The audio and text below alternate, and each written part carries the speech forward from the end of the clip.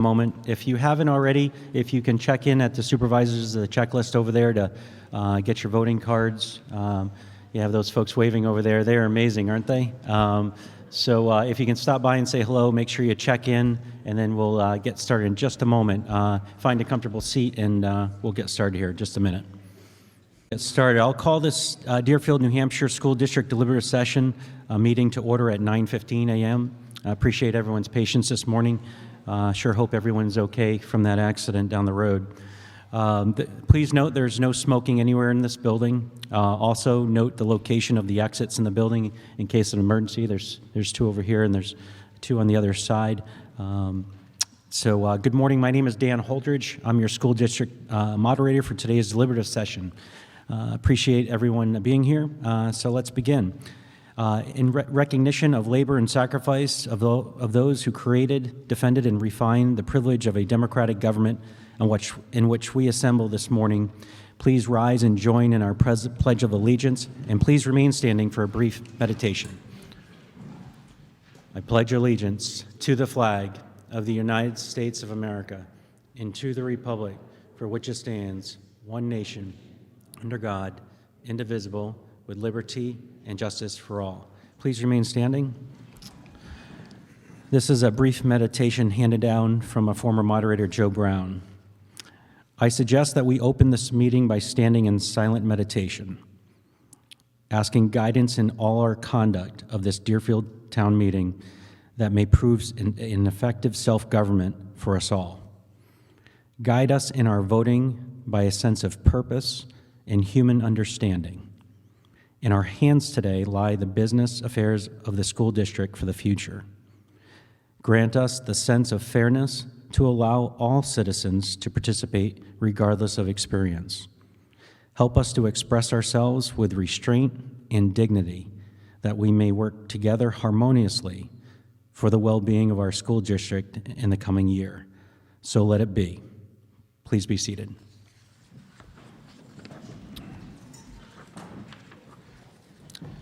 So welcome to the first session of the 2023 Deerfield School District meeting. The officials seated before you are our school board members, Zachary Langlois, Nathan Oxnard, Kendra Cohen, and Jeff Kelly.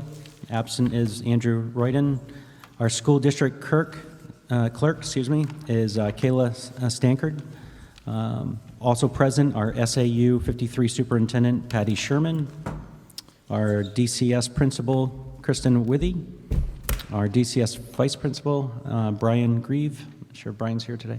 Nope, okay. School District Business Manager, Amber Whaler. Our School District Attorney, Allie Tamposi. Our supervisors of the checklist that you met today are Joanna Waring, Christina Pretorius, and Maureen Quinn. So thankful for all of them and all their hard work. Our assistant moderators today, we have Dwight Barnes, and Fran Menard. I'm not sure if Fran made it this morning. And then our inspectors of the election, Phil and Joan Bilodeau, Cindy Tomlinson. We also have Eric Gross here as well. Our police chief and fire chief, I'm sure probably are at the accident, Gary Duquette and Matt Fisher. And so that concludes our introductions. We do have an event of note, our candidate night. For all folks that are running for the town offices will be February 23rd from 6 to 8 p.m. at the GW White Building in the lower levels. So if you want to put that on your calendars, again, that's February 23rd from 6 to 8 at the GW White Building. So for our rules, purpose, and decorum, this is the deliberative session of the Deerfield School District, and you will act as a legislative body to determine the final warrant form of the warrant articles as defined in New Hampshire RSA 652:16-F to be voted on at the second session on March 14th at the Town Hall on Church Street, where the polls are open from 7 a.m. to 7 p.m. All warrant articles by law must be placed on the ballot. We want everyone to feel welcome, and everyone in attendance will have the same opportunity to speak and respectfully be heard. As your school district moderator, I appreciate your willingness to support our efforts to bring about a fair and smooth-running business meeting. I appreciate your understanding for my efforts to get clarity and productivity throughout our session. Each member who wishes to vote in this meeting should have checked in with the supervisors of the checklist and should have received a voting card and a sheet of yes and no ballots. If you are a registered voter and have not checked in yet, please do so now. I will use those cards for voting, so please don't lose your card, as we cannot issue another one. Kindly turn your cell phones off or onto a vibrate mode. So if you need to make a call, please go outside as to not interrupt the meeting. The exception, obviously, is our fire and police personnel who are on call. Any individuals present who are not registered voters in the town of Deerfield, although you are not permitted to vote, if there is no objection by the legislative body here today, by Deerfield tradition, you are permitted to participate in the session. Our rules for this meeting are as follows. Our meeting today is for the transaction of all business other than voting by official ballot. This first session shall consist of explanation, discussion, and debate of each warrant article. As previously noted, our business today is to consider the warrant articles presented and, within the limits of the law, determine the details of the article to be voted on on the second session. There is no need for motions to place articles on the ballots unless they are amended. Amendments to articles are in order and will be voted on at this meeting. At the conclusion of our deliberations, the chair will instruct the school district clerk to place the article on the official ballot as written or as amended. The chair will read the article and then recognize a representative to speak to the article. Then the floor will be open to all. If you wish to address the meeting, please approach the microphone.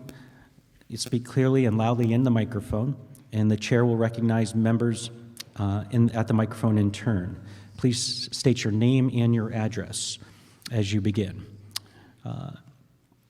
The microphone is voice activated and your remarks are recorded so that the clerk may make an accurate recording of this meeting.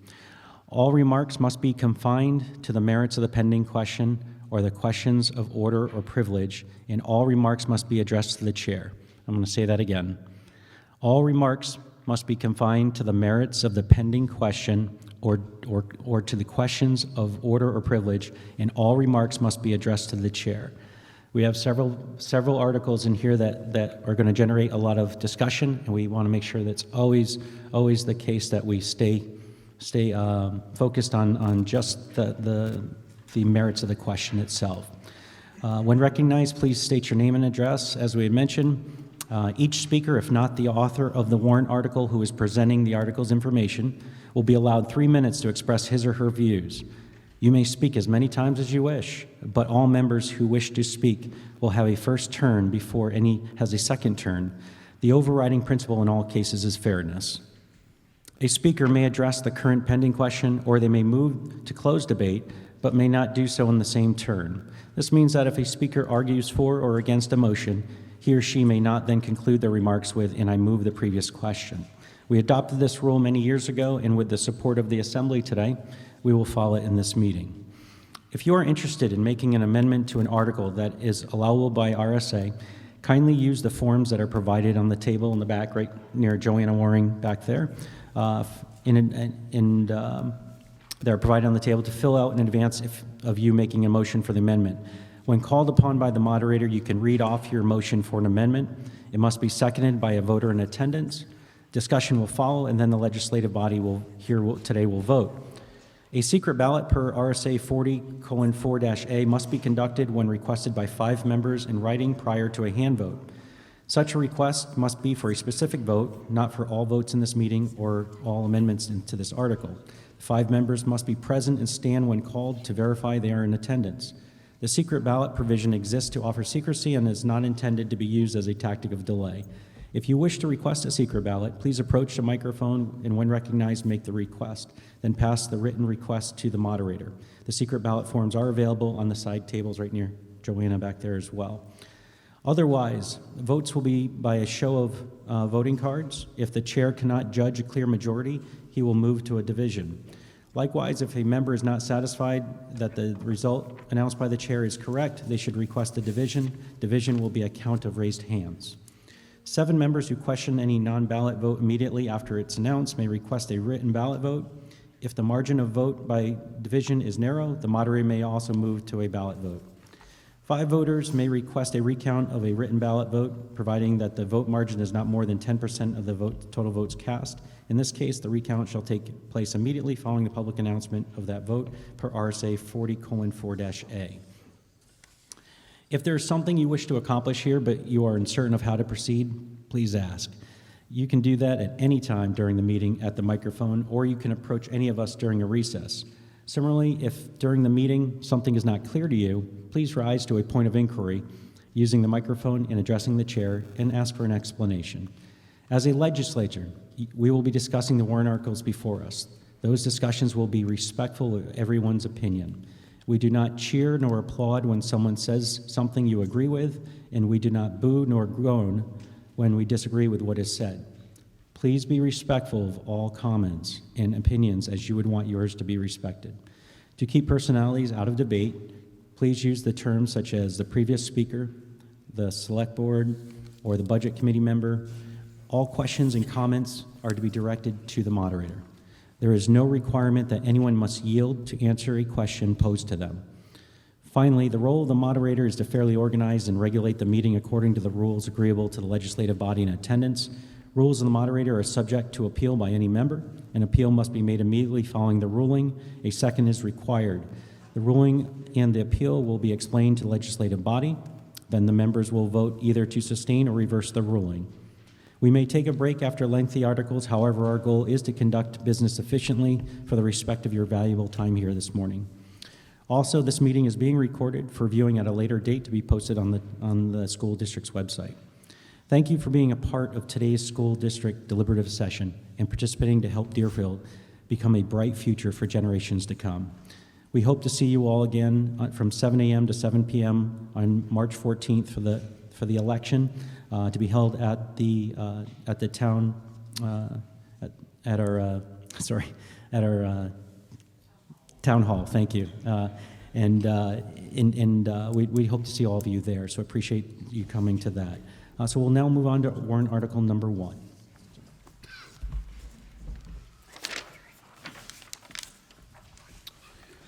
Okay. The state of New Hampshire, to the inhabitants of the school district in the town of Deerfield, qualified to vote in district affairs, you're hereby notified to meet at the Deerfield Community School in said district on the 11th day of February 2023 at 9 o'clock in the forenoon to deliberate upon the warrant articles below. This session shall consist of explanation, discussion, and debate of each warrant article. Warrant articles may be amended subject to the following limitations. A, warrant articles whose wording is prescribed by law shall not be amended.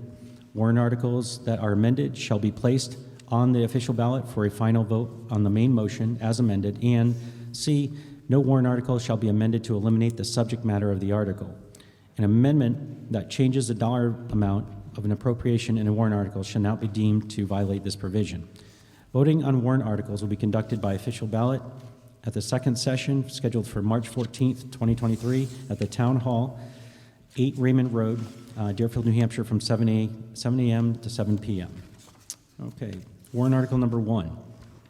Shall the school district raise and appropriate as an operating budget, not including appropriations by special warrant articles and other appropriations voted separately, the amount set forth on the budget posted with the warrant or as amended by vote of the first session for the purposes set forth therein totaling $15,955,676.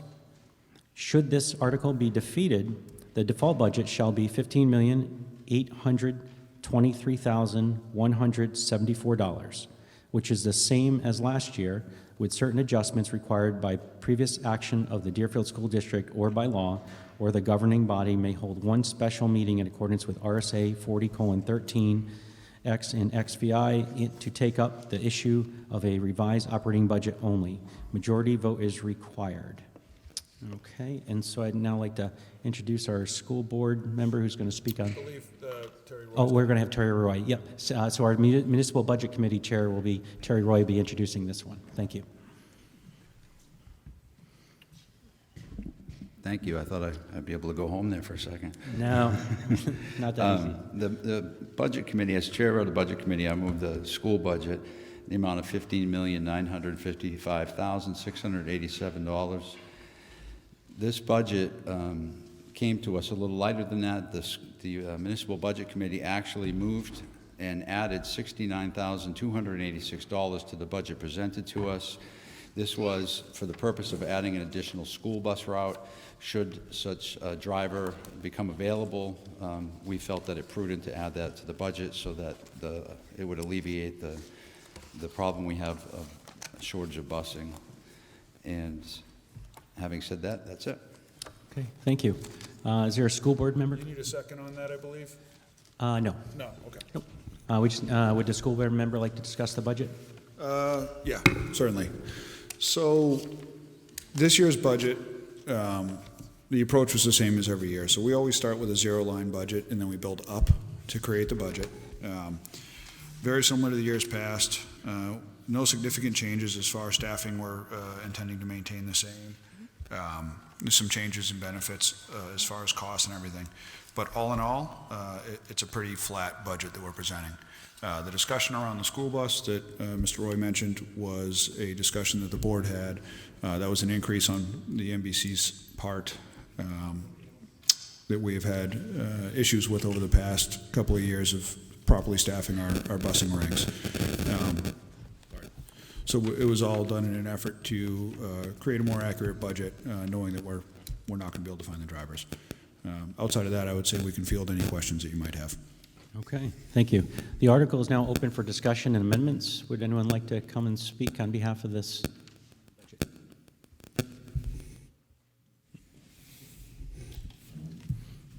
Good morning. Good morning. Andrea Hoteling, Lakeview Lane. Before I address any particular lines in this year's budget, I think hanging over us is something from last year. There was a big proposal. We didn't fully address that. I mean, we still have, capacity needs in the elementary school. So I had a couple of things I wanted the board to talk about. The first was last year, through an adjusted warrant article, there was $1 million appropriated to do the major repairs that needed to be done. Some of it to come from surplus, if it was available, and the rest from taxation. So the first question is, how much came from surplus? Over the years, we've always talked about, there's always a budget in the school surplus, or in the school budget, there's a surplus. So how much surplus was there, and where did it primarily come from? So maybe we could address this year and cut some things that might be surplus as well. That's the first question. Would somebody like to field that? So if we can give Amber a second to pull the exact numbers for you. Okay. I have approximates, but I want to give you the exacts. Okay, and then the second question is, how well have we done with the $1 million that was allocated? Have we addressed the serious deficiencies? So, if I Please. may? Okay. So we have another article coming up that also addresses adding some additional funding to that account. Last year, a portion of that funding went to replace the septic system behind the building.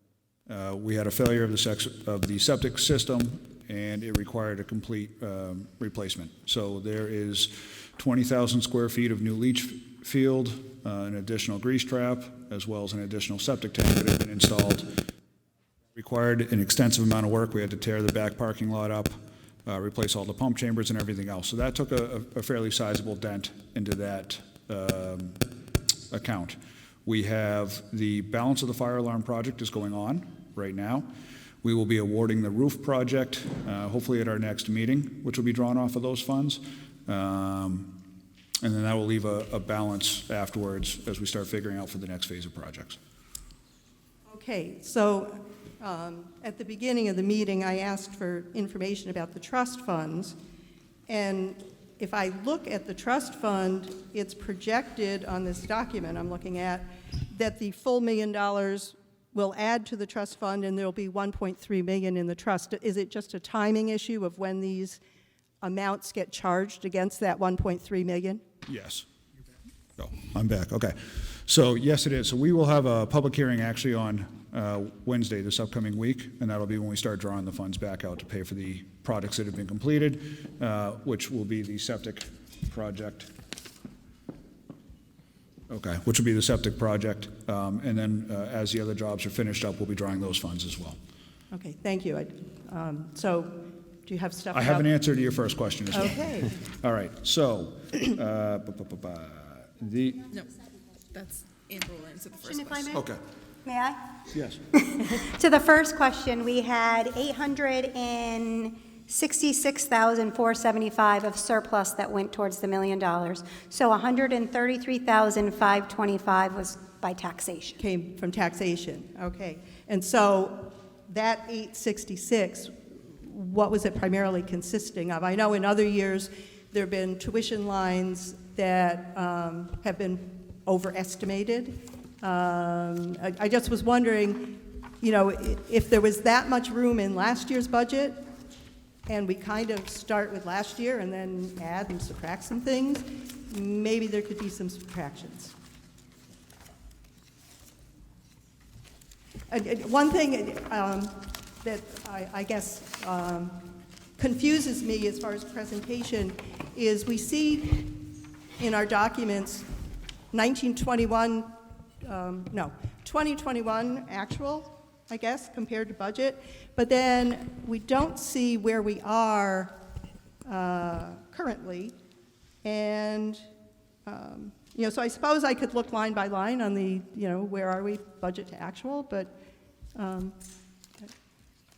it just seems to me that, you know, there should be some reconciliation here of, you know, why did we have such a big surplus? Do you want me to take that? Yeah, do you have the information handy? I don't have exact numbers, but I can talk about last year a little bit. Yep. So to your question about why was the surplus so large that year, you're well aware that in typical years it's on average more like $300,000 or $400,000, and that's due to, like you were saying, different kinds of. We want to make sure we can cover our costs.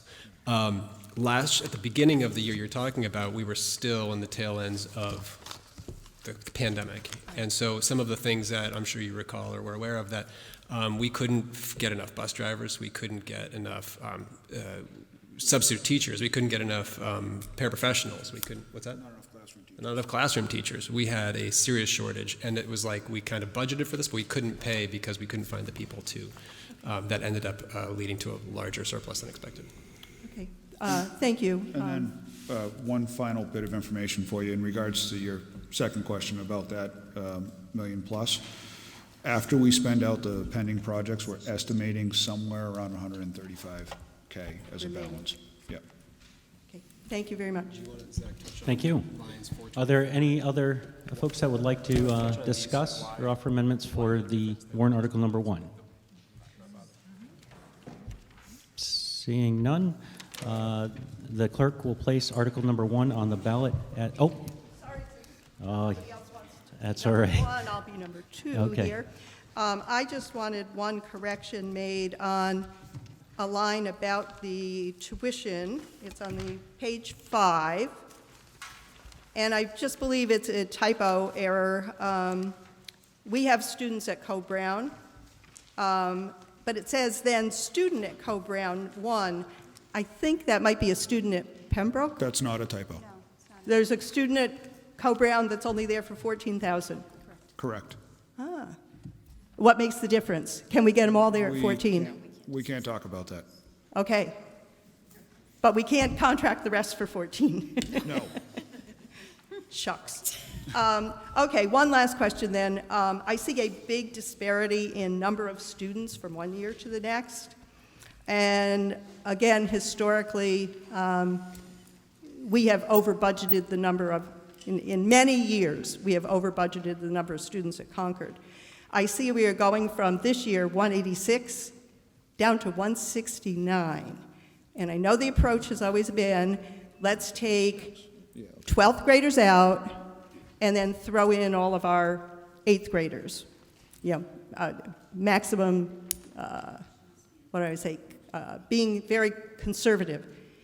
Over the years, there have been years where from 8th grade to 12th grade, there's a class that came in at 59 students, and by the time they graduate 12th grade, there's only 40.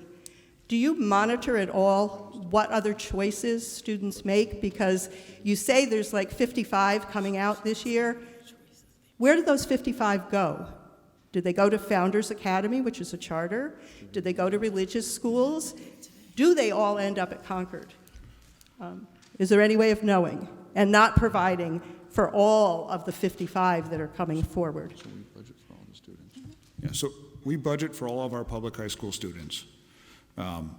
We do not, if they leave the public school system, we do not necessarily track where they go at that point. It's data we could try to find, but it's nothing we have on hand. But we budget for all of our known students.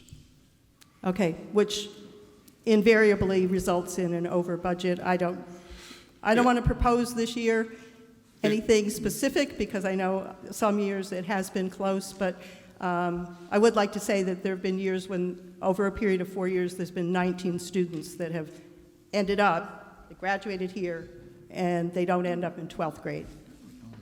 Most years it's 6 to 11 students that get lost somewhere in the calculation. Thank you. Okay, thank you. Okay, so last call, yep, please. I just wanted to point out that since Ms. Hotelling mentioned it, the $1 million, if you have not found it yet, it is on line 408 in the budget if you are looking. That leads to, if there were any questions out there, lines 424, and line 430, at the very bottom of the budget, it does say percentage increase with warrant, and it's a negative percent change, and then percentage increase without warrant is a positive, and that's that $1 million. If you count the $1 million, or if you don't count the $1 million, that's why there's two different changes there in those two lines. Very In good. case there's any questions about that. Mr. Kelly? Yeah, we spent a lot of time working on this budget and trying to get it as accurate as we can, looking at what we spent previous years. And the bus situation was one we discussed back and forth a lot. The reality is that our bus service provider, who's the only one we can get to bid on the contract, is not able to provide the buses that we need, the drivers that we need, I should say. Our needs are not currently being met at the elementary school. If additional drivers did become available, they'd first come to satisfy the needs of the elementary school so that we could stop double runs and those types of things. So, for that reason, I would propose that we amend the proposed budget to $15,886,390, which reflects the cost of the high school bus being removed. Okay, so do you have an amendment sheet by chance? Did you write that down? No. Joanna, can you bring up an amendment sheet for me, please? Oh, no, we have one. Thank you. Okay, we're just going to have that filled out real quick. So a motion's been made to increase the budget? Or decrease? Decrease. I'll second it so the body can discuss. Okay, so decrease the budget, and what was the amount, please?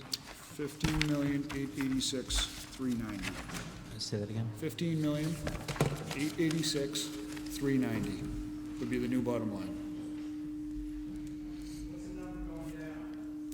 Yeah, what's the page number in the line item, please? So, it's on page 5, and it's a reduction of $69,286. Page 15, line 355. Page 15, Yep, line 355. line 355. Let's just give everyone a moment to find that. 30 minutes. 355, got it. So that's 001.2721.518.108.000. Correct. High school transportation. Correct. Page 15. 355.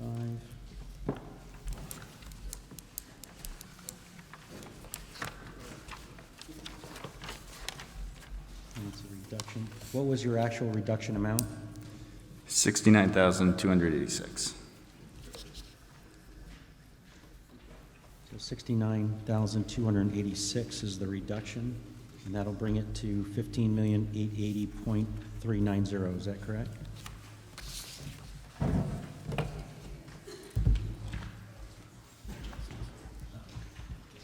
Thank you.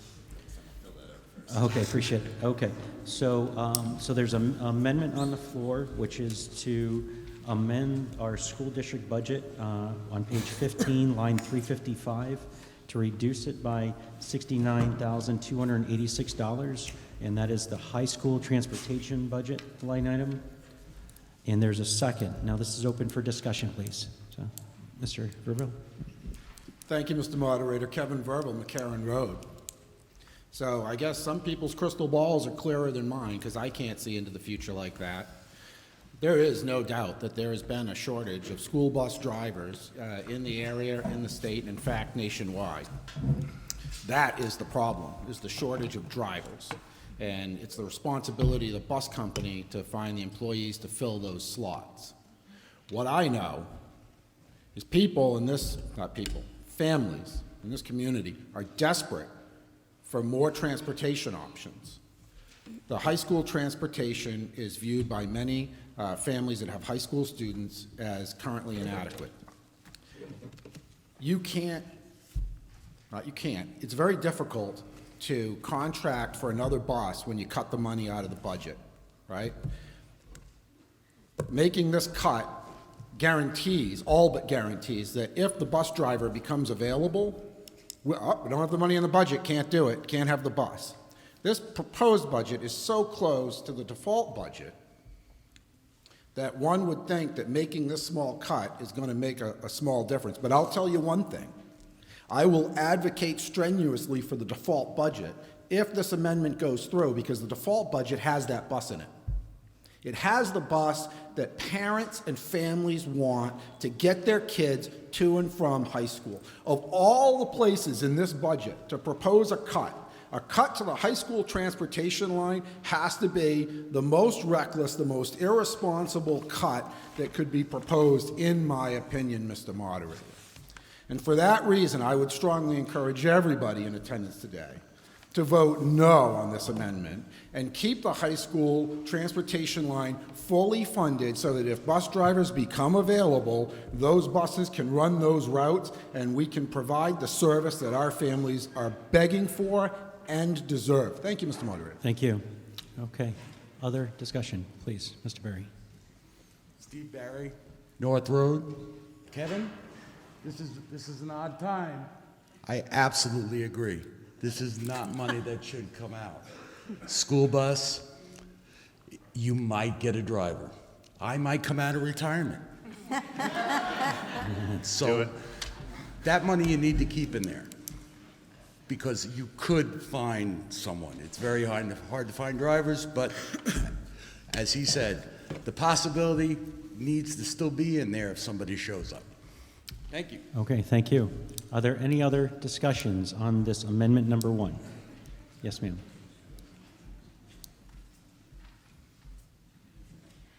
Good morning. Good morning. Harriet Katie, Old Center Road. One of the things I would like, and this pertains to the budget, Is it in regards to the amendment? We have to handle the amendment first, and then we can move on to another topic? Okay.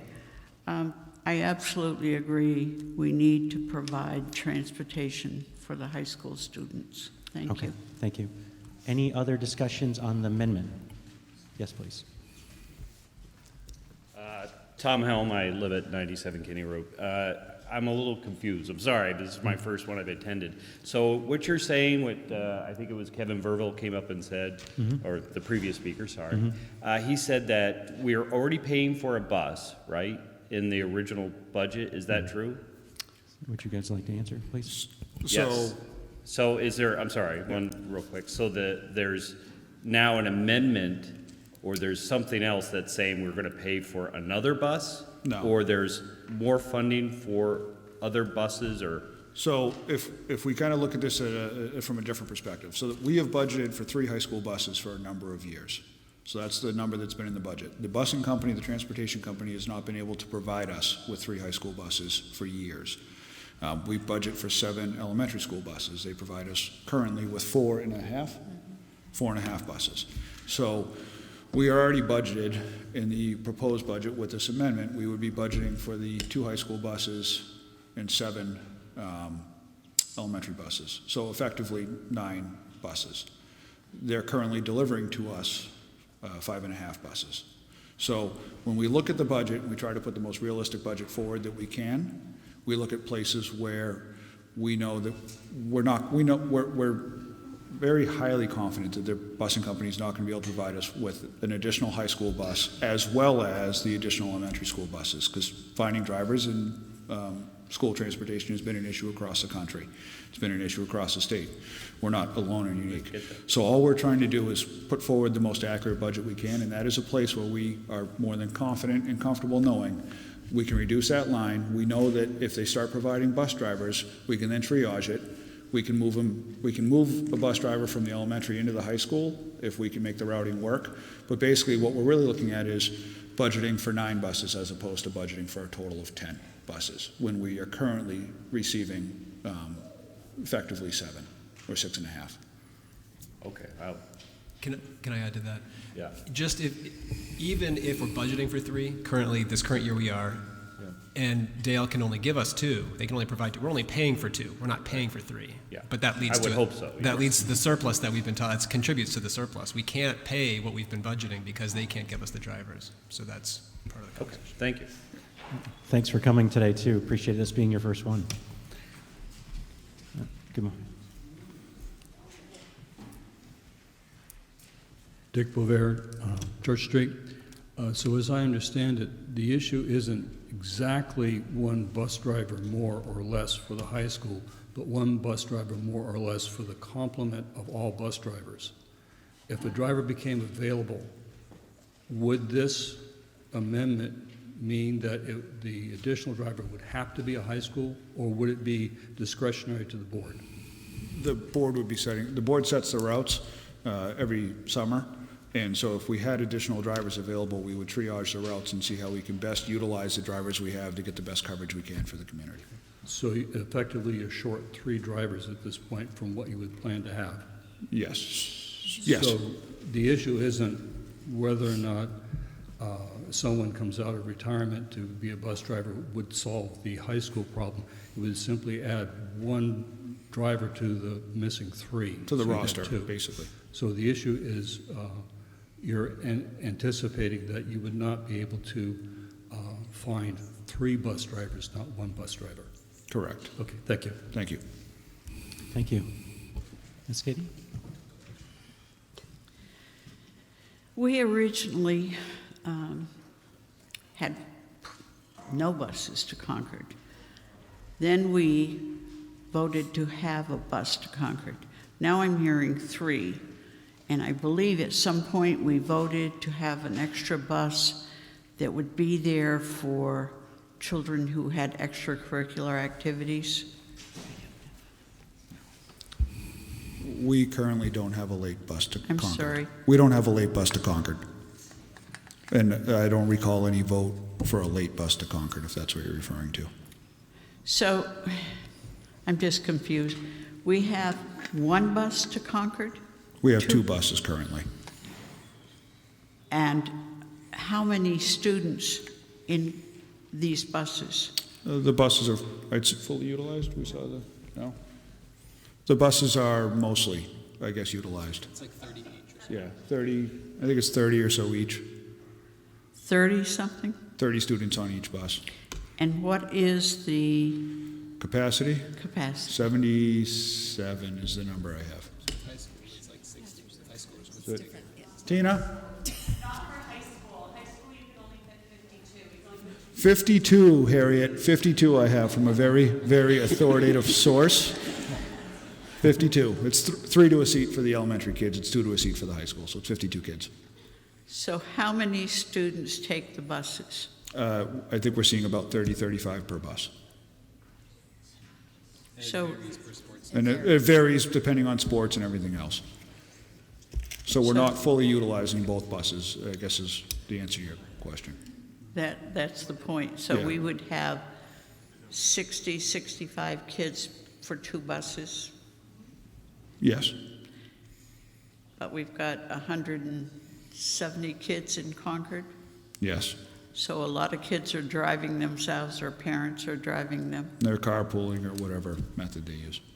Okay. Okay, discussion on the amendment. Yes, ma'am.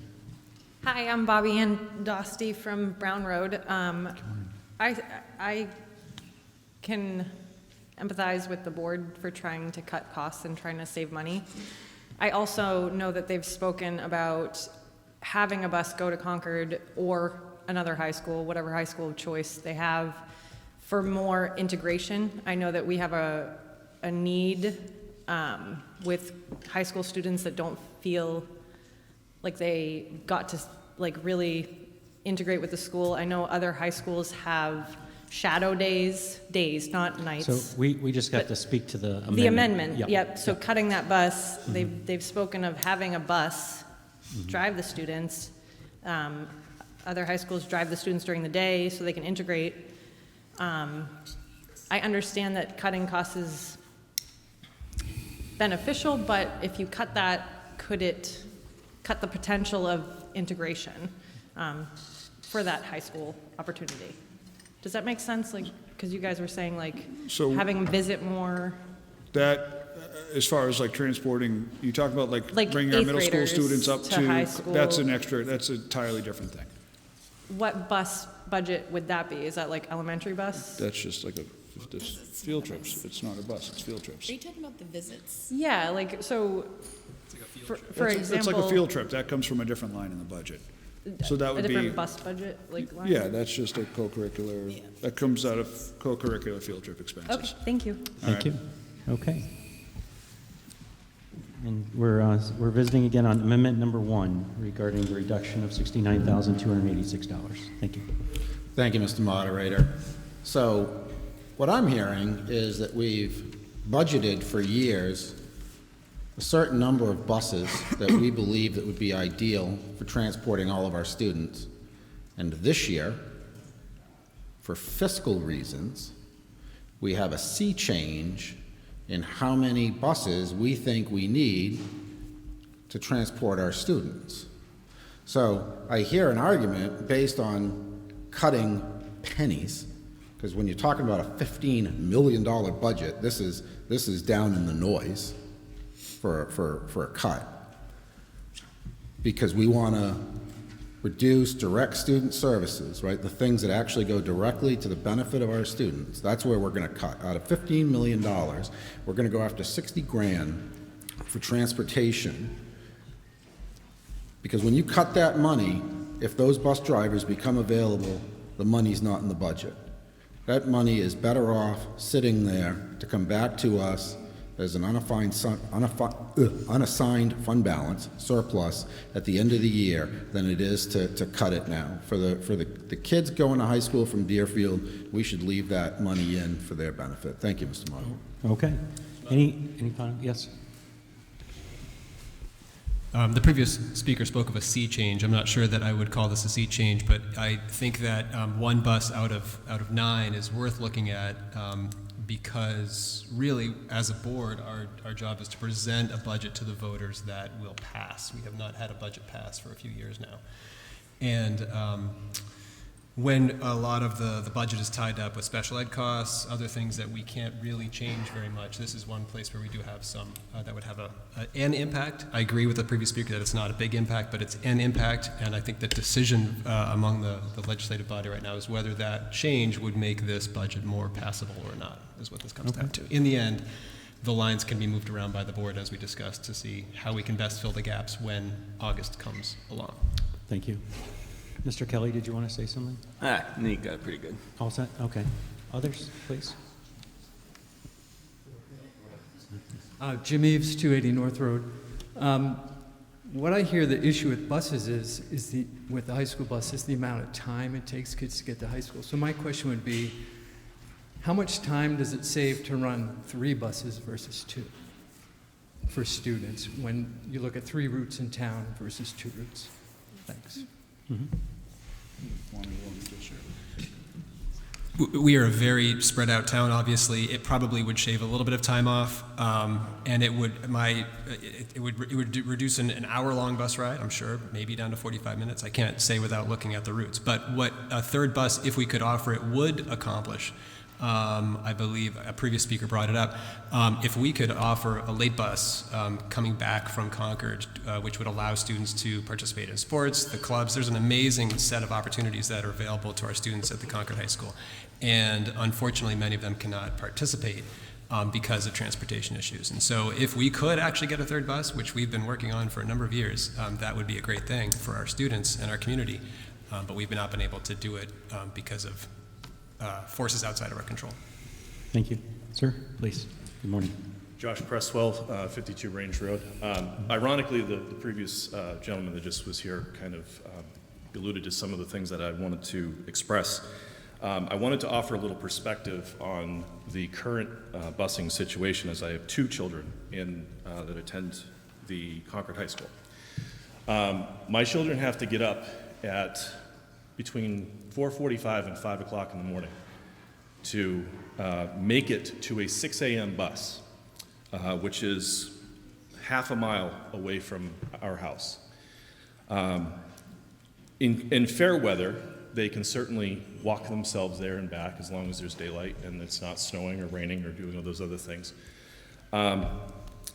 More to the point is they get on that bus, which was originally scheduled to show up at like 20 after 6, now gets there at 6:05, between 6:05 and 6:07. Difficult to plan if you're a single parent trying to coordinate 3 children getting ready in the morning.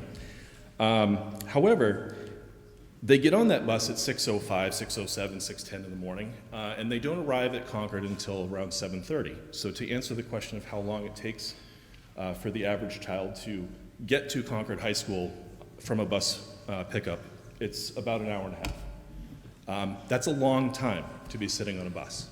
It's a long day for a high school student to have to start their day at 5 a.m., do a full day of school, and then come home and have normal home life, which they don't get back to bed till 9, 10 o'clock at night. But that is 3 hours out of their day that they are sitting on a bus.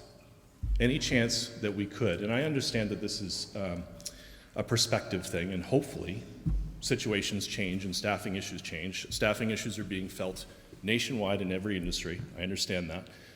But having that availability to have, or to make things better for our kids in that one respect, to me is worthwhile.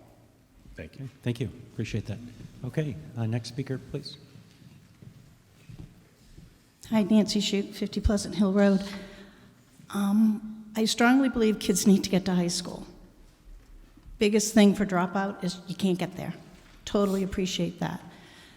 The whole transportation issue, not only in Deerfield, everywhere, is horrible for getting kids. My granddaughter probably lives 4 miles from her middle school. She gets on the bus at 6:15 in the morning and arrives at her middle school at 7:30. That's her town, but that's her bus transportation issues as well. It's horrible everywhere. Yes, it would be great to have a late bus for Deerfield kids. When my son went to Deerfield, there was no bus. We paid for it out of our pocket. We were fortunate. My husband worked in Concord. We could get him there, and Jeff just hung around late and brought him home. But as far as a late bus, some sports don't even start practicing till 7 o'clock at night for field space, for whatever. Plays might be at one time, music concerts or another.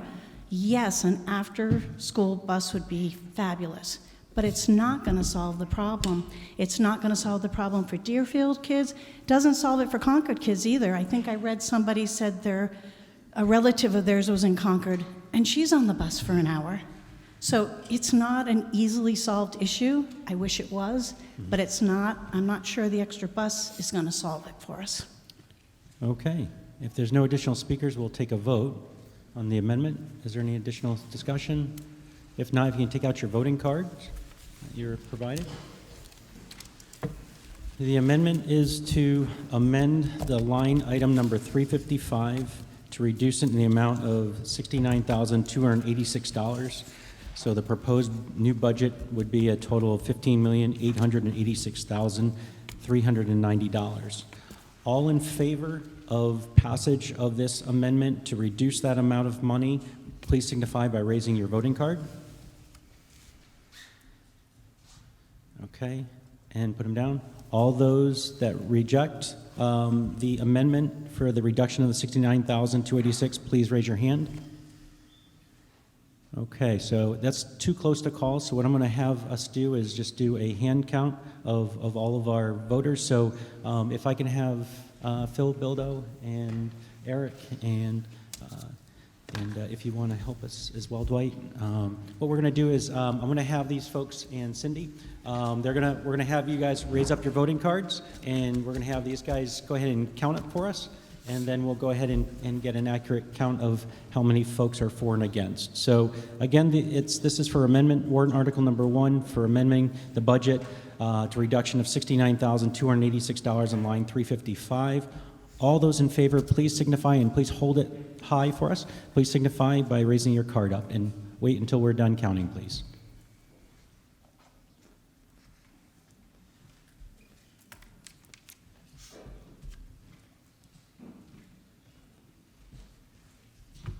This is for the reduction? This is for the reduction, correct. Get the front row. Want to count them?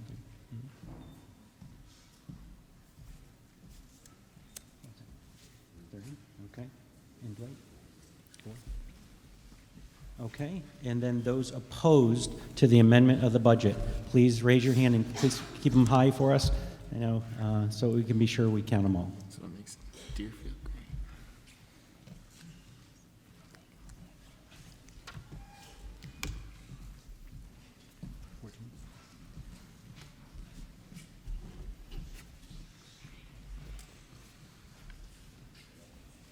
Okay, thank you.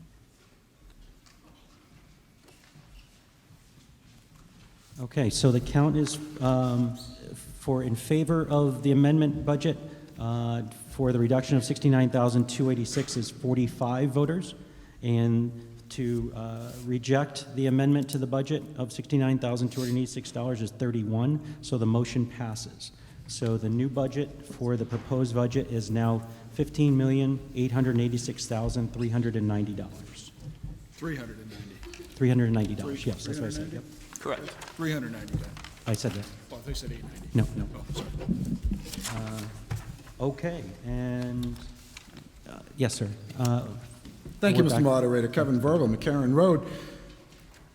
So it's interesting because we see a lot of little notes here, there, and everywhere about quote-unquote non-discretionary funds, and you can't touch the non-discretionary funds. They're non-discretionary.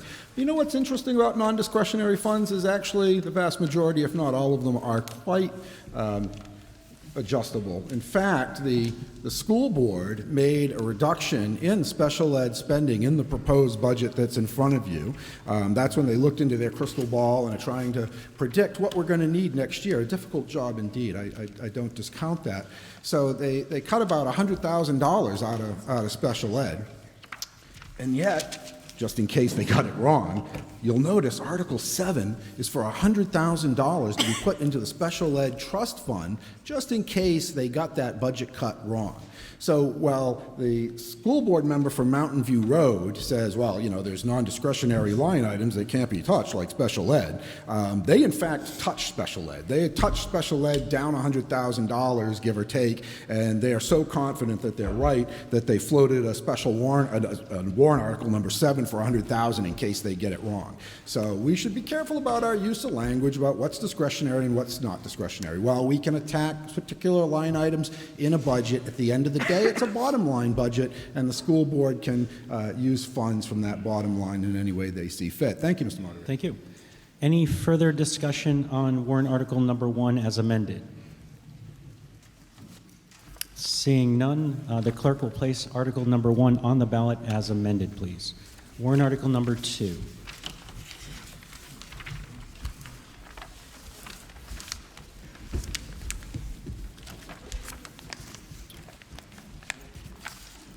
Warrant Article 2 reads, shall the Deerfield School District vote to approve the cost items set forth in the collective bargaining agreement reached between the Deerfield School Board and the Deerfield Education Association for the 23-24, 24-25, 25-26, and 20-26-27 fiscal years, which calls for the following estimated increases in salaries and benefits at the current staffing level. For 2023 and 24 is $223,437. 2024 and 25 is $228,752. 25 and 26 is $234,011. 26 and 27 is $239,484. And further, to raise and appropriate the sum of $223,437 for the 23-24 fiscal year, such sum representing additional costs attributed to this increase in salaries and benefits required by the new agreement over those that would be paid at the current staffing levels, majority vote required. This is a non-amendable warrant article, as it's a contract. So this is open for discussion. So I'd like to invite the school board to discuss, please. All right, thank you, Mr. Moderator. I've been on the board for long enough to do this a couple times now, and that is to negotiate and work with the Deerfield Education Association to agree on a contract. 4 years ago, when we were presenting the last contract, it was a very productive, agreeable process. We kind of cleaned up some of the language that was in that contract at the time.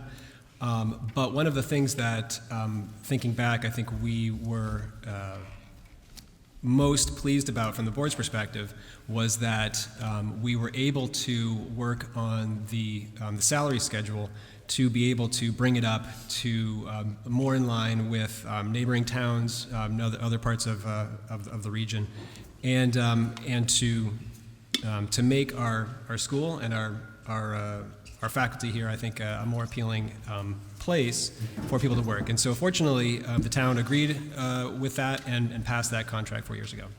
Okay. Sorry. Oh, Can I have another couple minutes? And so I was going to say that fast forward, right now, here we are 4 years later, and COVID has happened, and I'm sure many of you are aware that, like the busing, bus driver industry, it is very difficult all around the state, all around the country, to find and staff and retain teachers, qualified, some of the great teachers that we hope to have in our school. We, fortunately, as a district, have not been in the place where a lot of our neighboring towns in New Hampshire have been in terms of having many vacancies, not being able to fill positions. And I think a lot of that is due to that contract that we passed 4 years ago. So, again, I am very pleased that the town agreed with us to make those changes to the salary schedule. This year, in what we're presenting here, it was a very, again, agreeable, productive, efficient negotiation process. And I just wanted to point out before we move to discussion that despite, with inflation, with uncertainty, with everything happening post-COVID, despite the cost of living adjustment to Social Security being 8.7% this year, the increases that you see and the requests are very modest, and I think that I would like to thank the Deerfield Education Association for coming with a very reasonable request. As you look through the language of the contract, a few small changes were made to things like parental leave language, a little bit of reimbursement for some healthcare costs, very minor changes, but really what we agreed on was some changes to the salary schedule, but they were very modest, and I think that it was, again, I think beneficial looking ahead to 4 years of more certainty, but also raises, but not excessive or unreasonable. So I would open that up to any questions or any requests. Okay, good. We're going to open this up for discussion, please. Yep. Good morning. Could you tell me if the... Can you pull the microphone down just a little bit? We can't hear you. There we go. Thank you. Short people. I'm with you. I'm doing the same thing. Could you tell me if the amount of raises also include the FICA, the income tax withholding, the costs that are all added to any raise? Yes. Yes. Okay. And I just added this up, and so over 4 years, it's $9,900,025, $925,684. That will be approximately $1 on the tax rate. So part of what we're doing here with these numbers that you see is our best projection at this time, given who we have on our faculty, given, right, some of, and with the changes that we are proposing in the salary schedule. There probably will be changes to personnel. People will retire in the next 4 years. And so if you were to look at these numbers 4 years from now, they're probably going to be different. But that's our best, at this point, with the information we have, our best projection, looking at those changes. Thank you. Thank you. Mr. Rizzo. Thank you, Mr. Moderator. Kevin Verville, McCarran Road. An important fact that my friend from Mountain View Road left out about this. This teacher's contract is a 3% salary increase each year for 4 years. That's actually what the minor adjustments in salary is. It's plus 3% each year for 4 years. When we look at current rates of inflation, inflation continuing, not quite as bad as it was, but still continuing. To say that a 3% raise in this environment is modest is an understatement, in my opinion. I've read the contract front and back. It's a good contract, and I would encourage people to support this at the ballot box. Thank you, Mr. Moderator. Thank you. Any other discussion on warrant article number 2? Seeing none, I'll instruct the clerk to kindly place this article number 2 on the ballot as written. Warrant article number 3.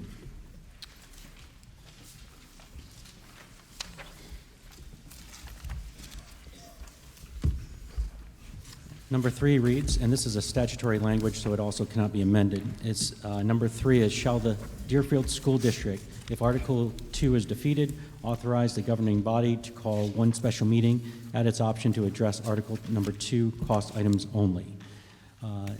School board. Yeah.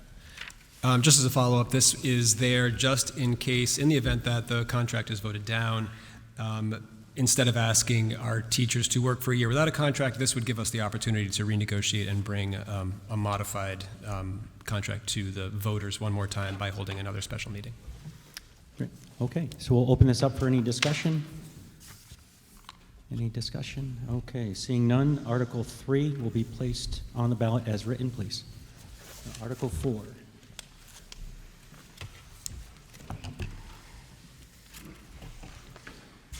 Shall the district approve, I should start, this is also not amendable one, it's a contract. Shall the district approve, subject to approval by the State Board of Education pursuant to RSA 194:22 as agreed revision and extension of the current tuition agreement between the Deerfield School District and the Concord School District, currently set to expire on June 30th, 2024, which provides for an initial term beginning on July 1st, 2024, ending on June 30th, 2036, with an option to extend the agreement for an additional 8 years through June 30th, 2044, and requires Deerfield to send at least 90% of the Deerfield's assignable high school students to Concord at a tuition rate determined by the most recently reported per pupil costs, excluding transportation and special education costs, of operating Concord High School increased by the 5-year average increase in those operational costs, and further authorize the school board to take such other and further acts necessary to give effect to this vote, including the adoption of minor amendments to the tuition agreement as the board determines are necessary during the term of the agreement without further action by the school district meeting. I'd like to invite our school board to please comment. So we're going to allow Nate to lead off with this. This is a presentation that was utilized during one of our meetings. Just kind of a quick overview of the process, and then we'll get into discussions regarding the contract. And if you did see this presentation, it was a half a year ago. It was a while ago. This is not the whole thing. This is an abbreviated, amended version, and I also updated some of the numbers to give more accurate models or potentials to illustrate the conversation. So for those of you who weren't aware, I'm going to start back at just a very quick, how did we get here? And then I'll give you a little bit more information on the contract and what the current issue is that we're discussing. So going back more than 20 years, pre our Concord agreement, and some of you probably in this room were here in town and experienced this, students had to apply to high school.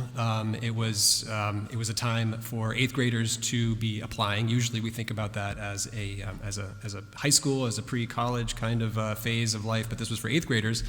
And there were a couple instances where some students during that time did not get placement to a high school. So it went down to the wire, and it was uncertain where they would be. This was like August, unclear where they would be starting school in September. So that was where in 2004, the board at the time and the voters approved a contract with Concord. And there was this piece where some students it wouldn't be 100% of our public school students, it was a little bit less than 100% would be open to on the school district's bill to be able to go to some other school in the area. 2014, the contract, the language at the time was a 20-year contract, and the language said that after 10 years it could be reopened for renegotiation. Either side could withdraw from the contract. And at this time in 2014, there was a renegotiation that happened, and it drastically improved from our tax-paying perspective the tuition rate that we were paying to Concord to educate our students. There was a lottery system at the time to place those kind of extra few spots. Some of you may recall that. Over the last period of a couple of years, we've been working on seeing the contract coming to an end. We formed a committee and had some community input, ran a number of surveys to get a feel for the community of parents, of taxpayers, to help guide our decisions. The process looked like this. As a board, really it comes down to the contract that we're presenting is the board's decision, and there's clearly a lot of different feelings in the town, but this is what the board is proposing, and then the town would weigh in March about either to approve it or not. But to get to this point, we had the high school committee, we had different votes, we'll talk about one of those in a minute, warrants from previous years that you may recall, and then also, of course, we do have legal counsel to try to keep everything legal. So a quick reference to the votes from 2020. You may recall these. We did ask non-binding questions, but how does the town feel? We can run surveys, but whenever we run surveys, it's rare to get more than like 10% return on that. And so how valid is that information? Not very. But this, we got over 1,200 votes. Voters weighing in on this decision here. And this question asks, does the town want school choice? And clearly you see that by a huge majority, yes, the town does want school choice. But we were also recognizing that choice comes at a cost. And so the following article said, do you want choice if it costs an extra $4,000 per student? Which is, as you'll see when we start to put it in the numbers, a fairly accurate approximation of what a potential difference in tuition would be. And you see that the results change significantly, that yes, we want choice, but it could be potentially too expensive. So back to last year, we were faced with making this decision about getting into negotiations and moving forward. The high school committee, after a lot of work, looking at places like Barrington, who have a choice model in effect, talking with different schools, clearly, and getting feedback from the community, clearly recommended that we want as much school choice as a community as is fiscally possible, and that was a key point there. We also identified a number of towns that would be good matches for our students, a number of neighboring schools within a reasonable distance, et cetera. The community votes, last year we asked about the building. I'm sure you remember the $45 million request last year, and I think the message that we've been getting from the voters is that yes, we do want school choice. Of course we would like a nice new building, but cost is important as well. And so needs versus wants is something that we as a board have had to wrestle with as well and balance in moving forward. And our legal counsel has provided a number of key points that include the inequity and what the idea of FAPE. FAPE is a free and appropriate public education, something that we are required as a board to provide to our students. And so we need to be cognizant of potential legal challenges as we go forward. That all boils down to what did we decide?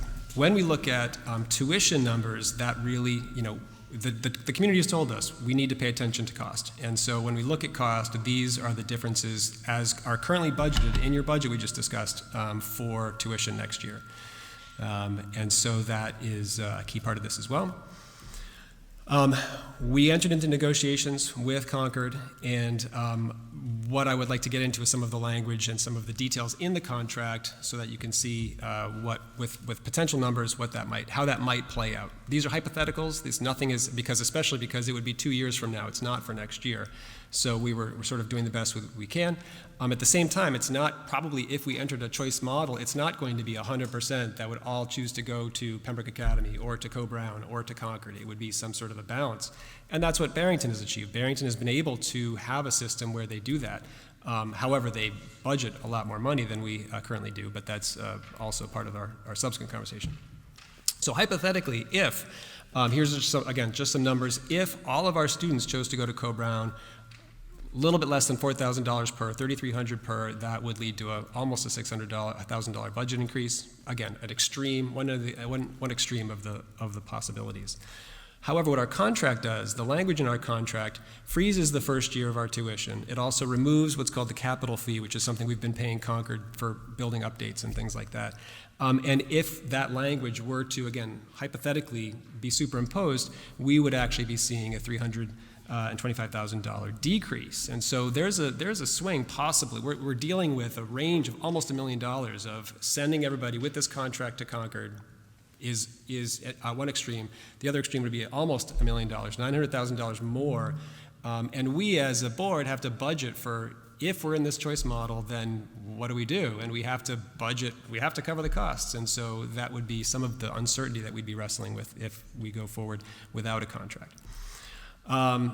This is some language from the negotiations. Concord did say that obviously the cost that they're offering us would come with the commitment of having most of our kids go to Concord. Again, that certainty brings with it a decrease in cost. Things we considered, do we eliminate busing, right? We just talked about busing. I don't think anybody wants to eliminate busing from our recent conversation. It wouldn't save that much money. Do we do what's called a top-off agreement? Again, we've been counseled that is an illegal arrangement, and if you look around the state, there's very few that are doing that, but there's also been no legal challenges to actually confirm. Some have changed away from that model, and so with no legal, with no court decisions to actually base this on, it's again a lot of uncertainty to move down that path. Inequity, obviously, is the driving force there. So what our contract does, 20 years, it has the same language. It's a 20-year contract, but after 12 years, it can be opened up. It can be renegotiated. We can pull out of it. The school board at the time can do that. It freezes the money of the first tuition year, and so, again, if this would go into effect not the next year but the year after, we know that our first year would be next year's tuition cost to Concord. It would eliminate the capital fee for the whole 20 years of the contract. And it would change, what Concord gets out of this is that they've been, our tuition is calculated by this formula that takes into consideration the last 10 years of tuition changes and fluctuations, which is less accurate as an indicator of what right now is going to cost. And so Concord is dealing with a little bit of inaccuracy in terms of how much we're paying. This would allow them, if we shrink that window down to 5 years, so now it's going to be averaged over a 5-year period rather than a 10-year period, it allows, we would be paying Concord a more accurate representation of what their actual costs are, which is one of the key things they wanted. They also wanted a fair amount of certainty, which is, like I've been pointing at, a key thing. It's valuable. Certainty in itself helps clarify and makes budgeting easier. There's language also that strengthens our connection at the middle school, and so it increases opportunities for 7th and 8th graders to be exposed to become a little bit more familiar with, and to see what the opportunities are at Concord. And it provides certainty, as I said. Next steps, I think this is the last slide here. It does need to still be approved by the New Hampshire DOE. They've been waiting, I understand, until our town weighs in, and so once that's been approved by the town, if it does, then the DOE will look at it.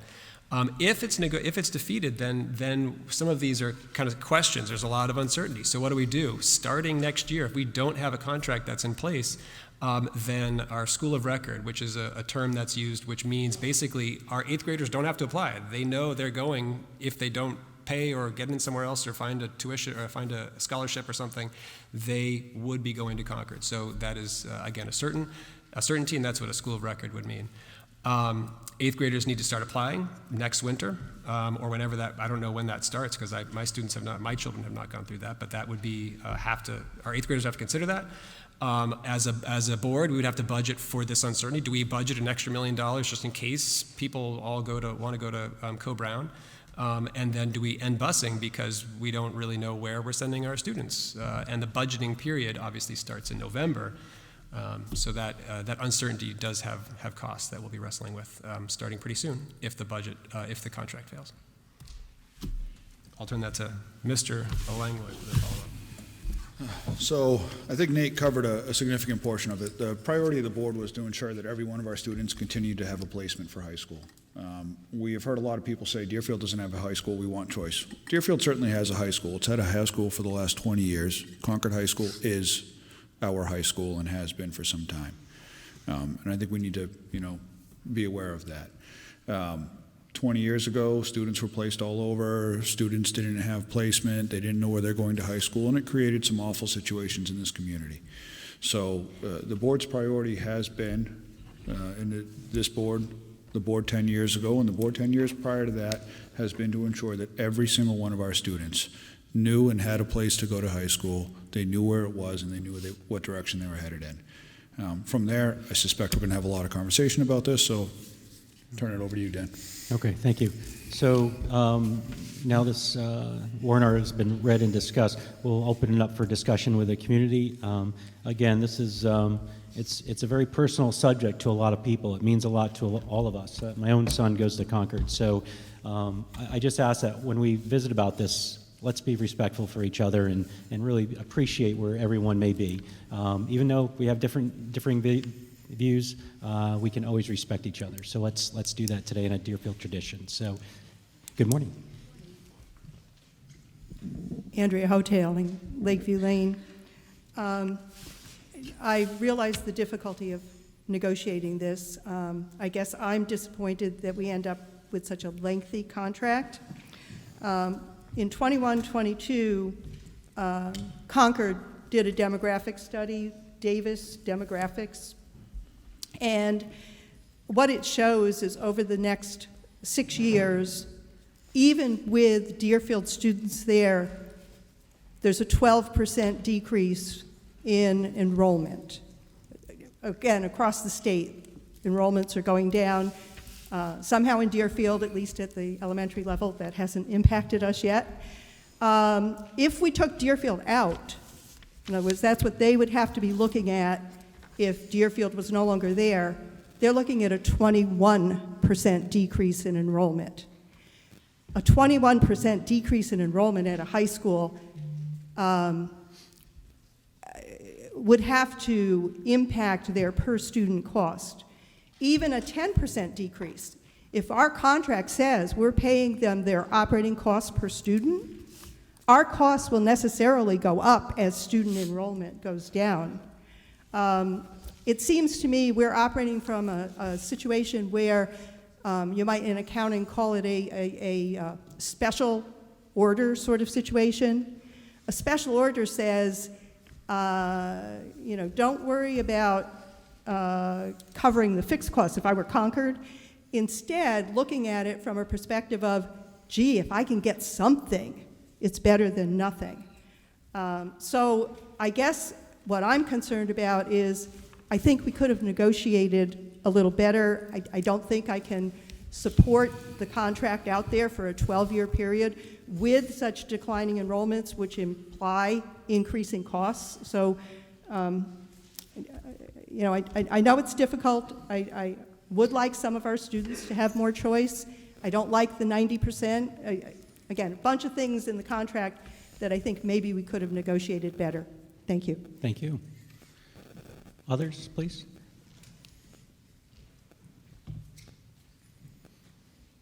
Good morning. Hello. Greg Whitmore, North Road. Uncertainty and fear are driving this conversation. and it shouldn't be. Uncertainty is not the fault of the people sitting here. The uncertainty is the fault of how this was presented. It was made perfectly clear by the people of this town that they favored choice. They favored options, okay? The school board, the high school committee also recommended options. But again, we go back to fear. We go back to uncertainty. The presentation that was just played was all about instilling doubt in the people in this room. If you do not pass this, we will return to the dark old days where students had to apply. What you should have done is presented the people in this room with options this year that would have definitively told you what we wanted, and then come back the next year with a Concord contract if we told you that is what we wanted, because we are the customer. The parents of the students of this town are the customer. A year ago, I approached the school board and I stated my intent to begin a discussion concerning the upcoming high school contract. I asked the board to consider options, stressing that Concord High School is not necessarily the best fit for all of Deerfield students. I discussed other schools and I made arguments based on merit. I have never seen a defense of a strictly Concord High School contract based on merit, only on fear. Many other town members have joined this conversation, and it has become apparent that people want options. The school board made its decision to pursue a contract with only Concord High School, and here we are. What's the reality? Schools have declining enrollment throughout the state. The current situation is different than it was the last time the contract came up. Schools have room for our students. Schools reach out to us to ask for our students. The school board did not state that other schools have no room for our students, correct? Yes. There are several arguments against this contract. Just today, school members have spoken to quality of life issues caused by busing. Imagine your child sitting on the bus for an hour and a half just to get to school, when we have options closer, significantly closer. Different schools offer different opportunities. One size does not fit all. We can do better. We deserve better. As I stated, fear is driving the contract, the fear of the past having to apply. Now, we hear the term school of record, and school of record is... We're like at we 3 said, minutes, so if you can... Absolutely. Just locking us into somewhere where students, always have an option to go. Yes, we should absolutely have schools of record, plural, multiple schools of record. In 7 years, when I'm talking to my daughter about the high school she'll be attending, will I be discussing the best option that there was for her, or will I be discussing the cheapest option? Thank you. Others, open for conversation, discussion. Thank you. Hi, my name's Christina Egan, 184 Nottingham Road. I didn't have a planned question, so sorry if I sound a little nervous. I have two, I think. If this fails and you guys have to go back to the drawing board, how long do the negotiation processes take with other towns? I'm just not sure on the timeline of those discussions and negotiations. And then if what's put together on the ballot next year, if that fails for any reason, come June 30th, what does happen? Like, what's the plan? That's my question. So the negotiation process, and it takes, depending on how they go, 6 months plus or minus. If the contract fails this year, the board will obviously reassess and try to develop another plan that we think the community can support. As far as what that may look like, it may be tuition agreements with a bunch of area schools. That can become a difficult thing because it doesn't guarantee placement. What guarantees placement is the contracts that we have proposed. We can sign tuition agreements tomorrow with a bunch of schools. we're going to pay whatever their tuition is. You know, it could be $19,000, $20,000 a year. Our break in our economy of scale is our commitment to the community of Concord, and then Concord is in return committing to us. If it fails, if it was to fail this year and whatever was proposed was to fail again next year, we are back to 2000, 2001, where it's the wild, wild west and everybody is trying to find places to go. It was, as we've all said, and anybody that was in town through that process knows it wasn't a great process for the community, and I think it's something that we need to try to avoid at all costs. Thank you. Other discussion, please? Yes, ma'am. Hi, Kayla Stankard at Fieldstone Drive. Nate, what opportunities would this create for our 7th and 8th graders to have the opportunity to go to Concord early? You had mentioned in the PowerPoint that there was some sort of opportunity for that. Can you speak to that? Are you asking about the specific language in the contract or potential? No, so like what, just a part of what your presentation was to say that it should be a draw. Okay. Please. As over the last year, the board has been working closely with the Concord board. We have had meetings, we've had tours of the building, they've come here, we've gone there a number of times. And there's nothing at this point in terms of like crystal clear, like this is going to happen answers. However, brainstorming, ideas, I do know from, I have a student at the high school right now, I do know that from this past fall season, there was, and I think this has been happening for some time, that the school has been reaching out, for instance, to the band here to invite them up for participating in the marching band in Concord on an evening in October to sit with the band and to see the marching band and to watch a football game, you know, and also Deerfield parents have been invited to that.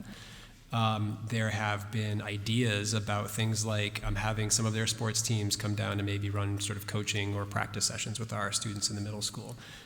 They have an amazing robotics program, and we have in some of our extracurricular activities here, you know, we're just trying to start clubs, and that's a way that maybe we could get our 8th graders involved in seeing, or they could bring their robot here. There's a lot of ways where I think that could happen. I do know that over the last year, I think last summer was the first time this happened, they've started doing more orientation programs over the summer, which is a 3 or 4 day periodically throughout the summer for 8th graders, rising 9th graders to go to Concord and to have sort of like a camp to get to know other incoming 9th graders. So I think it's in the beginning phases. At the same time, there have been opportunities that have been, but it's not as robust as we would like it to be. Okay. And I think Concord agrees that making it stronger is in both of our interests. Awesome. Okay, thanks for that clarification. Yeah. I have one other question. What's the significance of 12 years before renegotiation? It was one of the gives and the takes in the negotiation process. So we originally approached it with a 10-year lock like we had last time. Our rate and formula and our ability to remove the capital fee came with those additional 2 years, which is a little over $500 per student. So there's a significant savings over the life of the contract. We're looking at about $1 million for adding those 2 years. Okay. Great, thank you. Thank you. Thank you. Yes, please. Yep. Thank you. Good morning. Good morning. Kimberly Black, Meeting House Hill. 20 years. Time is a funny thing. To think that there was a time where I was a first grader in the school, and this year it's my son.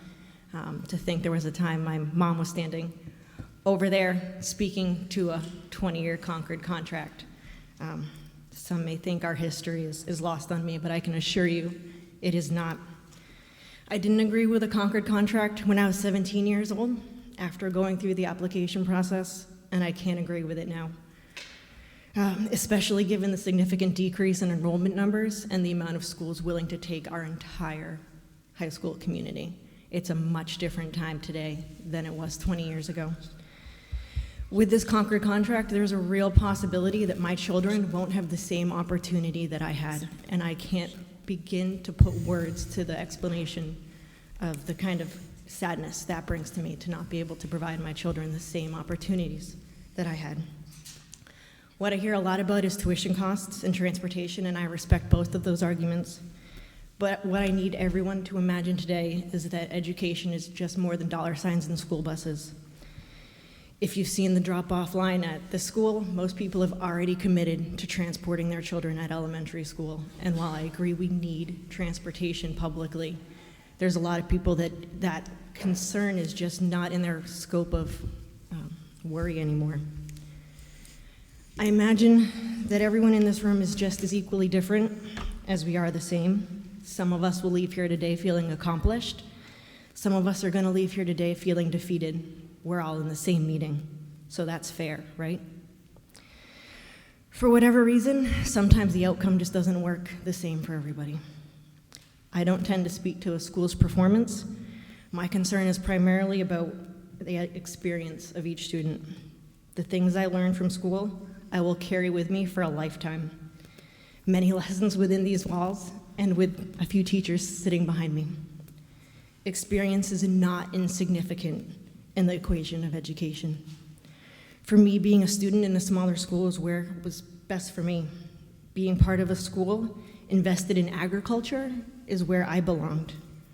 A school close by, I had a 17-minute commute, allowed my parents, one in declining health, to be able to participate in my school activities. Transportation, or commuting, I will say, was no small number. I probably hold the school tardy record, and I am easily one of the closest living students at the school. I can't imagine how students who may be like me feel, stuck in a school they don't belong.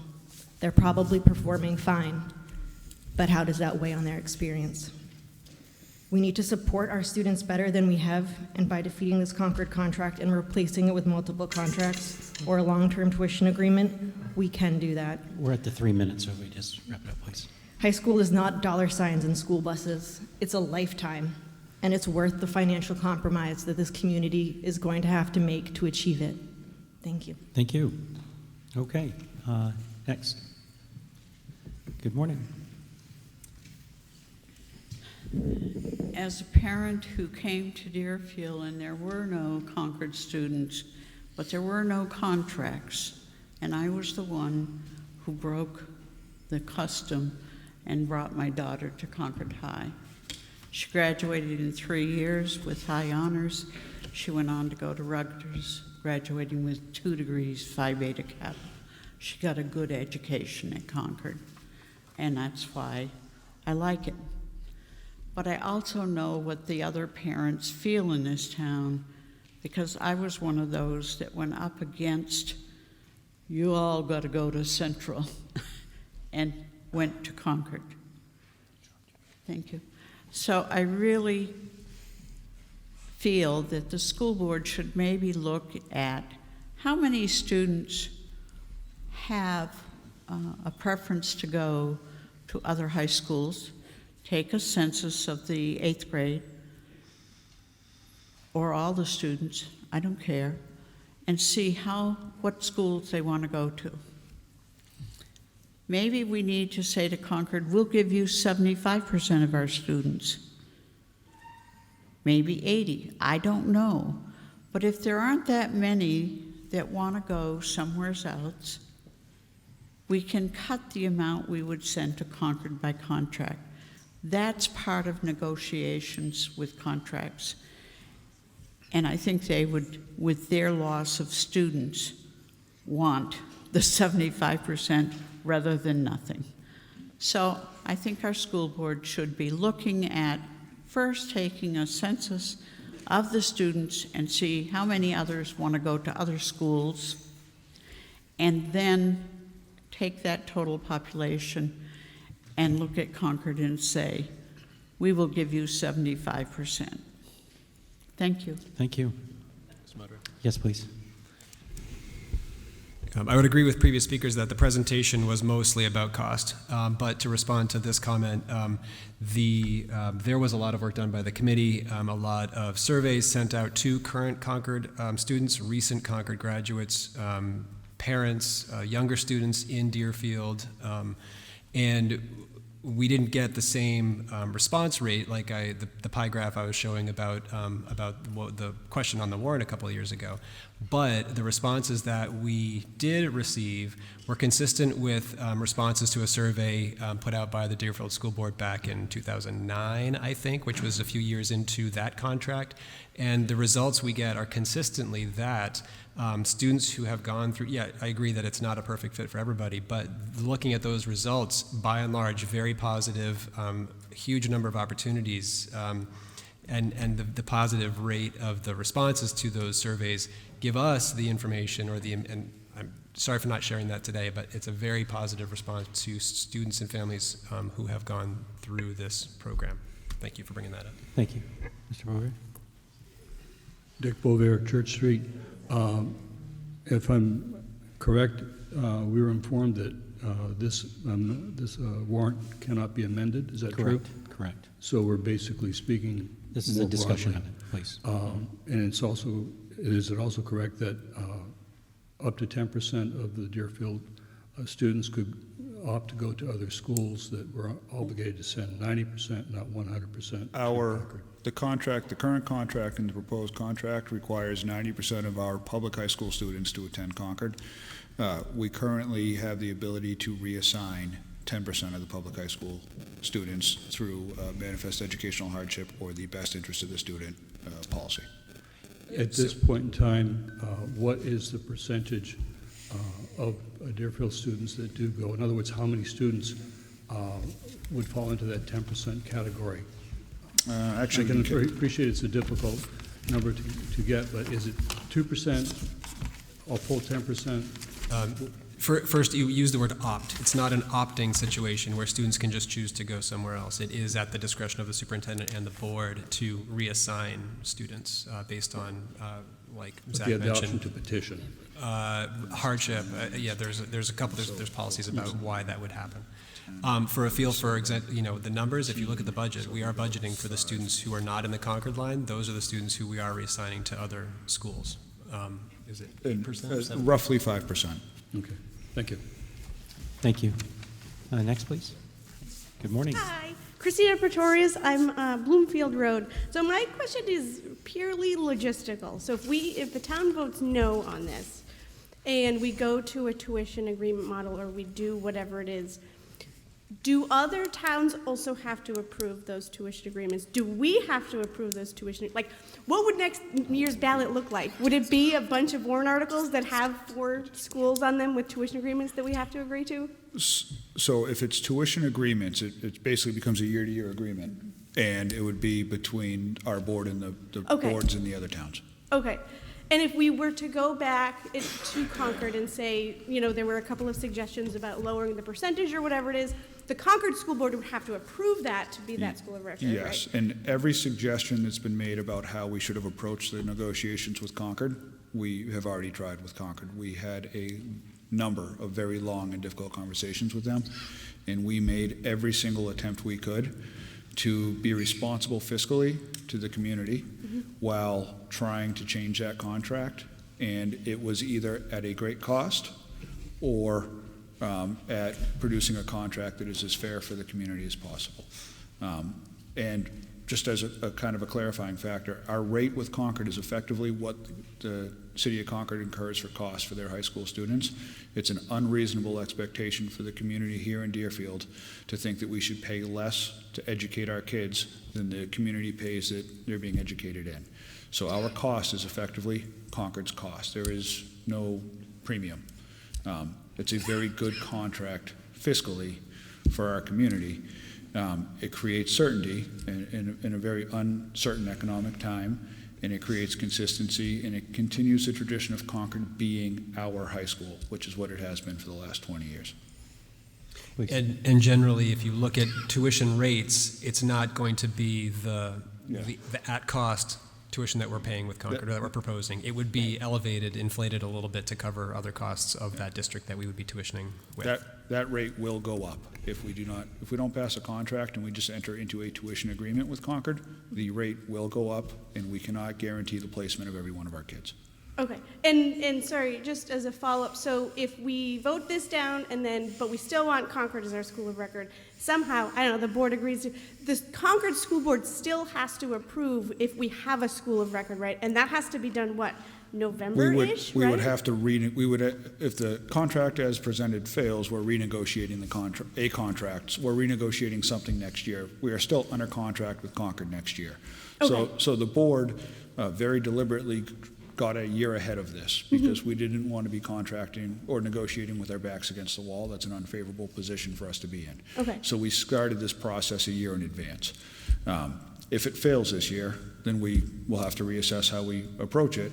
And if that is a modified contract with Concord at the cost that we incur to guarantee placement for our students, that's something we can certainly discuss. Signing tuition agreements that don't guarantee placement, I don't know if that is something that is palatable to the board. And obviously, when this discussion comes back up, there may or may not be, well, there will be new board members seated. And so that becomes a discussion for that board in its entirety. Okay, great, thanks. Thank you. Next, please. Jake Dostey, Brown Road. I just want to say I go to Co-Brown like right now, and they offer like automotive, robotics, culinary, all the same things that the CRTCs offer at Concord. And so like it's like the same opportunities. That's all I want to say. Thank you. Thank you. Appreciate you coming up. Next, please. Bobby Ann Dostey, 5 Brown Road. Thank you, Mr. Moderator. Sure. Good morning. To kind of go off against the last speaker, they also offer honors Spanish, where you can go to other countries and you can do community service at Co-Brown. You do get college credit for those courses as well, so it's very similar to CRTC. I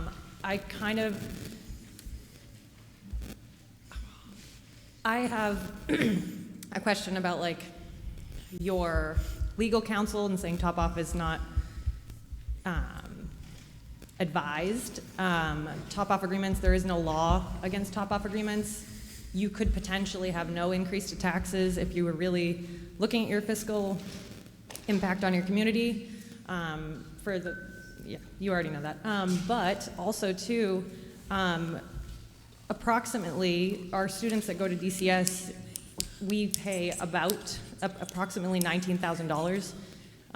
So to ask the community to decrease that amount when they go to high school, it's not logical because high school offers more benefits. Yeah, go ahead. No, I'll jump in. Please finish. So I was just saying that if we're paying approximately in our taxes $19,000 per DCS, I asked the community to really look at this and think about our child's futures because there might be a safer option for them at another high school. Go ahead. Thank you. Oh, did you? Go. So in regards to top-off agreements, it's a phrase that keeps coming back over and over and over again. So for everybody in this room, we have been advised very clearly by multiple legal counsel that we cannot do that. We have an obligation to provide a free and appropriate public education to every one of our students, including our special education students. So the community is footing the bill for public education or for high school education, public education for our kids. I understand there was an event last week where we were told, oh, you can do it. There's nothing in the laws that say you can't, but they are trying to pass enabling legislation to allow it. And absent that legislation, it would be irresponsible of this board to pursue things that make us potentially liable to legal action. And I do appreciate that, and I appreciate the fact that you did go to your legal counsel and you're trying. However, there is no law. There is no black and white law stating you can't do a top-off. But do you have one? Did you find one? So there is no law saying that it isn't possible, but as Can you introduce yourself real quick? I don't think, can you introduce yourself? Oh, can you introduce yourself. Oh, sorry. Allie Tamposi, District Legal Counsel. While there's no statutory law, it's more, that's on the other side too, that there's no enabling legislation for it either. It's something that is uncertain right now, and the problems that could arise from it are that no matter where a student is placed, or decides to go, the board and the district has an obligation to provide that free, appropriate public education, and the costs can be different depending on where you go, but especially with students with disabilities, they can't top that off if there is increased costs to provide that free, appropriate public education for that student. So, so that is the position we have for that. Okay, so that kind of goes back to the fact that I was bringing up, that we approximately pay $19,000 per student to go to this public school from, pre-K through 8th. I also want to, hopefully, I don't know if you can, let me just rethink and group it. Thank you so much for your time. Thank you. Okay. Next speaker, please. Good morning. Good morning. My name is Mary Ann Clark, and I was a previous member of the school board and the MBC, and a member of the negotiating group for the Concord contract 10 years ago. And I just wanted to give a little bit of background perspective, a lot of what Nate has already covered. But one thing we learned pretty quickly in the process is that our negotiating power, a lot of that came from the number of students that we had, and that it matched up with what Concord needed and really enabled us to get a good price for our students. But that definitely wasn't the only consideration we had. What really made Concord a good match for Deerfield was how it supported the community. When you sit, and these people know, when you sit on the school board, all of your decisions have to be made with the community in mind. And it's not up to what your own individual situation is. We felt the same way. All of our students had to have a place to go to high school, and they had different needs. We at the time, and you do now, have a community of students who have high needs. We also have a community of students who want high academic challenges. We also have a community of students who want athletic challenges. And we have another community of students who want technical, hands-on learning and challenges and workforce preparation. And we have a community of citizens who have different resources. Some of those citizens have very limited income, and that is also a consideration of this board. Given what we had to negotiate at the time, 10 years ago, I feel we achieved a contract that was in the best interest of our community, the sub-communities, the whole community, and I am sure that this is what the board did today, this year, when they decided to move on and continue negotiating with Concord. Thank you all very much. I appreciate it. Thank you. Okay. Next speaker, please. Good morning. Good morning. I'm Sarah Bell from McCarran Road. It seems like there's a lot of information regarding a contract with Concord. Was there anything discussed with any of the other schools? Because we don't have any of the other data from that. As far as, this is what the tuition at Co-Brown is, or at PA. But if we actually had a negotiation or spoke with them and went into the lengths that we went to with Concord, would things be different? Do we have any of that information? So we had discussions with Co-Brown. Co-Brown's rates are set, and there is no negotiation with them, and that was a very clear statement they made to us in the very first meeting we had with them. We pay whatever their Board of Trustees at Co-Brown determines the tuition rate's going to be. Everybody pays the same rate. There's no negotiations. There is no a better rate for a higher number of students. It is what it is. So the tuition rates we reviewed from all of the other districts that were recommended to us by the subcommittee, and so we looked at that information across the board, and we know where we would sit with any one of those districts on the tuition agreement. And was it factored in what our actual tax increase would be if we went with those schools? Like, I know it's mentioned a lot that it would go up, it's $4,000 a student, things like that, but what would our actual tax increase be? So we took that into consideration. Obviously, until you know how it plays out, it's a difficult thing to put a finger on. We know if we have a $4,000 increase on approximately 200 students, we're looking at an $800,000 increase, and it takes about $770,000 of additional spending. What was that? 782? $782,000 in spending to add $1 to your tax rate. So if you have a house assessed at $500K, it's a $500 bill.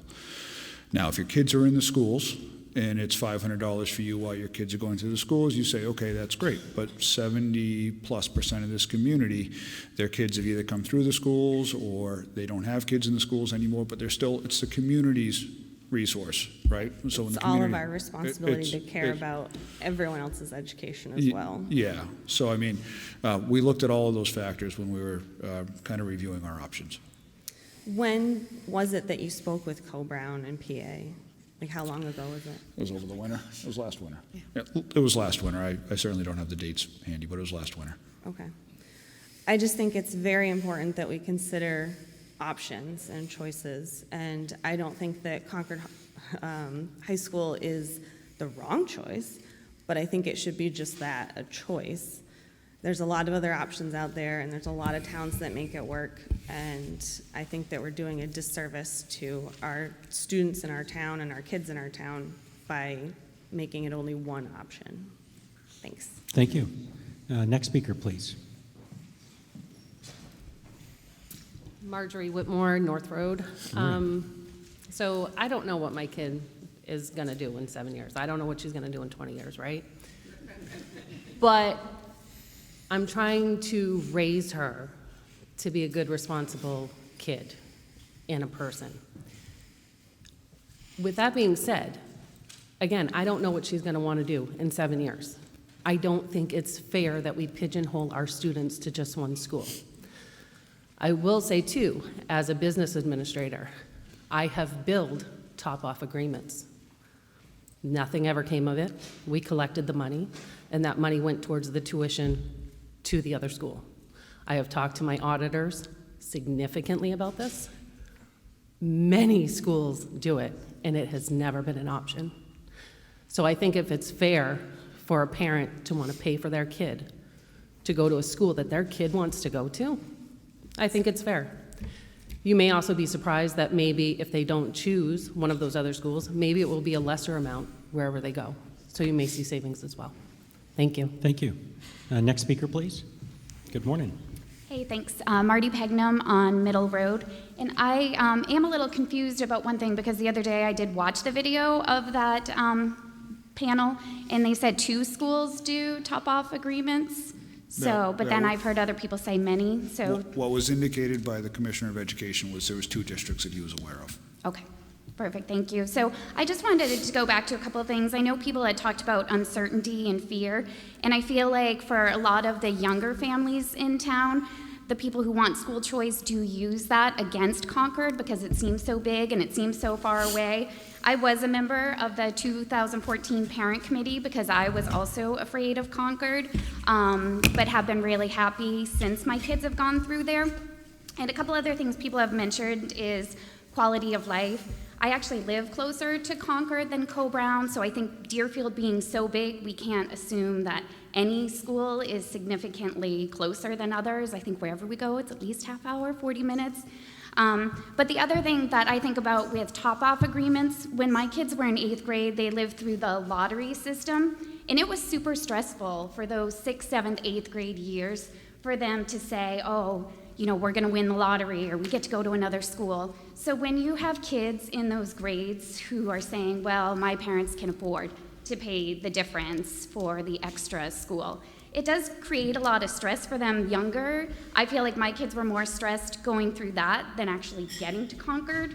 By the time they got to 8th grade, they were really excited to be to a bigger school and something different. And I actually appreciated them being at home where I could help them through some of those new environments and things like that. And I did want to, I'm sorry, I don't know your name, but last year Concord did tweet out, they had the whole 7th, they had the 7th and 8th grade softball team come visit and practice with the Concord High School team. So I have started to see more things like that.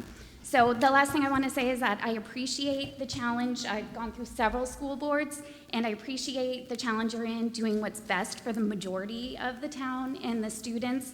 And you know, once you get to college tuitions like I am now, you do have to really think about what's best for the citizens in town too. So thank you. Thank you. Good morning. Hi guys, Steph County, South Road. I don't know exactly how all this stuff works. It's my first time doing anything like this, but I have 3 young kids, just 2 of which are just getting into school.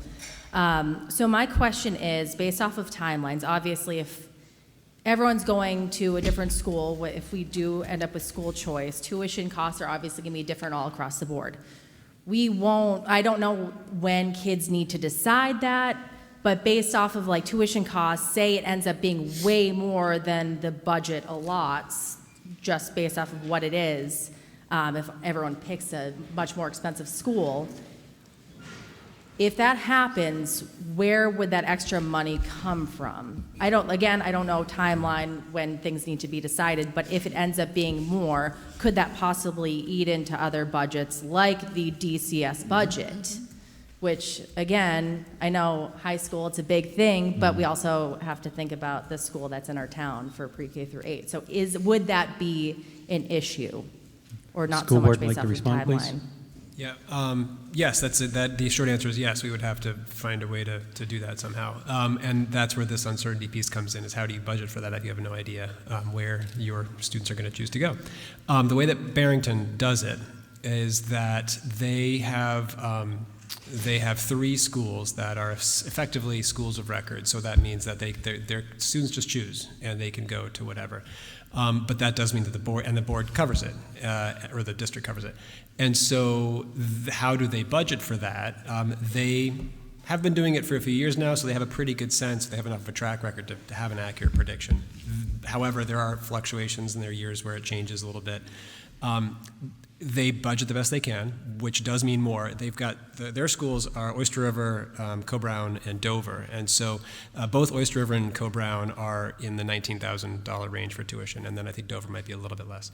But they are budgeting essentially for a larger number than what we are currently. But what they do, just to make sure that they can cover it, is the end of the year surplus that has been brought up today a couple times, that we do have, most years have some sort of a surplus. They put that into a trust fund where that is used to cover the cost. If there is an over tuition that they didn't budget for, then they'll have like a tuition trust fund that sits there that they can use to cover that cost. Okay, perfect. Thank you very much. Great, thank you. Okay, good morning, sir. Ed Cross, Thurston Pond Road. I've got a bunch of little things here. I'll try to minimize them, and I'll probably be asking questions, and if you can hold off for answers afterwards, that would be great, because I only have 3 minutes. One way that makes it really easy to get your own way is to just scare people with the absolute worst possibility of cost. That's a great way to make sure that you can push something through. You know, the other way to scare people is to give them the most unlikely possibility that could possibly happen. Like they won't have any place to go. It'll be amazingly horrible because you're reflecting back on something that happened 20 years ago. Those 2 points there, I want to make sure that everybody in this room hears that.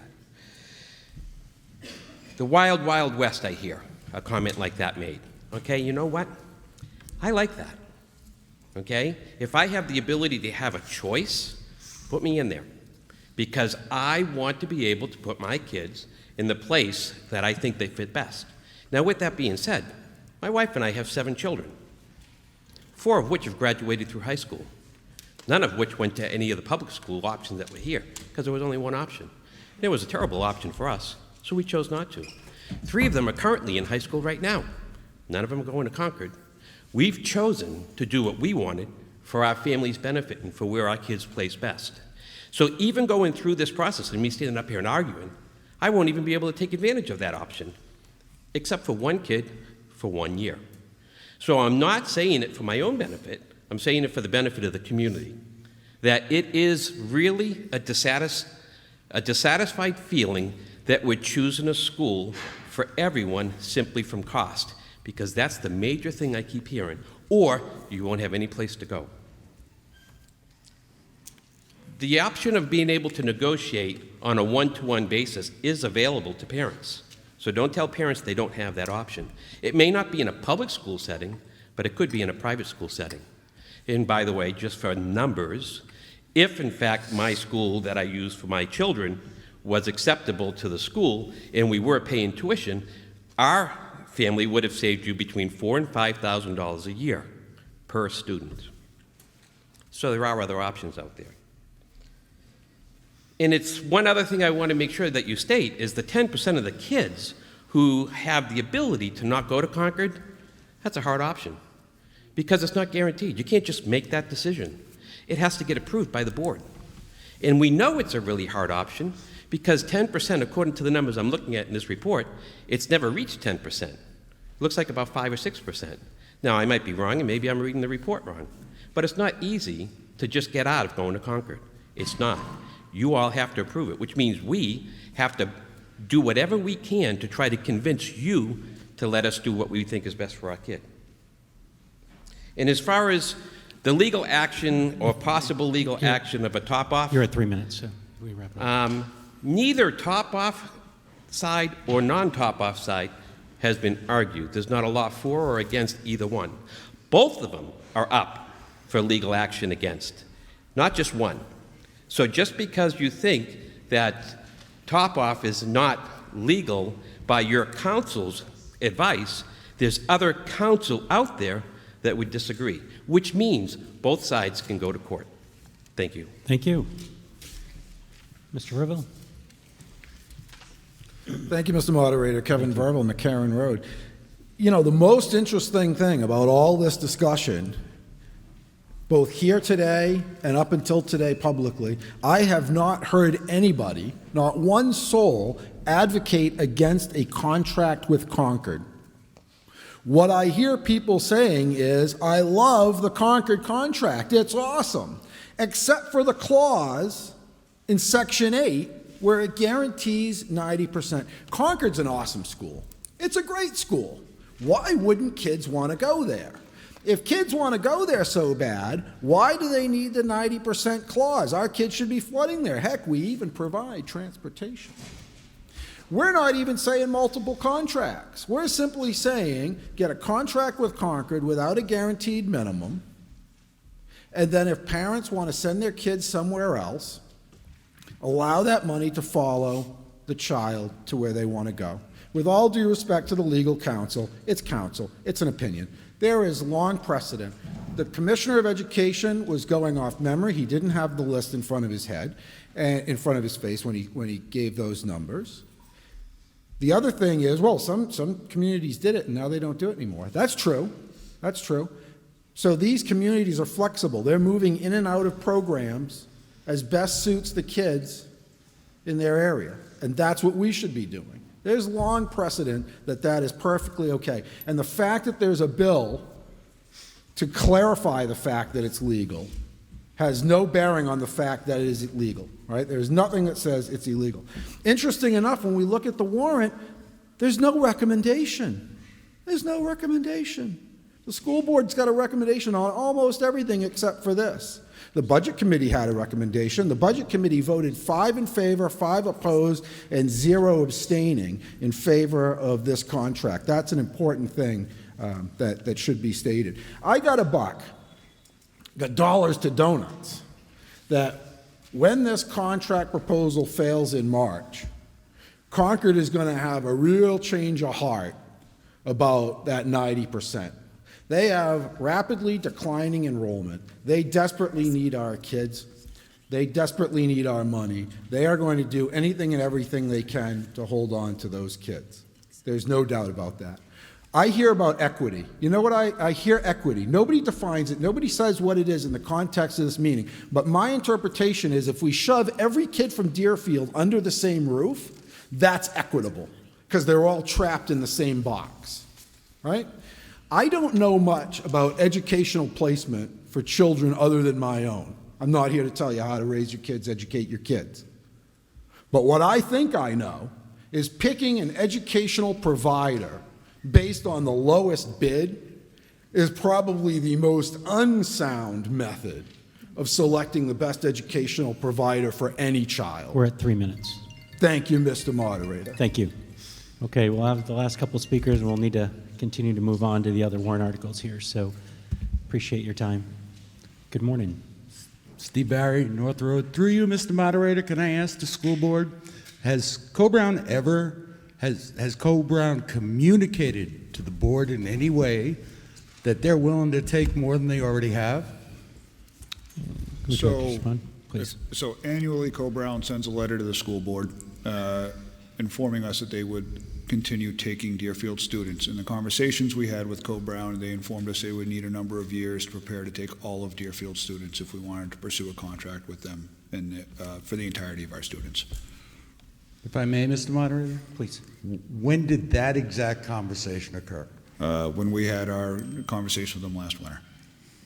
Once again, Mr. Moderator, is there a school that could step up right now and be our school of record other than Concord High School? I'm sure we could find other schools that would be able to do that, yes. So in your investigation, did you investigate that? There was a few schools, there were 6 schools we talked to that could accept our students in their entirety. Okay. Thank you very much. Thank you. Okay. Yes, please. Good morning. Good morning. Stacy Marchioni, Meeting House Hill Road. Couple of points. I don't support the Concord contract because I am an advocate for school choice. Concord is not Deerfield's high school. It's Concord's high school. They've agreed to take our students. So I don't agree with calling it our high school. It's the high school with which we've contracted, and that's being proposed that we contract with again. We have any number of choices as to where we send our students. The question is, who gets to choose that school for parents in this room? Is it going to be the school board, or is it going to be the parents who know their kids and where their kids are going to thrive? Secondly, there is no guarantee that the Concord tuition is going to remain anywhere around that $15,000 number, because it will adjust based on the number of students that are going there, and we are in an era of declining enrollment in public schools across the state and across the country. So to hone in on that number for Concord and compare it and just kind of keep that number in there, and it's $4,000 less than CBNA, we don't know what that's actually going to look like. I would point to the high school subcommittee's ranking of schools that they did when they studied the schools in our area that would be best for Deerfield students.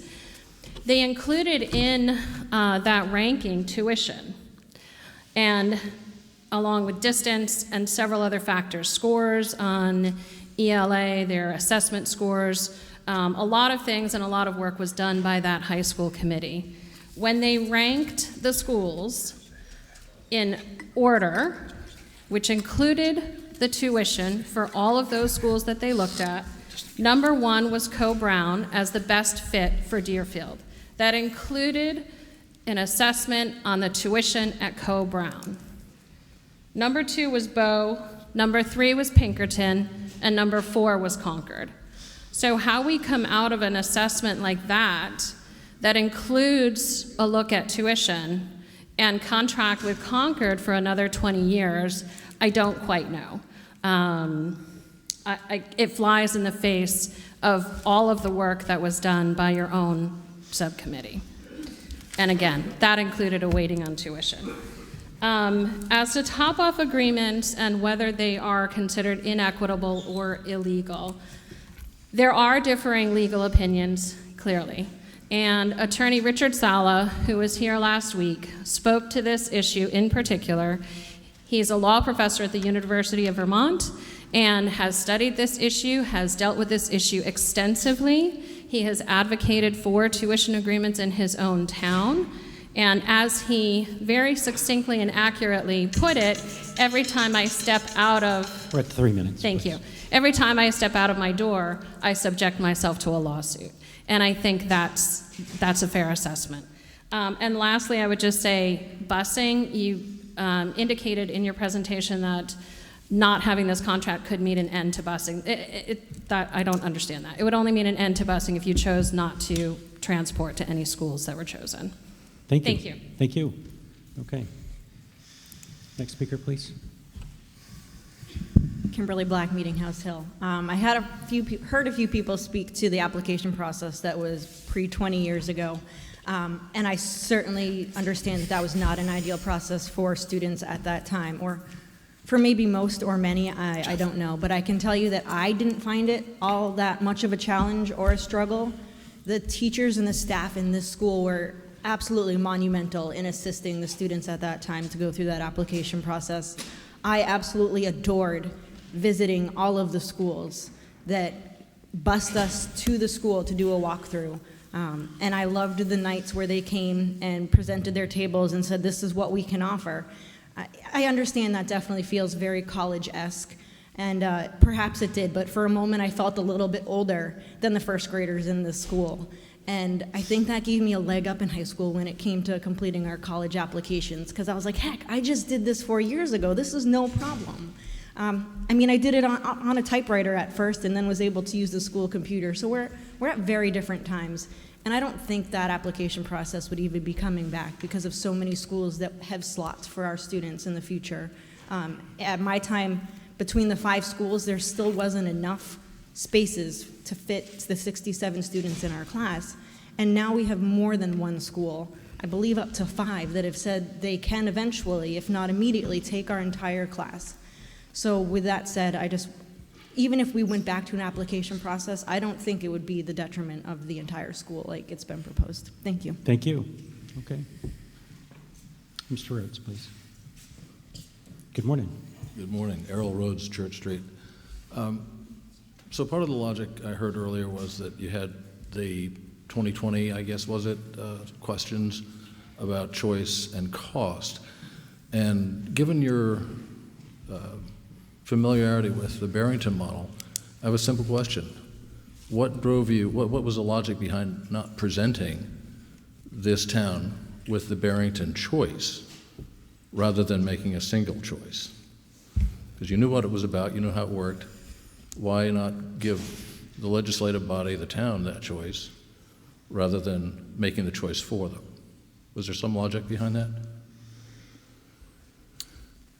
Are you asking about the process that we went through?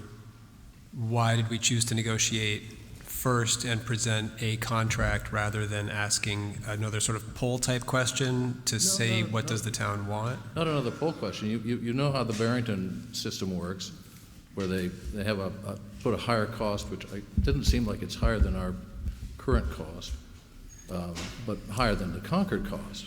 $19,000 a year for students at here? So in the Barrington model, they pay more for high school education. I understand that, but so why not give the legislative body that choice? I think one of the factors the board was looking at was that response from the survey question back in 2020, which was, we like the idea of choice, but we don't want to pay for it. And there was 2 questions asked there, and one of them was very specifically, do you support choice at no cost? And then do you support choice at an additional cost? I understand that, but knowing that, so the knowing what the Barrington model is the additional cost. It is an additional cost, but it also has choice in it.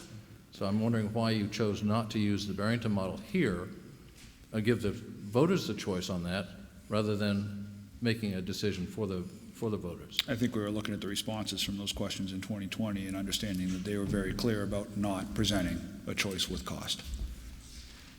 Okay, so if you'd given the Barrington model as a choice this year, you would have still have had a year to negotiate. And I think, I'm sorry to cut you off. Go ahead, finish. Go ahead.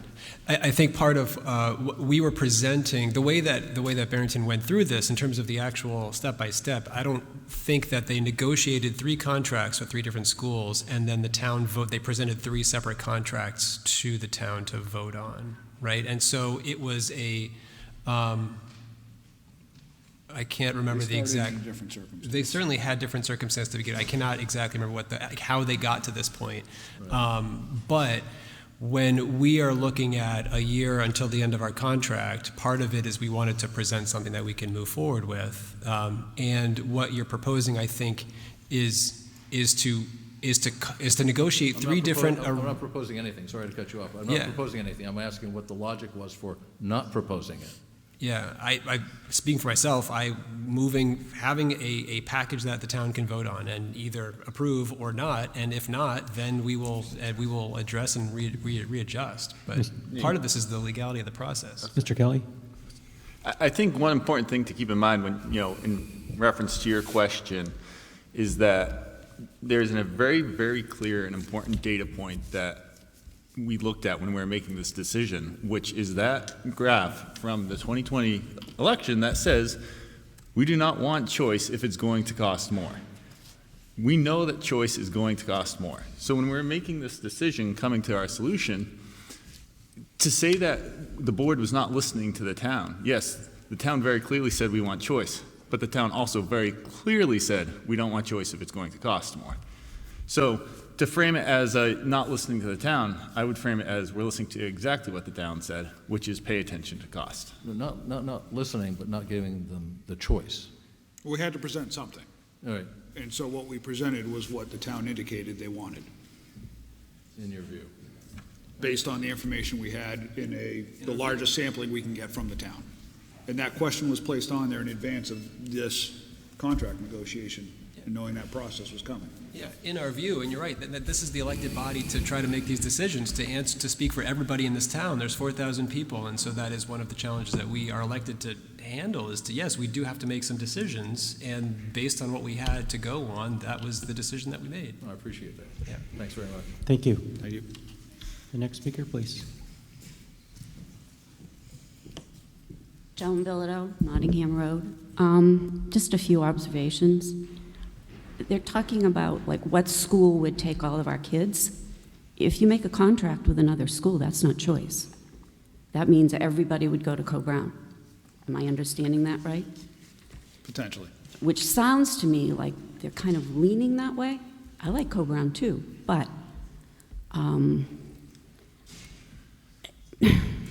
I've been doing this for 53 years, coming to school meetings. We've had this discussion a lot, over and over and over. I personally was thrilled when the school boards made the choices and made contracts with a school on record. So my kids didn't have to make those choices at that point. Our daughter went to Pembroke, met some of her needs, didn't meet other of her needs. Our son went to Oyster River. My husband worked in Concord. Yeah, we did a lot of driving. It was a great chance and opportunity to bond with your kids when you're stuck in a car with them for a lot of time. We never missed a game. We never missed a play. It's doable. You can do it, and you survive. Here we are. Our kids are all grown up. They survived. It's not easy, but it's doable. I don't want to see them locked into a choice, what you're calling a choice, if it's not really a choice. We already have choice. You can choose to send your kid to a public school, or you can choose to send your kid to a private school. That's a choice. And now, guess what? It's being paid for. Religious schools are being paid for. And ultimately, we're paying for it, whichever way you do it, whether you pay it as a public school or you pay it as a private school. It's the same people paying the bill. Thank you. Thank you. May I add something, Mr. Moderator? Yes, please. So, and this is just one of the, I guess, items that the board also kind of reviews. We've talked to a lot of people in the community, and we see a very consistent trend, and we've seen it in the surveys that we've done and everything else, is there's a certain level of anxiety that families have prior to having a Concord experience. And we've seen it consistently every time we've looked into this. And I can speak for myself. 8 years ago, I ran for the school board because I didn't like the current contract that was being presented. I was at a meeting and I was mad as hell. I've spent 8 years on the school board learning an awful lot of stuff, and I know a lot more now than I did back then. I was one that said, I don't want to send my kids to Concord. It's the wrong direction, and I don't want to do it. Well, my kids are going to Concord. That's where they're going to go. My daughter's in the contract. Off she goes. We have heard nothing but positive reviews and positive responses and positive experience from families that have sent their kids to Concord. It's something the board listens to, it's something we've heard over and over again. So when we look at these decisions, we are weighing that as well.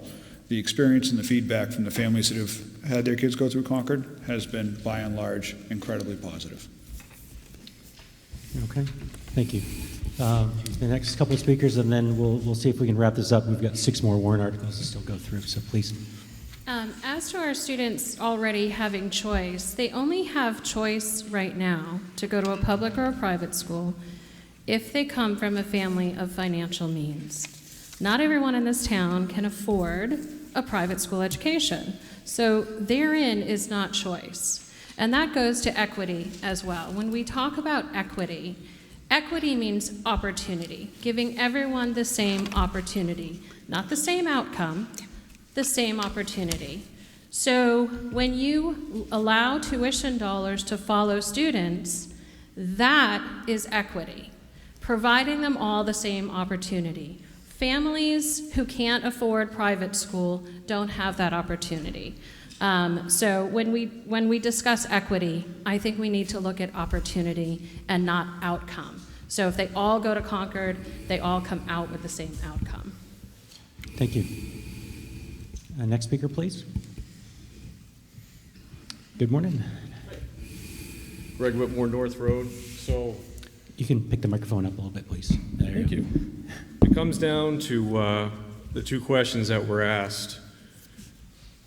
Do you want choice for your student versus the perceived $4,000 increase? And for some reason, the school board felt that one question was more important than the other. I don't understand how that determination was made. So it boils down to me that this was a decision based purely on cost, based on lowest tuition. I was here last year listening to the school board asking for tens of millions of dollars. And now I'm being talked to today by the same school board who is now telling me that they're trying to be fiscally conservative. So I'm seeing a very significant disconnect between that line of thought. Thank you. Okay, thank you. Next speaker, please. Bobby Ann Dosty, Brown Road. Mm-hmm. So I hope that when our board speaks, they take the time to realize that a comment was just made from one of the board members that you've never heard anything bad come out of Concord High. I have a 2021 CHS survey taken by the board asking current Concord High students and graduating Concord High students about their experience. One of them said that it was racially and socioeconomically segregated, and the admin staff does not accurately represent our students, and the policies are not enacted and don't accurately represent our, it kind of gets a little weird, but anyway. This is another one. The barrier between Deerfield and Concord students will never be easy, and it's divided, and the biggest challenge that is students from Deerfield will have. Another one said, these are all different students who have graduated CHS in 2021. A student brought up that a teacher was doing something wrong and unacceptable. The student was suspended, and then later the teacher was taken care of. Another one said that they didn't feel like they were part of the school coming from Deerfield. Another one said that it has a very bad public image and that bad things happen there and nobody talks about it. I have had family members stabbed in that school. I have a student that would, I can't say that. There are things that the board is not accurately representing that happen there. I totally want high school to be an option for CHS as well. Some students do great, some students don't. Another student that's straight A's would be marked absent every week, and their parent would get a phone call that they're absent and they got straight A's because they weren't recognized in their class. That's somebody that's in there right now, not me. I just want you to accurately represent that everybody has different needs, and Concord could be great for one kid and not for another. It shouldn't be as challenging to get your child in a safe school for them. You can have contracts with multiple schools. So another speaker mentioned that that Concord, or Co-Brown would be your only contract. You can have 2 contracts. You can have 3, and it might give up that option if the student is not safe in that school. Thank you. Thank you. Next speaker, good morning. Nancy Shute, I'll make it quick. A previous speaker brought up that right now your choice is public school, private school. Some people can't afford private school. My understanding, and I could be wrong, if we do a top-off agreement, a family would be responsible to make up that difference in price. That's not equal. I was raised by a single mother, 4 kids. If I had to go to a different school that the town we were in didn't seem appropriate, she never would have been able to spend the extra $4,000. She wouldn't have been able to spend the extra $1,000. So maybe the school in my town wasn't the appropriate school for me. We wouldn't have been able to have a choice to pay the extra money. So I don't think comparing going to a private school and having a school that you have a choice to pay extra to go is equal for all students. Thank you. Yes, ma'am. Good morning.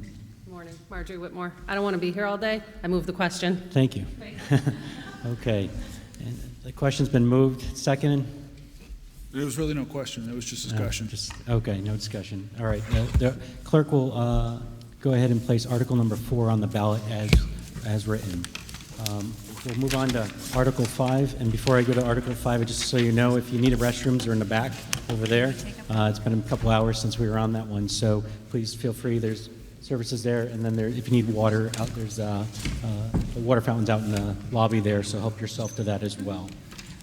Warrant Article number 5 reads, shall the school district vote to establish a building renovation and site improvement fund under the provisions of RSA 35:1 for the purpose of renovating the Deerfield Community School, modernizing its systems, and making site improvements, and to raise and appropriate the sum of up to $100,000 to be placed in this fund. This sum to come from the June 30th, 2023 unreserved fund balance available for the transfer on July 1st, 2023. Further, to name the school board as agents to expend from said fund, majority vote required, no amount to be raised from additional taxation. The school board recommended for approval 400. Budget committee recommends approval 820. So I'd like to introduce our school board to please speak on that behalf. It's Jeffrey. Okay, so this one may be a little confusing to people, just because the warrant article below, you'll notice, is the School Facility Repair Trust Fund. The reason for the creation of this trust fund is that as we looked at making improvements and upgrades to the school, we were advised that we can't use the money in the Facility Repair Trust Fund to make material changes to the school. For example, things such as creating a technology lab. Any of you familiar with the building? We've got a nook in the library that serves as a current technology lab that is inadequate. A project such as taking out a wall, expanding into the music space, something like that would be able to be done through the Facility Repair Trust Fund. There are a number of projects that the school administration would like to look at undertaking, whether it's the technology lab, whether it's creating an actual science lab built for the 21st century, upgrading data, electrical outlets in classrooms. We've got extension cords run all over the school. Just because we couldn't anticipate what our needs would be back when it was constructed. So that's the purpose of this trust fund, and hope that clears up the confusion for the 2 different funds. Thank you. This warrant article is open for discussion, please. I'm Joanna Waring, South Road. Just a clarification. So I understand building renovation, how that's different from building repair. The part where it says site improvement, when I look up the definition of site related to a building, it talks about sidewalks, walkways, driveways. So what I wanted to know for the record is on the school board what your intention was when you added site improvements. What are you covering under that umbrella? That was added to give us the flexibility if there's no current projects anticipated for the exterior, but it certainly would give us the flexibility if there were any improvements to the exterior that we wanted to make. Okay, so would that include things like sheds, ball fields, or you just trying to narrow down what exactly you're talking about? 10 years from now when somebody looks back at this, or a trustee looks to say, can we spend the money? What a little bit more defined what you're considering. I mean, if you're saying sidewalks, et cetera, that's fine. That's just for the record. I wanted to understand what you wanted, what you're covering under site improvements. I'd say the entirety of the campus. So it's So the intention, yes, would allow us to make improvements to outbuildings, ball fields, outdoor classrooms, okay. So where you have building, then why didn't you use facility? The word facility as opposed to building? Because facility generally would cover everything on a campus. Like a facility renovations or improvements or something. That's just, Yeah, I'd say it's a fair question. It's a nuanced one that we hadn't considered yet, so I don't have an answer for you. because that's the problem that runs up in the next one, the building repair, so. But anyways, okay, I just wanted, clarification for the record of what exactly you were including. Okay. Thank you. Any other discussions on Article 5? Yes, please. Good morning. Hi, Jackie Trimmer, Candia Road. I just wanted to speak in support of this article. I think as the board and the town are still trying to find a solution for broader renovations and space constraints, I think it's important to have a fund that we can draw from to, as the speaker said, make improvements now, and not have to wait. One of the other things that came up in one of the board meetings was wiring, outlets. It's not covered under repair. It's really an upgrade. Lighting, windows, those things that, again, just don't fall under the other fund. So I think it's important that we support this one. Thank you. Thank you. Okay, any additional discussion on warrant Article 5? Seeing none, we'll instruct the clerk to place Article 5 on the ballot as written. Warrant Article number 6, please. Shall the Deerfield School District vote to raise and appropriate the sum of $400,000 to be placed in the School Facilities Repair Trust Fund for the purpose of school building repair at Deerfield Community School? Majority vote required. School Board recommended 4-0-0. Budget Committee recommended 10-0-0. Can the school board please discuss or introduce? So as mentioned during the discussion of the budget, the first warrant article there, the fund was seeded with $1 million. We're anticipating transfers out of $548,000. And then with replacing the roof on this building, which went out to bid, there's been several responses, and the board's going to be selecting a vendor for that. We're anticipating about $650,000 in additional costs, which will leave this fund with a balance of about $136,580. There are many additional projects that are going to be coming up at the school due to its age. It's important that we keep adequate funding in there to address those repairs. HVAC probably being the next major project that we're going to be addressing. Thank you. Good morning. We'll open up for discussions, amendments. Okay, Joanna Waring again, South Road. This time I'm putting my trustee of the trust fund hat on. I have two amendments here. I'll do one at a time. The first one is correcting the name of the fund. It is not facilities repair, it's building repair trust fund. So a motion's on the floor to change the wording on Article 6 to change the word school into building, correct? No. The facility, changing the word facility into building.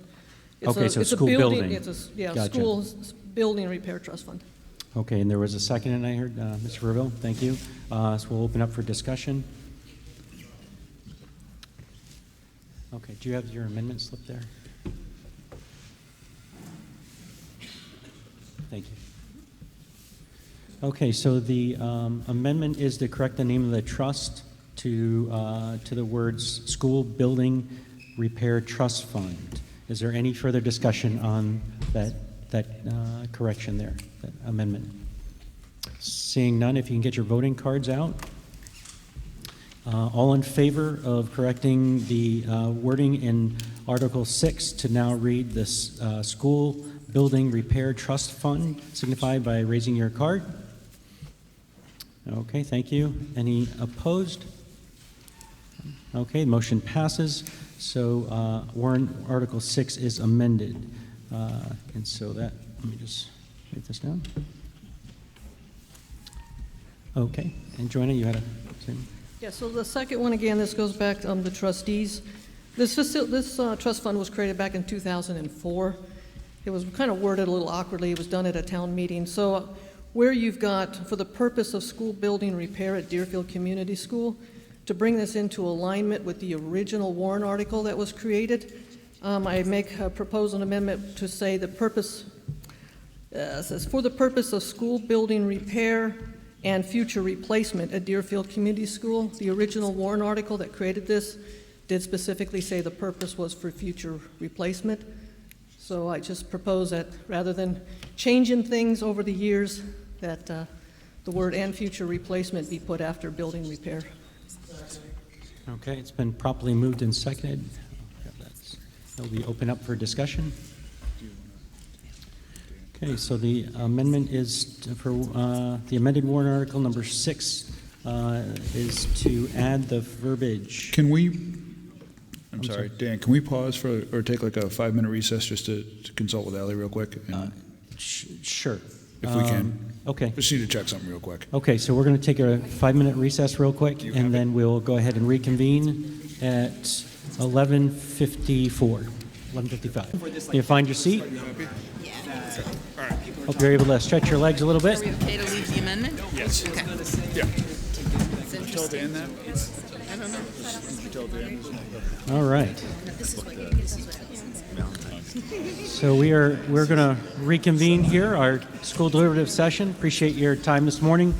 Right now we're in the middle of a amendment number 2 for the warrant article number 6, and that is to add the verbiage for the purpose of school building repair and future replacement at Deerfield Community School. So we're adding the words and future replacement.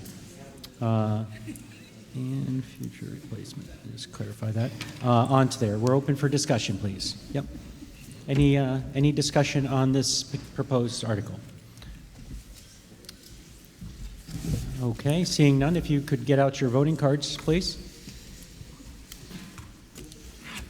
Okay, so if you are in favor for warrant article number 6, an amended warrant article to be amended for the adding of the words "and future replacement." So it will read, shall this Deerfield School District vote to raise and appropriate the sum of $400,000 to be placed in the school building repair trust fund for the purpose of school building repair and future replacement at Deerfield Community School.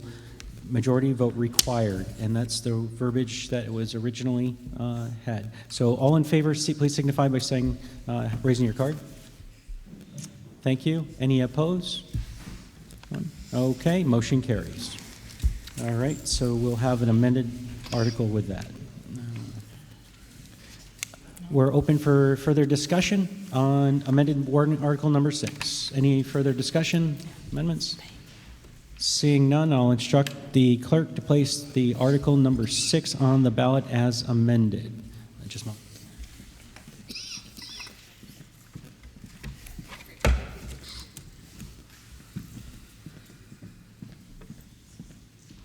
Okay, warrant article number 7, please. Shall the Deerfield School District vote to raise and appropriate the sum of $100,000 to be placed in Special Education Trust Fund, this sum to come from the June 30th, 2023 unreserved fund balance available for transfer on July 1st, 2023. Majority vote required. No amount to be raised from additional taxation. School Board recommends approval 400. Budget Committee recommends approval 550. So I'd like to have the school board introduce this, please. So the purpose of this warrant article is to raise $100,000 to put in our Special Education Trust Fund. Special education is one of the harder areas when it comes to budget season, knowing what amount to put in the budget line. So we have projections from our staff based on who is currently receiving services and what those cost. But those could fluctuate very greatly if another family joins our town and there's significant needs, or if a student is deemed to require more services. So we, put forward our best projection of what we are going to be using. We could budget for worst case scenario. knowing all of the things that unfortunately we can't always discuss in public, but we could budget for worst case scenario every year, which would result in a lot of overages throughout the year. But our proposal is to take money that's left over from the fund balance this year and put it toward the Special Education Trust Fund to sort of deal with those fluctuations if our projections were not 100% accurate. Okay, thank you. This warrant Article 7 is now open for discussion. Yes, please. Thank you, Mr. Moderator. Kevin Verville, McCarran Road. When was the fund created? Does someone have that available? It's not on there. I'd have to defer to it's been existing for quite some time. I'd have to defer to one of the trustees to get the exact date. Joanna, do you know when this trust fund was created by chance? 2003. Thank you. So it's 20 years old. She's the Thank you. best. Do we have a ballpark number on the current balance? $213,306.40. Excellent. Has this fund ever been drawn on? Have we ever removed money from this fund for any purpose? Not during my time on the board. Could we get a better? Thank you. So there's $200,000, give or take. We've never drawn on it. It's been sitting there for 20 years. The elocution on the reason for this warrant article just proffered by the school board member is a little different than what we were told in the budget committee by the school board representative to the budget committee. In fact, the administration had made a recommendation on all special ed spending lines in the budget.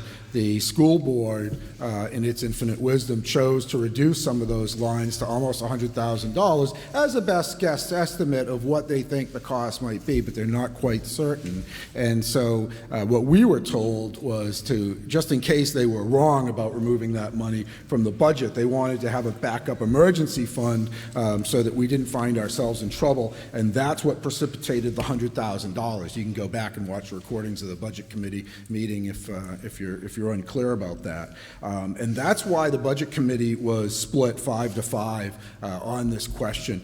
You know, we talk about non-discretionary funds, special ed, can't touch it, but yet the school board touched it. They reduced it to reduce the budget, and now we're looking to put another $100,000. There's already there's $200,000 already in the fund.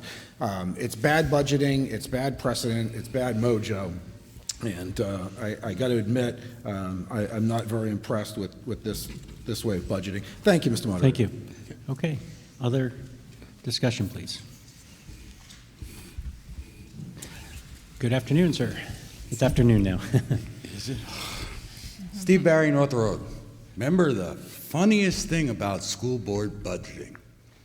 You have to decide around November, December of a year what you are going to spend the following September based on the numbers you have in front of you in November. It's kind of a shoot. The special ed budget, I remember, was always a problem because you knew what you had right now, but you don't know what you have 8 months later. And then in September, a new child shows up that could easily be a $150,000 cost. So putting money away for just in case, 9 months down the road, something we don't see in our crystal ball right now, kind of makes sense to me because it's not going anywhere. And if something, I don't want to say catastrophic, when a new student walks in and it's a huge cost, we have the money to play with. Thank you. Thank you. Okay. Good afternoon. It is. It creeped up on us. Yep. Andrea Hoteling, Lakeview Lane. I just have a question about how this figures in with the tax calculation and the presentation on, let's see, oh, that's public hearing. Anyway, let's look at page 25, and that's where they summarize the budget. And in there, they say special warrant articles approved by the school board, $700,000, and Budget Committee, 700,000. And I guess my question is, if they voted 5-5, can you count that as recommended by the Budget Committee?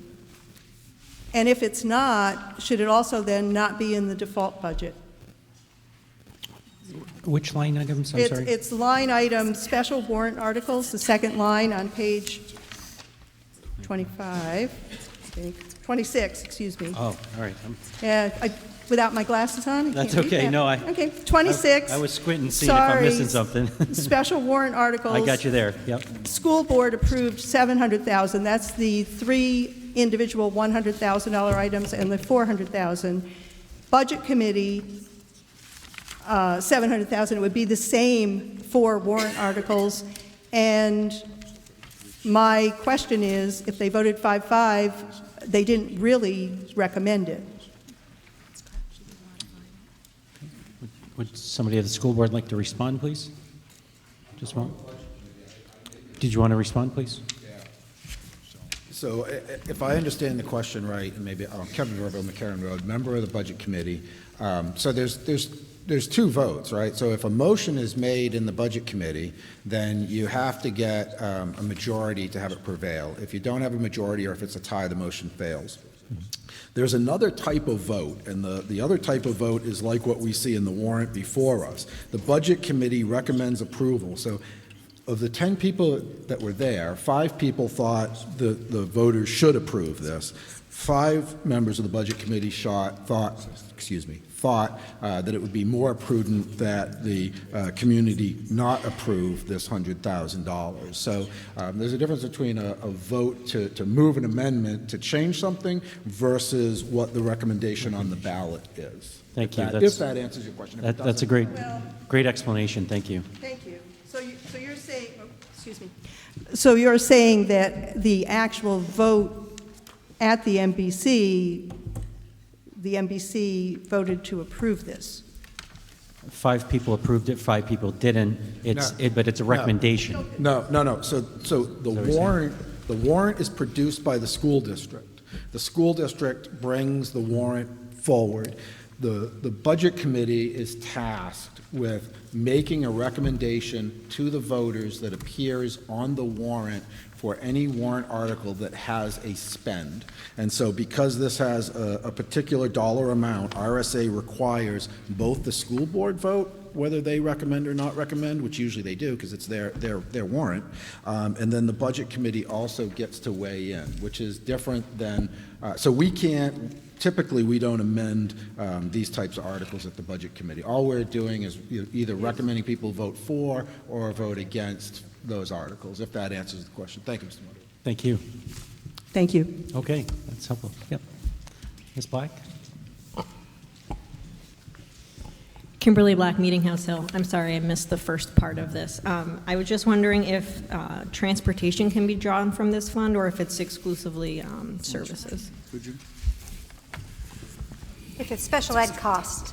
Yeah, that's what I meant, special education, not transportation exclusively, because I noticed those go up. I believe we can pull special education transportation from that fund. Okay, thank you. Thank you. Next speaker, ma'am. If the Budget Committee would look at Robert's Rules of Order, a tie vote means it fails. Yep. Next, any additional speakers on Article number 7?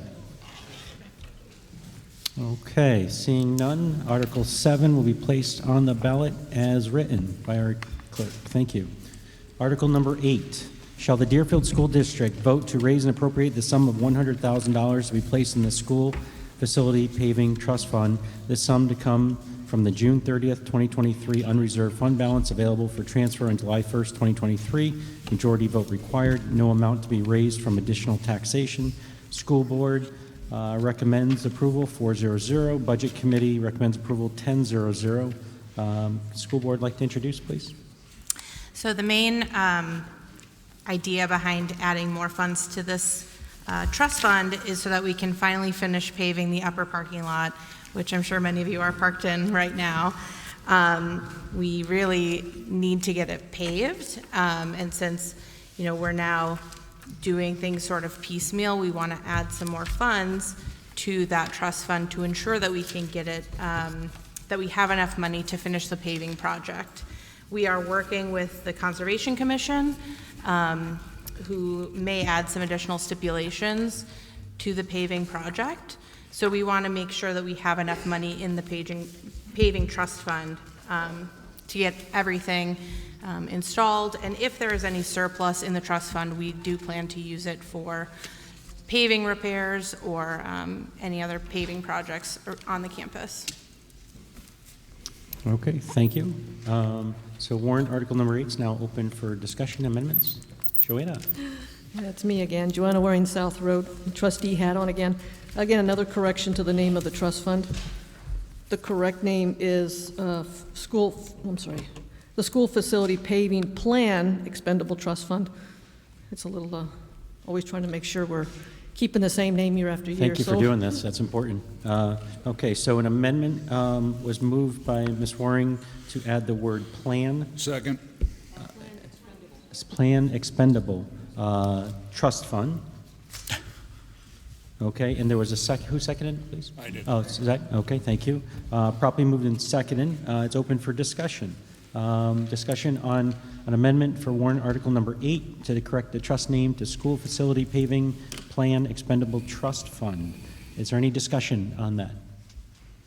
Yes, please. Dwight Barnes, Harvey Road. I'd like to recommend that the school board review their work with the trustees of the trust fund before it gets published in the future. Okay, thank you. Thank you. Any other discussion on this amendment? Seeing none, if you can get your voting card out.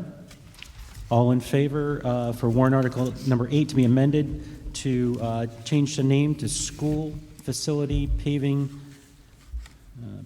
Plan Expendable Trust Fund, signify by raising your card. Any opposed? Okay, motion passes. So warrant article 8 is amended. Mr. Moderator? Yes, sir. If I can just very briefly add a little bit to what Kendra discussed. The town engineer has developed the plans for us.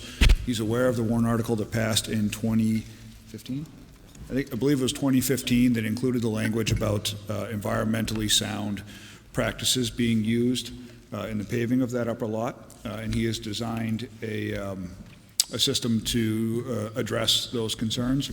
So prior to going to bid, the board will be discussing the project with the Conservation Commission and I believe it was the Planning Board that was called out in that warrant article, and I believe it was 2015. So we have, the plans are just about complete from the town's engineer, and then we'll be starting that process with the hope of getting everything out to bid this spring and getting that paved if this passes over the summer. Thank you.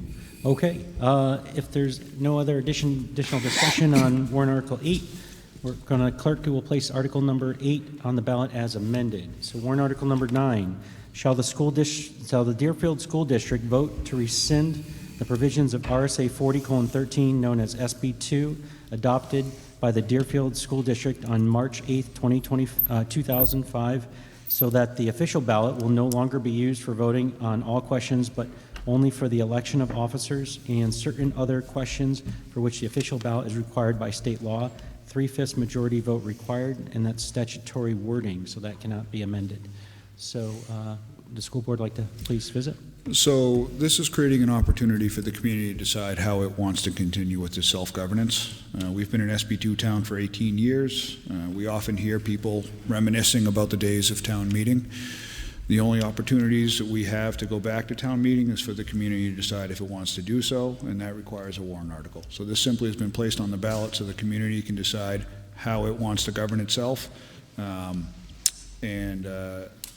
think if you look back in years past, I think there's benefits to both methods, but I think it's important for the community to decide how it wants to handle this. Okay, thank you. Warrant article 9 is now open for discussion, please. Mr. Barry? Steve Barry, North Road. Been through both. We've done town meeting, we've done school deliberative session. Both the school board and the select board operate under the advice and consent of the voters. My problem is, And it's been said that at town meeting, only 400 or 500 people show up. I don't see 100. I'd be okay with SB2 if we could get the participation, because at town deliberative session, and I think maybe possibly here at school, there's a lot of people here because they have to be. It's part of the deal with the meeting, and they might have a comment to make and whatever. If 400 people would show up to deliberative session, and from my experiences sitting on this board and the Board of Selectmen, if 400 people showed up, I could get a clear idea of what was wanted, what wasn't wanted, and such. Less than 100 people show up to this meeting, 2,000 plus people show up for the voting. The town hasn't had a budget in 8 years, and the Board of Selectmen has no idea what it is that needs to be done to make it passable. Another comment you folks made, specifically you, Nate, making a budget that you think will pass is not doing the job that I believe boards need to do. We need to say, this is what we think we need, and this is what we think it will cost. What do you think? I don't think you folks feel like you're getting the feedback and direction. Advice and consent is what's supposed to operate the New Hampshire town system. And I don't think it's happening from SB2 right now. I can't say that town meeting nowadays would be any better, but without the clear pronunciation that we saw in town meeting and school meeting, where we'd go through the budget bit by bit, and people would identify areas that they had problems with, and that was feedback to the boards, and we knew what we needed to do. At least we had a direction. Right now, we're putting out a number, 2,000 people are showing up, voting. How many default budgets has the school board had in the last 8 years? This is our second or third?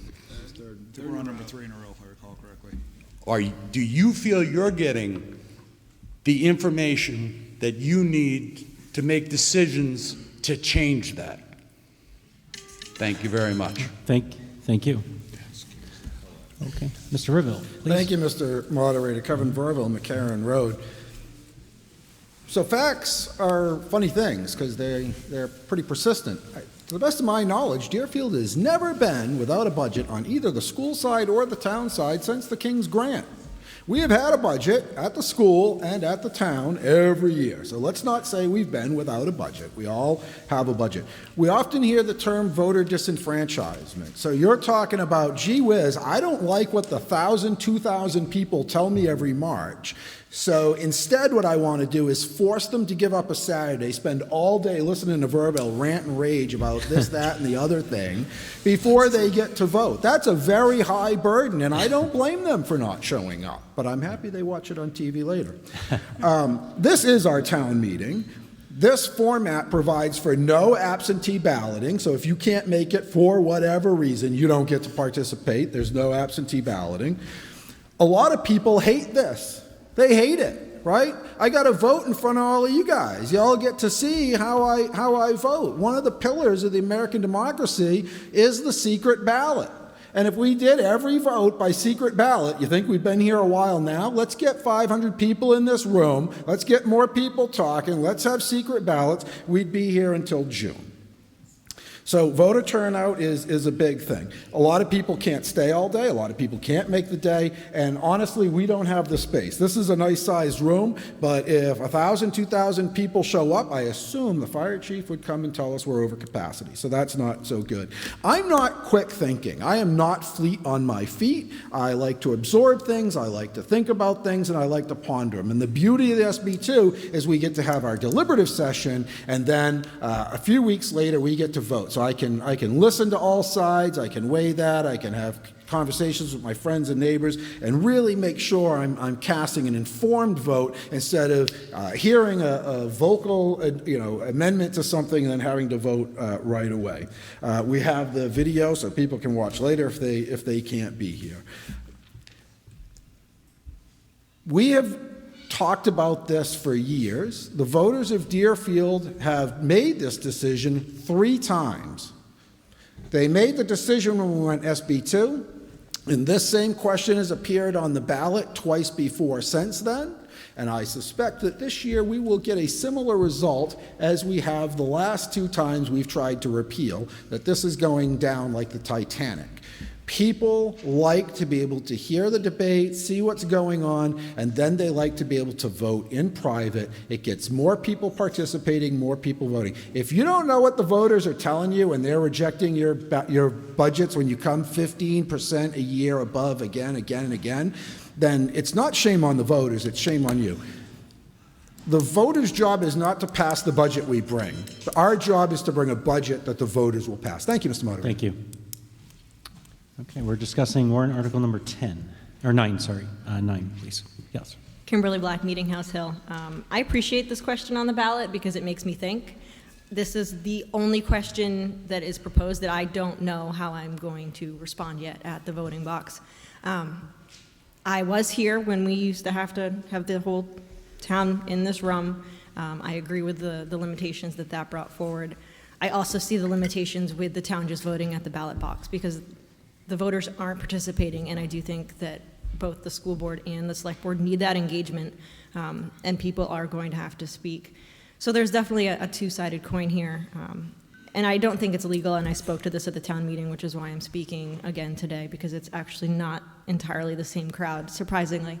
But just thinking forward about how technology has advanced from quite a few years ago and being able to perhaps either at a meeting level or the ballot, being able to have that kind of be a web option, and ballot clerks perhaps have to screen everybody who comes in. So it's not a physical limitation anymore where people can actually log into some sort of, Zoom meeting is the broad term, but some way to bring town meeting to a less physical or more capable interaction for the people that can't be here today because of one reason or another. So I think looking forward, I don't know if there's a constraint within the law, and I definitely don't need an answer, but just something to look forward to in the future. So I do appreciate this question on the ballot, and if it's here every year, then so be it if it gets voted down. But I think it provides every 18-year-old the opportunity to be like, I have a choice to, engage one way or the other, but to be able to make that choice. So thank you. Thank you. Okay, our next speaker, please, on Article 9. Bobby Ann Dosty, 5 Brown Road. I'm sorry, I'm reiterating what I said at the town meeting too, but I do see, because I was at the town meeting, different perspectives, and I kind of wish I would have moved here sooner so I could have experienced your town meeting. But I do know the logistics of life and how technology is changing our reality. And the reality is, even if you had a town meeting, you're gonna, let's be realistic, you're gonna get pretty much the same people coming. I don't see having a town meeting getting more people in the door. I think people are just busy, so I really appreciate that we can have this meeting and then vote later, because it gives people the option to speak and then also vote and learn about our community if you do show up. So thank you. Thank you. Next speaker, please. Dick Bovair, Church Street. I think the previous speaker sort of merged the ideas of possibilities and probabilities. It's possible that people would review this meeting and think about it and put that into a thoughtful consideration, and there might be a few people who do it. But in reality, the percentage of people, the probability of people actually doing that is far lower. And I think back to one particular issue here before the town. It involved a revolving fund to basically help pay for police, making sure you didn't injure a construction worker when they're doing a utility job in town, and would actually make a little money for the town and save some money and keep it within the community. And it involves setting up a revolving fund. People saw that it was going to cause expenditure of money, and they reflexively voted against it a number of times. Finally, it passed, and it was something that, if you were to explain it to everyone in front of the town meeting, there was a very good chance that it would pass easily. But because there was no opportunity to hear the explanation as you voted on it, it was difficult to pass. It is those kinds of things that are resolved in traditional town meeting. Yes, it does require a lot of effort on the part of people, but sometimes democracy is not easy. Thank you. Thank you. Okay, next speaker, please, on Article number 9. Ed Cross, Thurston Pond Road. It's really hard to be sitting back and hearing over and over again that the voters of this town are ignorant and not informed. And I, again, would state, just like I did at the town meeting, that we have technology that allows us to be able to be more informed. The people use it, and I wouldn't say that that we're not informed. I would say that we are more informed than we ever have been before. Because of the ability of the technology that we have, the town is more informed. This is a perfectly fine setting for you if you want to come up and voice your opinion live, but there are a lot of people who won't, but they certainly do have the ability to be informed, and I think more and more people use that ability and use technology for that advantage. Thanks. Great, thank you. Next speaker on warrant Article 9. As the original petitioner to get this right to vote by ballot, I have found it most successful in allowing the most people to have their say. I sat at town meetings and school meetings, and I don't think I ever missed one. But I never once didn't feel intimidated because I dared to voice my opinion, and even had a few things happen because of it. But one of the reasons I wanted the SB2 vote was the number of people, such as my husband, who had a business, had it open on a Saturday, and could not attend the Saturday meeting. He could vote on Tuesday, but he never could vote how much was going to be spent of his hard-earned money by the people at the meeting. Okay, thank you. Next speaker, warrant Article 9. Thank you, Mr. Moderator. Kevin Verville, McCarran Road. So I would never say that I understand why a person casts a vote one way or another. But what I would say is that every article on the warrant before you didn't just appear today. The school board creates the district's warrant. And so they proposed warrant articles, they debated those proposals, and then they voted whether or not they were going to put that onto their warrant. And there's all kinds of time to hear the debates for and against particular articles from the boards that create them. People that citizen petition articles, they go around collecting signatures, talking to as many people as they possibly can, because obviously they want to get it passed. Any warrant article that's got a money spend goes to the budget committee, so it gets rehashed at the budget committee. And then there's this opportunity. So to say that, well, gee whiz, this just doesn't work because we can't get the word out. I think the word is getting out. I think the word gets out very, very well. I agree with one of the previous speakers who said, the voters at Deerfield are very well educated about what's on the warrant. And just because they don't want to show up here and listen to us, we shouldn't be holding that against them. They show up in great numbers. If we saw a decline at the ballot box, then you could say, well, gee whiz, nobody's showing up to vote. Maybe we should try to drag them in and have a bigger conversation. But that's not what we see. What we see is excellent voter turnout, not just on national and state elections, but on local elections in Deerfield. And so people are informed, and they're coming out, and they're telling us what they want. They're telling us what we don't want, as long as we choose to listen. And we might not agree with what they want. We might not agree with what they don't want. But they're telling us. All we have to do is listen. Thank you, Mr. Moderator. Great, thank you. Good afternoon. Will Hubner, Sunrise Terrace Lane.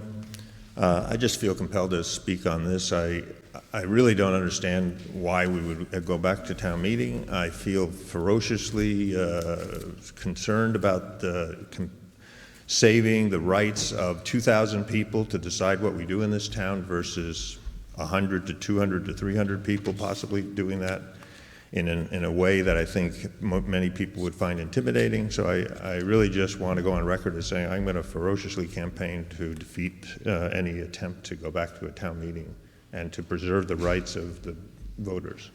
Okay, thank you. Any other comments, discussion for warrant Article 9? Seeing none, I'll instruct the clerk to please place this Article 9 on the ballot as written. Article number 10. This is a petition to warrant article to see if the town will vote to instruct the Deerfield School Board to work jointly with the Deerfield Select Board on a solar energy project for the purpose of powering the school and the town buildings to reduce energy costs. This article was submitted by petition and it's advisory in nature. I don't know if Wes Skolem came today. Is Wes here? He was here at the town meeting last week. Okay. He was earlier. I saw Wes earlier. I don't see him now. I can chime in, I guess, a little bit. The school, and I can't speak for the town, but the school's already reviewing some potential solar projects. So we're working in the spirit of this article already.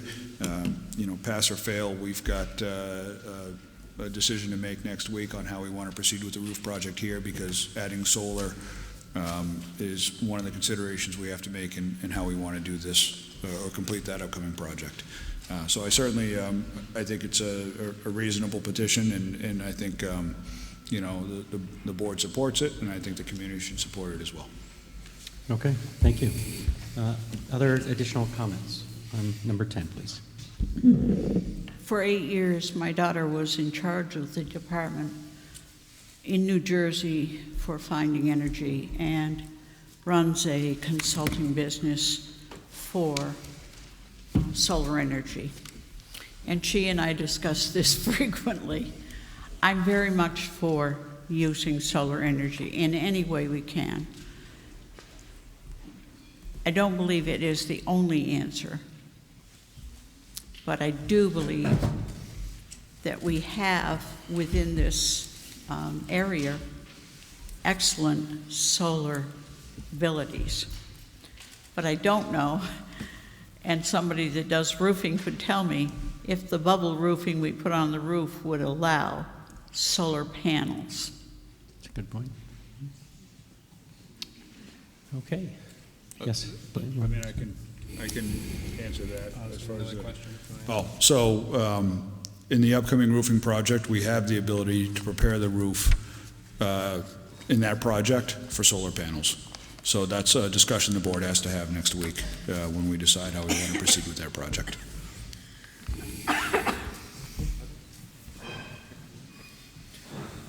Thank you, Mr. Moderator. Kevin Verl, McCarran Road. The chairman of the school board mentioned that the board approves this. Can you tell me what the vote total was to recommend this?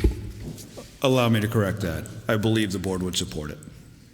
So you guys took no vote and have no official position as a board? Not on the petition, no. Great, thank you. It sounds nice, and I'm certainly not against it. The only thing I'm a little bit confused of is that the town of Deerfield is its own legal entity, right? And the Deerfield School District is also its own legal entity. They're really two completely separate things, and not really part of one larger thing other than a community at large. So I'm just not really sure how it is the town and the school would work together. Seeing its advisory, I suppose it's a moot point. Thank you, Mr. Moderator. Thank you. Any final comments on warrant Article 10? Yep.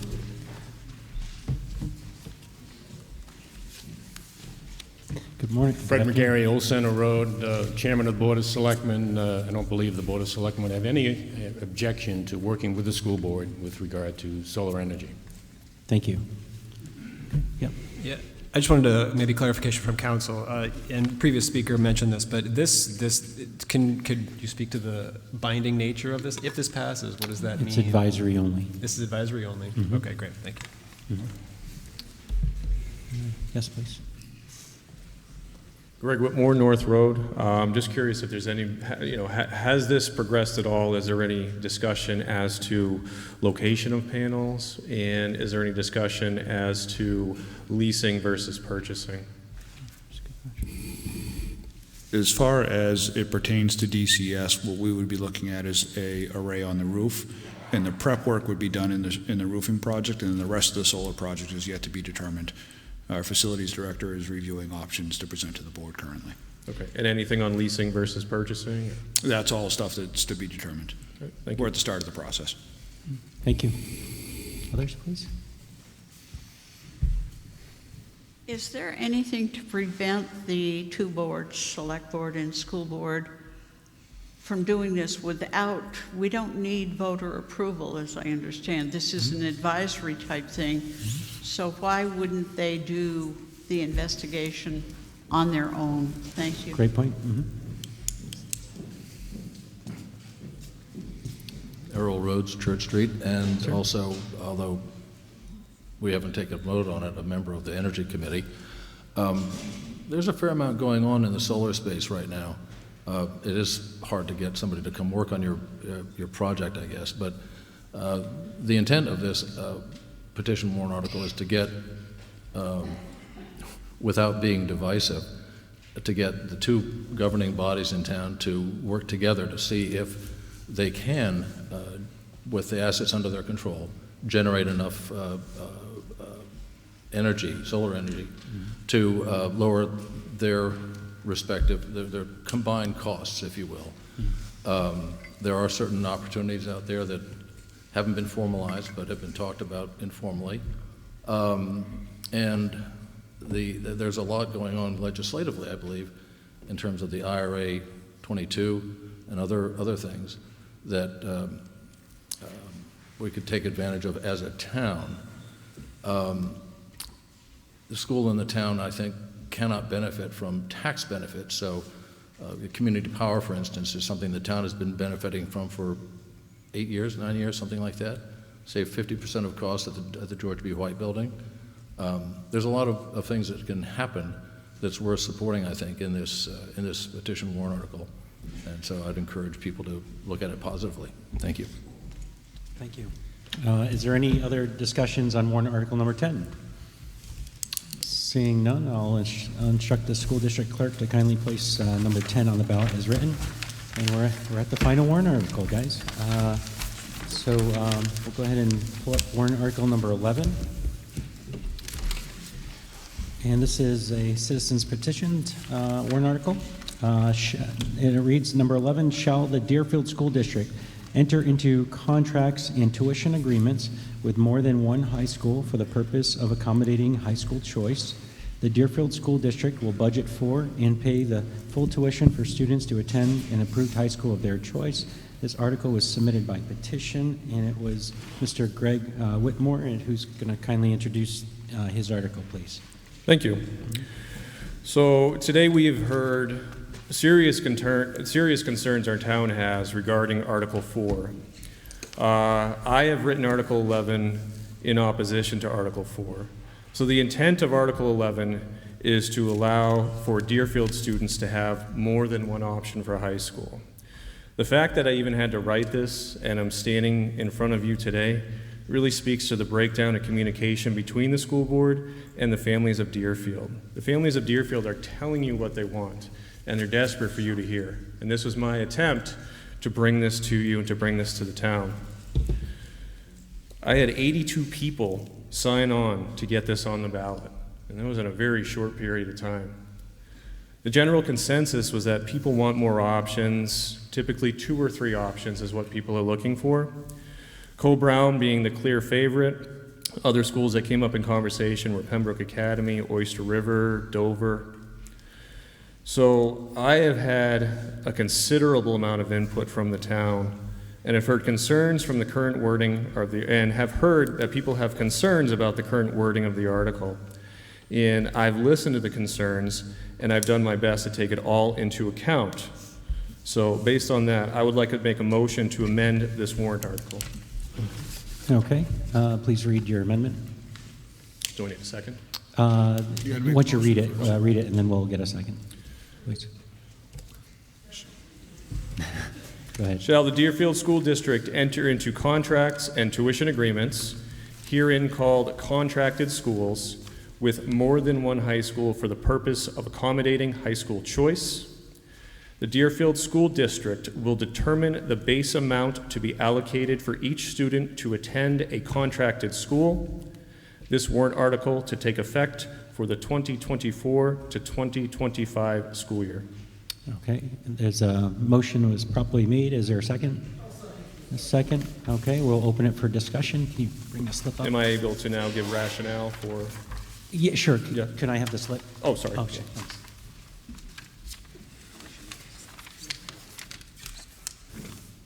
Mr. Moderator, could you read that one more time? I sure can. So the amendment for Article number 11 reads, shall the Deerfield School District enter into contracts and tuition agreements? I'm going to read slow in case folks are writing down. In parentheses, herein called contracted schools, end parentheses, with more than one high school for the purpose of accommodating high school choice, period. The Deerfield School District will determine the base amount to be allocated for each student to attend a contracted school, period. This warrant article to take effect for the 2024-2025 school year, period. All right. So the rationale behind the amendment that, like I said, I took into account people who loved it, people who hated it, and a lot of people who were right down the middle on it. But the general consensus concern was that people were saying, well, what if someone decides to send their kid to a school that costs $100,000 a year? And, how could we avoid that? So really by changing it in this way, it puts the onus on the school board, and they're the ones who make those determinations as they should. So it's really where I am. Thank you. Okay, thanks. More discussion on the amendment only, on this amendment. Sorry? You can go ahead and I'll It tag looked like in. you're pulling your microphone. I'll tag in when you're done. Kimberly Black, Meeting House Hill. I support this amendment. I think that I'll echo some of the concerns that I think Greg has heard from people, maybe the same people, but I certainly know that I've heard from a lot of people that choice is really their option, but they are concerned about the expense of encumbering schools way out of the realm that wasn't part of even our vision with signing this petition warrant article. So that scope really should fall into the district and primarily the school board's hands to try to keep that at a reasonable level of a reasonable cost that's fair for everybody. So I think this amendment really does allow for that restriction of some crazy outlier school, or at least consideration thereof. So thank you. Thank you. Ms. Williams?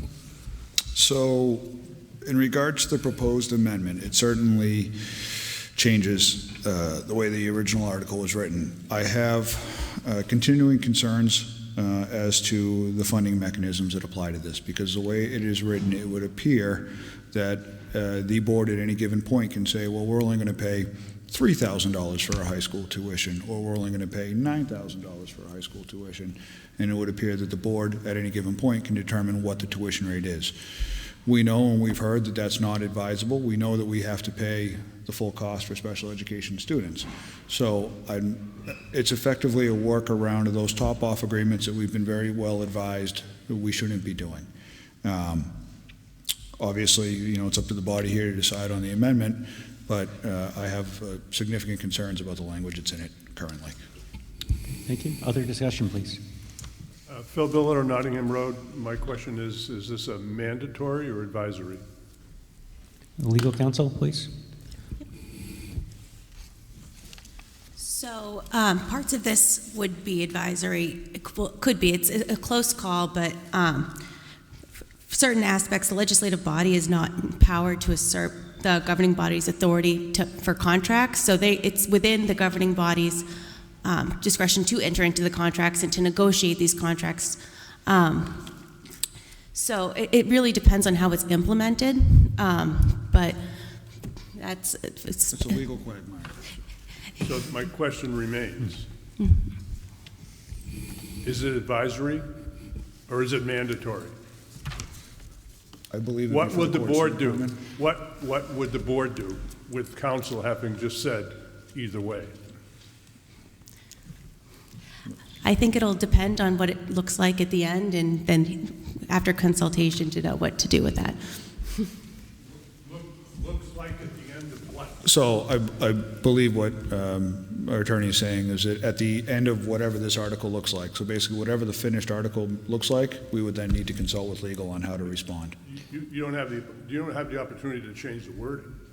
No, well, the wording is here now. So if this passes as amended, I think we're going to have to spend some time with legal to figure out how that's going to work and implementation's going to be fully. So you don't know whether it's mandatory or advisory? Correct. So how can we decide how we're going to vote? Because that's the issue I think that the language creates is that it puts the board and the district into questionable legal standing, and then we would need to review with legal how that works, and possibly with the courts. Mr. Verbo? Thank you, Mr. Moderator. Kevin Verbo, McCarran Road. The interesting thing is, if this amendment passes, thank goodness, the people of town will have about a month to weigh that consideration before they have to make their final decision. Now, if this was town meeting and this passed, a small handful of people would be making a big decision for a lot of people.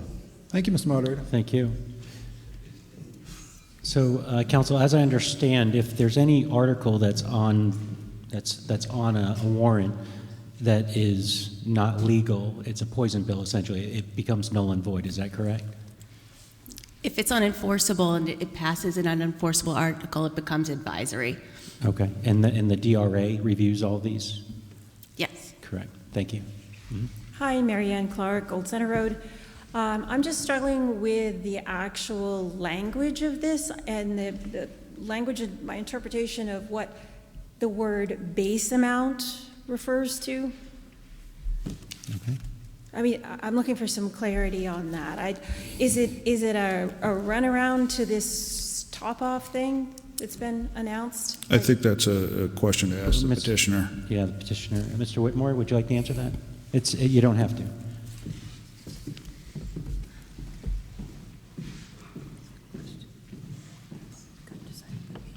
Thank you. So the answer is it's up to the school board. I mean, the school board makes that determination, correct? So if we're looking at a number of different schools with, a number of different tuitions, I can't possibly predict what any of them would be, but the school board would make that absolute determination as to what the amount they're going to pay for each school is. Now, if that allows for top-off agreements, that's up to the school board. But, really the onus is on them. And out of curiosity, why would the school board make a threat to only pay, for example, $4,000? I mean, why would that even be a consideration? We're working in the best interest of the children in the town, so I'm kind of curious why something like that would even be thrown out there. I think to answer that question is, as we've heard multiple times today, the crystal ball. We don't know what the school board's going to look like in 5 years, 6 years. And so what this article would do, the way it's being proposed, is give the school board the ability to change that base amount to whatever they want. So this school board, I can't speak for all of them, but I'm not certainly threatening that. But you get a bunch of people in there that want to cut taxes in Deerfield. In 5, 6 years from now, they have the majority on that board and they cut that base amount. That's certainly within the power you've given them through this warrant article. So we're saying that the people of this town and the school board would intentionally sabotage the tuitions in order to make a point? No, to cut their taxes is what I said. So people would intentionally want to do that, knowing the effect on it would have on the kids and not being able to afford any school. I mean, again, we're going with this worst case scenario aspect, which is just You know, just, it's pretty far out there. So if I can run counterpoint? Just one speaker at a time, please. Yeah, Mr. Okay, Lewis. so the flip side of that equation is 5 years go down the road, a couple of people realize that Deerfield has opened up its checkbook. They get on the school board and they say, hey, you know what, we're going to pay for any school anywhere. Phillips Exeter, St. Paul's, Tilton School, because that's what the control of the board is in that case. And they say, we're going to pay the $40,000 a year, the $50,000 a year, the $60,000 a year. And suddenly, the taxpayers of Deerfield are funding the very expensive private school educations for the students all over the place. And now all these people have to do is come to town, buy a house, declare residency, and as long as they can stack the board in that fashion, party's over. Well, wouldn't we have to vote on those other schools to affirm their contracts? No, your language, you just gave it all to the board. The language specifically states the contracted schools. Right. And those would have to be approved by the town. That's not the way that I would interpret that. You can't read it piecemeal. I mean, it specifically states, to avoid this argument, the contracted and tuitioned schools. So if you folks have something to say, we got to come up to the microphone, please. So. That's not what it says. But that's not what it says. I mean, it's your amendment to your article, but that's not what it says. I disagree. Okay. We have a different interpretation, I guess. I'll leave that up to the town. Okay. Next speaker, please. I'd like, Kimberly Black, Meeting House Hill, definition on what free and equitable was again, because I do believe it is the school board's duty to make sure that every student has access to that. So it would be illegal for the school board to just allocate $5,000 per student when every single school is, say, over 15,000. So we have been saying that all along, and our legal counsel has advised us that for us to provide a free and, I don't want to say it, but free and appropriate public education, we have to provide that to all of our students. So the top-off agreements that we've heard, we've been advised we can't do because we are no longer providing a free and appropriate public education. If we say, you talk about equity. Well, if I say you take $15,000 and you can go to a different school, well, if you can't afford that, then it's not equitable. So, this is this very sticky situation that we're getting ourselves into. So the board's stance has been that we need to ensure that every single one of our students has a place for public education. If the warrant Article 4 fails, how it looks out is yet to be determined. But, the language that's been proposed opens up the community to paying for public education at the whims of whoever is seated on the board at any given time. And so that can change from year to year because it doesn't include duration or any other item. It's just, it's not our article. So it's up to this body to vote it in or out as far as the amendment goes. And if it passes or fails, then we can continue to discuss it in that case. Follow up, if I may. So please. understanding the extreme side of that this could potentially open up the door based on the school board that is here. I just want to be clear that it couldn't be extreme on the other side. No student could not be afforded a high school education. Not necessarily the way the language is written, but that's also what we're being asked to do with top-off agreements, is to basically do the same thing. But the language... There's no clarity in the way that the article's article's still written. need to fall within the constraints of There's no legislation. clarity in the article. Yes, please. Yes, sir. So it's my understanding that the debate should be strictly limited to the merits of the amendment at hand. Correct. And to the best of my knowledge, there is no mention of top-off agreements or anything about that. And so while I appreciate the school board's attempt to sort of drive home this message that their legal counsel has advised them not to do that, it's not germane to this question, and I would ask that we sort of put that aside for now. Thank you, Mr. Moderator. Thank you for your point. Okay. Can we move on to the next question? The next speaker, please. Thank you. Hi, Christina Pretorius, Bloomfield Road. Mm-hmm. So I understand the fear around the minimum. I do want to remind people that that has happened in another town in New Hampshire this year. And, you know, not to mix warrant articles, but moving from SB2 opens us up to a whole thing. So I share some of the concerns about the lack of clarity around base amount, and I wonder if it would be worth thinking about changing the question to say enter into a contract with a school of record and tuition agreements, and then clarify that the base amount would be for that school of record. I don't know if that would. I don't know what to take. So. Okay, thank you.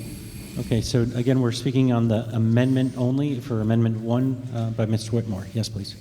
Bobby Ann Dosty from Brown Road. I'm a little confused. Are you less? I'm trying to get like advice from you. Are you more confused by the original written warrant article or how it's being amended? Because the amended article is even more is more confusing in the language it's in it, and it is an apparent legal hand grenade that's being thrown to the board. Okay, so the original written one is more clear. It's less of a legal hand grenade. Okay.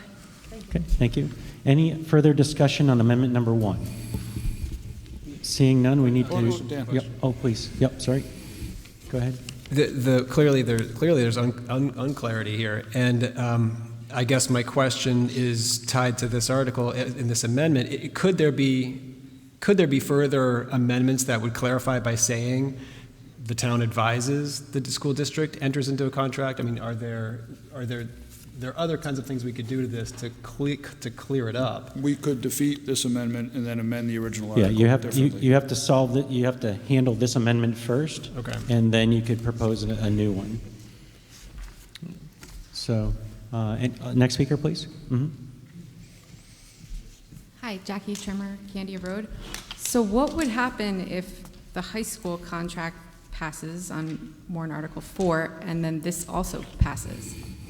So if warrant Article 4 passes, the contract would go into effect, and then if 11 pass, well, not knowing the final version of 11, the 10% that we have written into the contract would effectively satisfy Article 11. We'd have to possibly change the way that we administer that 10%, but. So this would only be applicable to those 10% that, okay. Yes. Okay. Next speaker, please. Dick Bovair, Church Street. Regarding the amendment, I think there's some unclear or ambiguous aspects in that it says the school board shall negotiate this. That means that they don't negotiate it, they're in violation or in disagreement, whatever, with the instructions from the voters. What happens then? And just as a tactical issue, if they're sent on a mission that they shall get a contract, that puts them in a position where they don't have much leverage in the negotiation. If I'm informed I will go to a car dealership and I shall buy a car there, that puts the advantage on the dealership side. And that's an analogy, but I think it has some relevance. And if the school board is going to a neighboring school district, and the school district knows they have to get somebody, that means it's going to be difficult to get an agreement, not just in terms of money, but other aspects of the contract. So I think that there's a flaw in the wording there, and for that reason I would oppose it. Getting the good choices is a good thing, but I'm saying that the way this one is written, it could make it difficult or disadvantageous to the town, to the school district, the way it's worded. Okay, thank you. Next speaker, please. Hey, spot. Kimberly Black, Meeting House Hill. I would just encourage the body to vote for this amendment. I do believe that there is more work to be done, but I think the amendment is an improved language to what is currently listed. So I support the language of the amendment with the ability to further discuss and amend upon that. Thank you. Okay, thank you. Okay, so shall we take a vote? So if you can get your voting cards out, please. Okay, so at vote right now is our warrant article number 11, amendment number 1. So this will change the verbiage to read. And I'll try and read it slowly. So, and if you need me to stop or repeat or clarify, please just let me know. It'll read, shall the Deerfield School District enter into contracts and tuition agreements, in parentheses, herein called contracted schools, in parentheses, with more than one high school for the purpose of accommodating high school choice, period. The Deerfield School District will determine the base amount to be allocated for each student to attend a contracted school, period. This warrant article to take effect for the 2024-2025 school year. Does anyone need me to read that again solely? Is everyone okay? All right, great. So we'll go ahead and take a vote. So all in favor, and again, please raise your cards high. All in favor for amendment number 1 as just written, please signify by raising your card.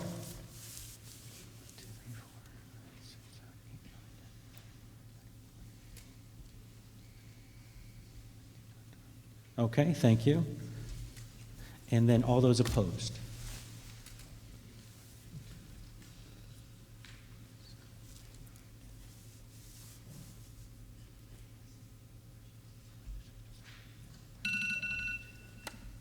Staying out of time. Okay, the motion fails. It was 43 to 22. So amendment number 1 failed. So we're back to the original wording on shall the Deerfield School District enter into contracts and tuition agreements with more than one with more than one high school for the purpose of accommodating high school choice. The Deerfield School District will budget for and pay the full tuition for students to attend an approved high school of their choice.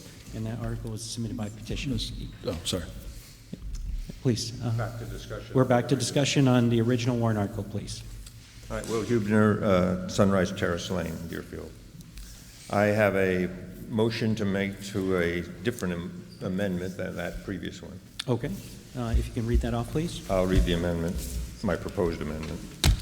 Shall the Deerfield School District enter into contracts and tuition agreements with more than one high school for the purpose of accommodating high school choice in a way that is tax neutral for our Deerfield taxpayers by establishing a maximum base tuition rate reflecting the school of record per student to apply to the high school of the parent's choice. Okay. Is there a second to that? Okay. Properly moved and seconded. It will be open for discussion. I didn't get it. It's the same issue as the last one. Sure can. So this amendment, as reads, shall the Deerfield School District, I'll read it slow, so if you guys are writing this down, so shall the Deerfield School District enter into contracts and tuition agreements with more than one high school for the purpose of accommodating high school choice in a way that is tax neutral for our Deerfield taxpayers by establishing a maximum base tuition rate reflecting the school of record per student to be applied to the high school of our parents' choice, period. Did I get that right? Okay. Open for discussion, please. Yep. So this amendment, again, similar to the last one, is trying to bind the school into doing something that we shouldn't be doing. Setting a maximum rate is, again, another term for these top-off agreements, and we need to be very leery of that. Or do you set a maximum rate that is all-encompassing for every single school so that you don't run afoul of FAPE? Thank you. Mr. Verville, please. Thank you, Mr. Moderator. Kevin Verville, McCarran Road. It's interesting that the school board chairman states things as absolute fact that are in fact merely opinion. So there are several school districts currently in New Hampshire using top-off agreements. There's precedent set. So to say, oh my God, we can't do it is to me, a little bit out of bounds. You know, this is actually a fantastic amendment, and I'd like to thank my selectmen for bringing it forward. So, yeah, does it cap it? It caps it, sure. So enter into 2 contracts, give 2 options, 3 contracts, 3 options, 4, et cetera, et cetera. Your max cap can be whatever the highest tuition rate is that the Deerfield school district chooses to enter into. Right? And that way it covers everybody else, and there is no top off, right? Set the amount at the highest tuition. Now you can have 2, 3, 4, 5 high schools. That's what people are begging for. I've gone to every public forum the school board has had over the last many years about school choice, and this amendment, this is what people are asking for. I mean, I know a lot of you in those same meetings. I don't know what you guys think you heard. That's what I heard. This is a great amendment. This is workable. The other thing to remember is there's a very high probability that the majority of the current school board is going to change in a month, because you got 2 that aren't seeking re-election, and you have 1 that's appointed that is seeking to get elected. There's 3 seats out of 5, right? So we'll find out. I think this is a great amendment. I would strongly encourage my friends, my neighbors, my fellow community members to vote in favor of this. Thank you, Mr. Moderator. Thank you. Okay. Other discussion on this amendment, please? Yes, sir. Dick Bovair, Church Street. I feel like I'm becoming Kevin Verpel. I have some problems with the wording because I don't understand. I absolutely do not understand how you could come up with a tax-neutral solution. What does tax-neutral mean? I've never encountered that phrase before. And does it mean it's no more than what we have today? Does it mean it's the median for the schools you go to? I could see, regardless of what was chosen by the school board, that someone will decide it was not tax neutral. I see it would be very difficult to be in compliance with at least that aspect of it. And I guess I would ask the maker of the motion to explain how tax neutral is defined, and to make sure that if the motion passes, that particular version expressed to everybody so they know what they're voting on is what is in the warrant article. Thank you. Thank you. Would you like to respond, sir? Please. So in my estimate, the tax neutral phrase means simply without raising taxes over it would be if we didn't have school choice and we sent everybody to Concord High School otherwise. So basically saying whatever the school of record has decided, if the school board decides Concord High School is going to be the school of record and therefore establishes a base tuition, then the taxpayer will pay the same amount whether they go to Concord High School or whether they go to any other school that a parent would choose. So in that way, it's tax neutral, meaning that we're not asking the taxpayer to assume any additional burden other than the burden they have already to give an appropriate education to our students. So if a school, just I'm trying to understand too, so hopefully it'll help you, Mr. Bovair. So if you're saying if a cost for another high school is higher than there's that number there, but say like, I don't know, Co-Brown's here and Pembroke County's here and Concord's here, you're saying their tax neutral would be we set the rate at the top number? Or? No. So the school board is going to decide what the school of record will be. Mm-hmm. Let's assume that it's Concord High School. It probably would be, I would guess, right? But it doesn't have to be. Whatever they decide that the school of record is. When that school is set as the school of record, it's going to have a certain cost to the taxpayer to send each student to that school. Okay. I don't know, let's say, I'm just going to make some numbers to make an example. $15,000 is this year's base rate that we pay for Concord High School students. Now when parents say, I want to send my child to, let's say, Pembroke Academy is another example, then the tuition at Pembroke Academy could be higher, it could be the same, or it could be lower, right? So this is simply saying that the town will allocate funds to be transferred to Pembroke Academy only in the same amount that it would have gone to the school of record, which is the 15,000 that we had in my example. So therefore, the taxpayer doesn't pay any additional tax. They simply reallocate where that tax goes to. So if you have that cap in place, we talked earlier about special needs children. How does that come into play when we have to spend, I'm assuming, a lot more for them? How would that cap work across the, I'm just kind of curious, because if it's got to be completely equitable, maybe, I don't know. I'm just trying to understand it. So it appears that we're seeing a repackaging of a top-off agreement.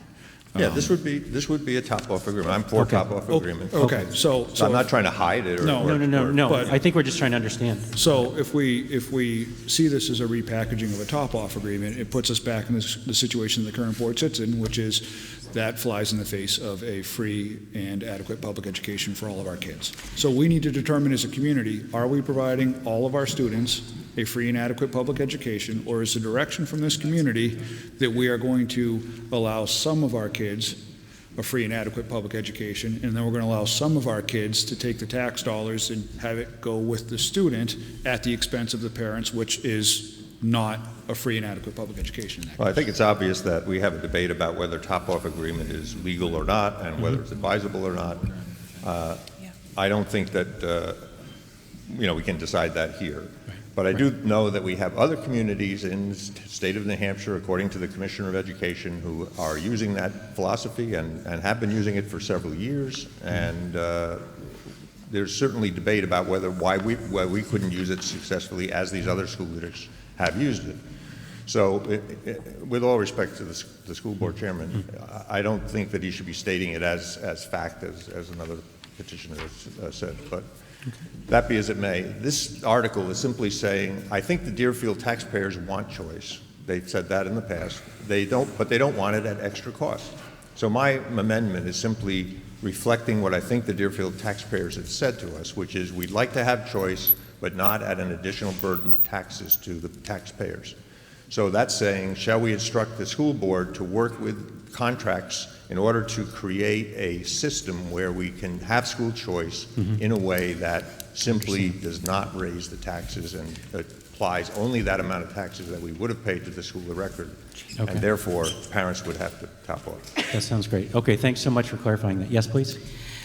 So my big concern with the amendment, and would love to know from the moderator's perspective, is if this amendment changes the spirit of the original warrant article, which says that we will pay for the full tuition for our students.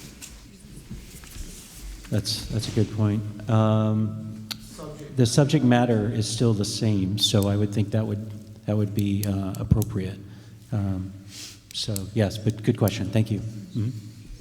Hi, Christina Pretorius, Bloomfield Road. So, speaking on the amendment itself, with all due respect, sir, it's quite confusing to people who aren't in this room right now, and I don't know if going into voting day, if it's going to be super clear. Entering into contracts and tuition agreements. Then we talk about a school of record, but we don't talk about it in the sentence before. Like, where is that defined, that kind of thing? The tax neutral thing, I understand the thought about it, but it's confusing. What does it mean? And then the second half of it, approved through a high school of a parent's choice. But then we talk about the tuition and contracts. So I'm wondering, like, is this going to open up an environment where a parent says, I want my kid to go to Salem High School, and then it's the board's responsibility to negotiate a tuition agreement with Salem? Like, is it sort of like the tail wagging the dog here? And I'm, sorry, can I still go? Okay, I'm also pretty concerned about the idea of a top-off agreement, because We have students who go to other schools on manifest education hardship, on best interest things, and the district pays for that entire tuition for really good reasons. And so would going to a top-off agreement like this prohibit those students from getting, their education paid for? Thank you. All right, appreciate that. Mr. Riville, please. Thank you, Mr. Moderator. Kevin Verville, McCarran Road. First of all, there is no legal definition of school of record. It doesn't show up in New Hampshire RSA. It doesn't show up in ed rules, okay? So unless somebody can magically show me one. Second of all, the opinion of the chair of the school board is an opinion, and it's based on what I would say is dubious counsel. Dubious. And I would say it's dubious counsel because multiple communities are using tuitioning agreements that use top-off agreements. That's a fact. And if that was illegal, if that wasn't allowed, I would suspect that the Department of Education or the Department of Justice would have stepped in, or somebody else, and said, time out.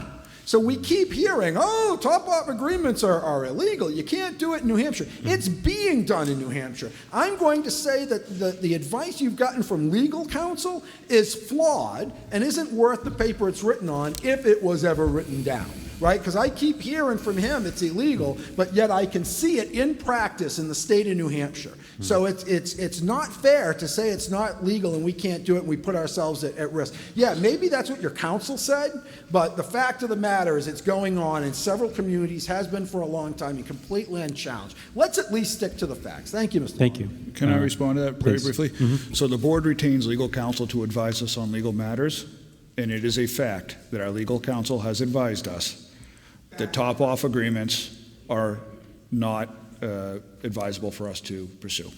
Okay, And that is a fact. Next speaker, please. Eric Roast, Nottingham Road.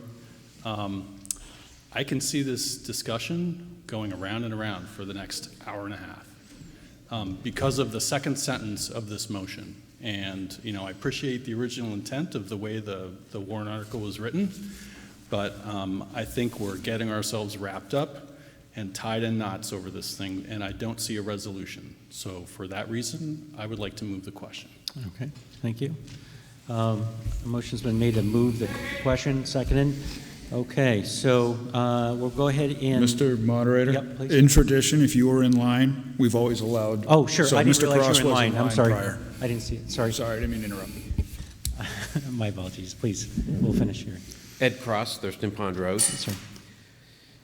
Just sitting back and listening to a couple of different opportunities to improve the original article, it seems to me to be apparent that any attempts of improving the article is being shot down dramatically by the school board and perhaps their council.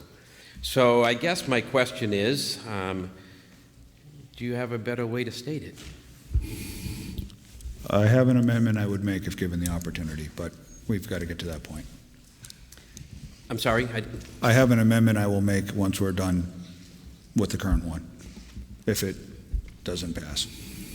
Okay, so we've moved the question, so we're going to go ahead and take a vote on this amendment by Mr. Hubner. And again, the amendment reads, shall the Deerfield School District enter into contracts and tuition agreements with more than one high school for the purpose of accommodating high school choice in a way that is tax neutral for our Deerfield taxpayers by establishing a maximum base tuition rate reflecting the school of record per student to be applied to the high school of our parents' choice. If you can take your voting card out, please, and all in favor of, please, sir. We're voting on moving the question, or we're voting on the amendment? On the amendment. We'll vote on moving the question first. So all in favor of moving the question, please signify by raising your cards. Okay, thank you. Any opposed? Okay, motion passes, question's moved. So now we'll vote on this amendment. All in favor of this amendment as written, please signify by raising your card high, please.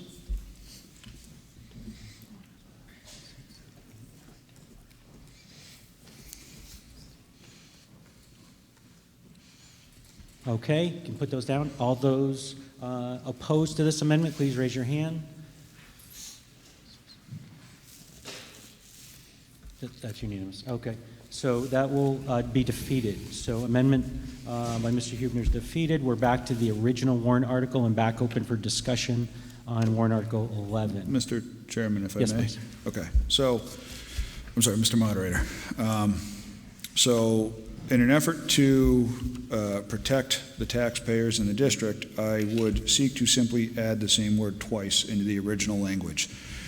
So, I will read it. So, the language would then read, shall the Deerfield School District enter into contracts and tuition agreements with more than one public high school for the purpose of accommodating high school choice. The Deerfield School District will budget for and pay the full tuition for students to attend an approved public high school of their choice.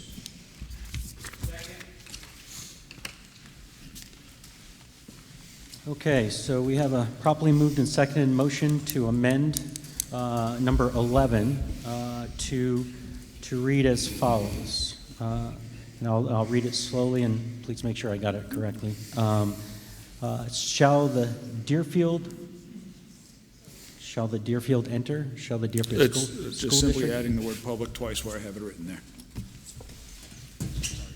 No, ignoring that right here. Oh, okay, great. Thank you.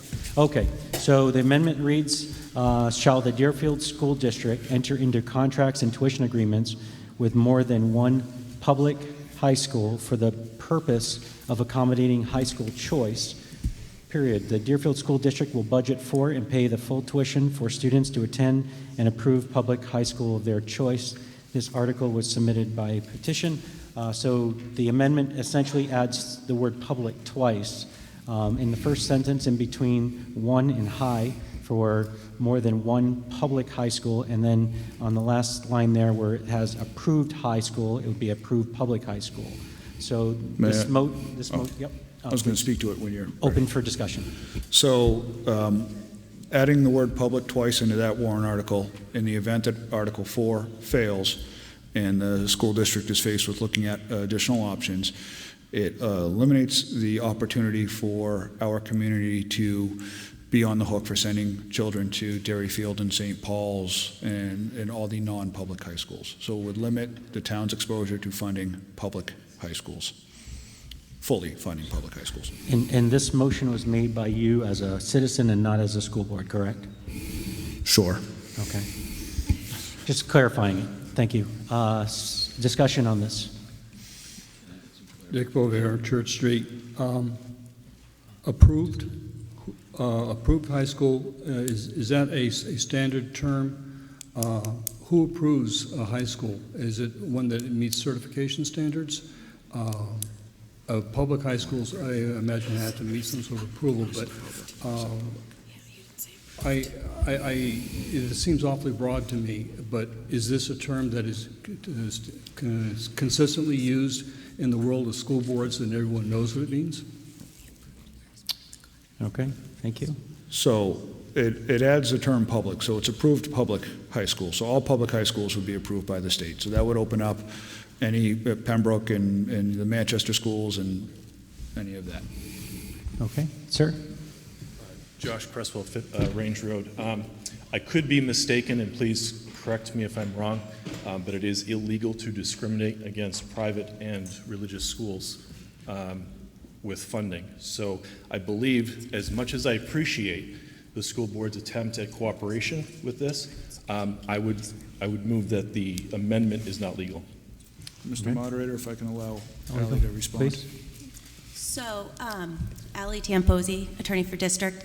It's if you open up funding for private schools, you can't discriminate based on religion or religious schools. So if you're opening it up to private schools, and so say this amendment wasn't in place and you were contracting with private schools, you couldn't rule out a school because it was a religious school. So it would be, but if you open it up, you have to have both. You can't discriminate on the basis, but and typically you fund public schools unless it's a placement for other reasons. Okay, thank you. Mr. Reville, please. Thank you, Mr. Moderator. Kevin Verl, McCarran Road. Yeah, it's an interesting point, right? It's a public school unless you place them there for other reasons, right? Other reasons. What are the other reasons? It should be because the parents think it's in the best interest in their child. But that's not why I got up. So it's an interesting turn of phrase, public school. Now, I believe there was testimony earlier today that the most preferred high school in surveys of Deerfield residents was Co-Brown Northwood Academy. To the best of my knowledge, Co-Brown Northwood Academy is not a public school. It's not. Really? Can you get their financial disclosures? Can you get their it's a public-private hybrid that doesn't have an elected school board. I'm not 100% convinced that Co-Brown would be in scope with the amendment that the member from South Road has made. Thank you. Thank you. Next speaker, please. Mr. Whitmore. I also would need absolute concrete clarification as to Co-Brown's designation as a public school. Thank you. Okay, thank you. Other speakers? Okay, seeing none, we'll vote on this amendment, please. So if you want to get your cards out. And again, the amendment reads as, shall the Deerfield School District enter into contracts and tuition agreements with more than one high school for the purpose of accommodating high school choice? The Deerfield School District will budget for and pay the full tuition for students to attend an approved public high school of their choice.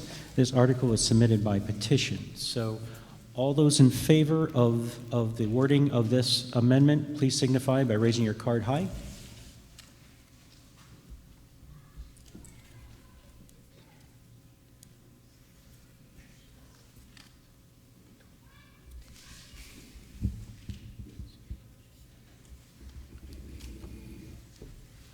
Thank you. Okay, all those opposed, please raise your cards high, please.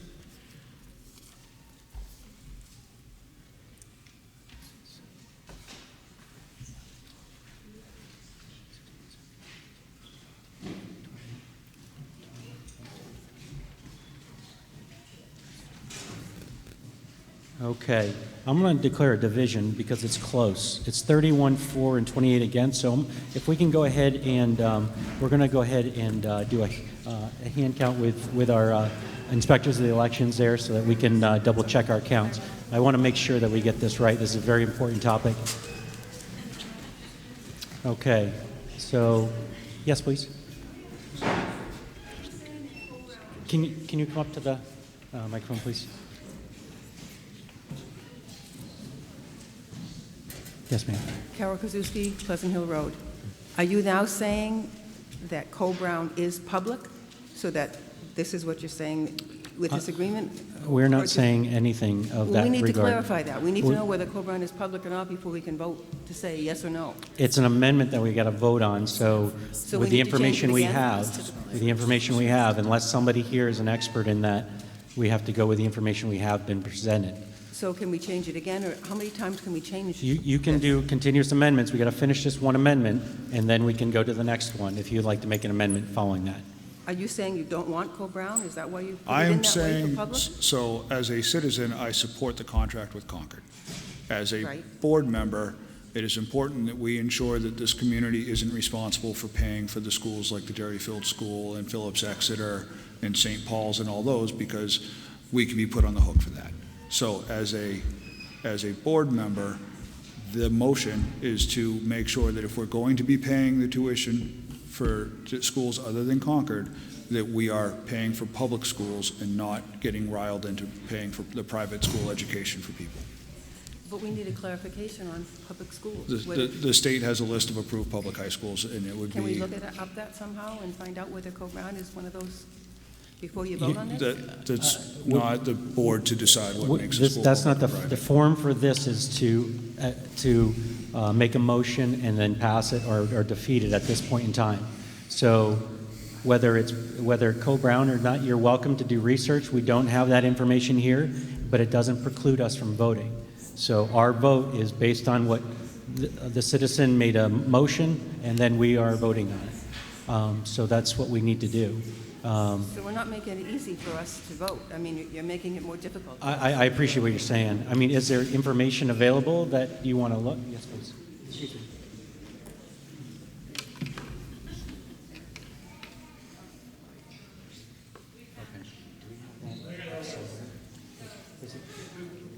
That's what we're trying to figure out. Do you have that, sir? Yeah. Okay. Craig from Brown Road.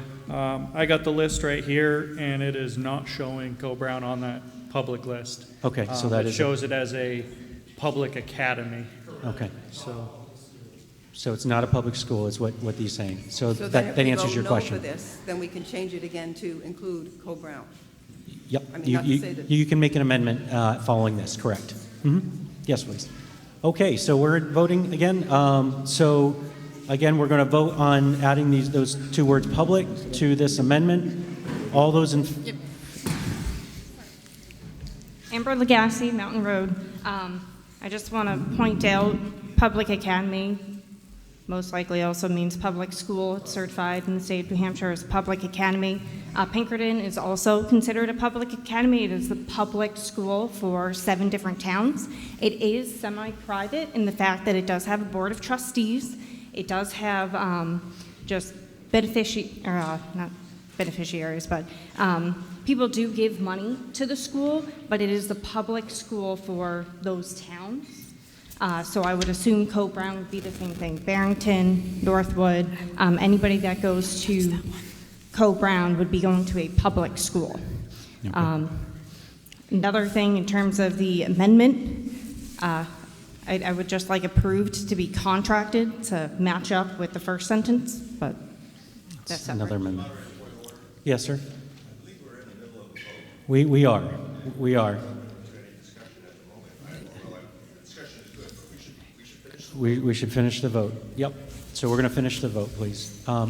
Did you have to I just wanted to ask Real legal quick. counsel to weigh in on whether Co-Brown is a public school under the laws of the state of New Hampshire. Co-Brown's a public academy. Which Is a public academy the same as a public high school for the purposes of what we're looking at? Yep. We're voting. Correct. Thank you. Okay. So all in favor of the amendment that states that the two words public are added where indicated. All in favor, please signify by raising your card high, please. So this is in favor of the motion. This is in favor of adding the word public to this warrant article. And please keep them up high, please, so that we can have our folks here counting them.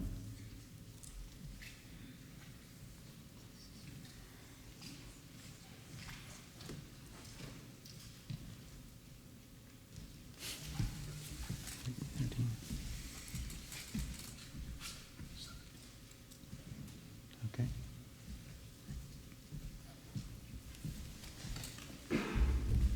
Okay, can you put those down? And those that are against this amendment, kindly raise your card high, please.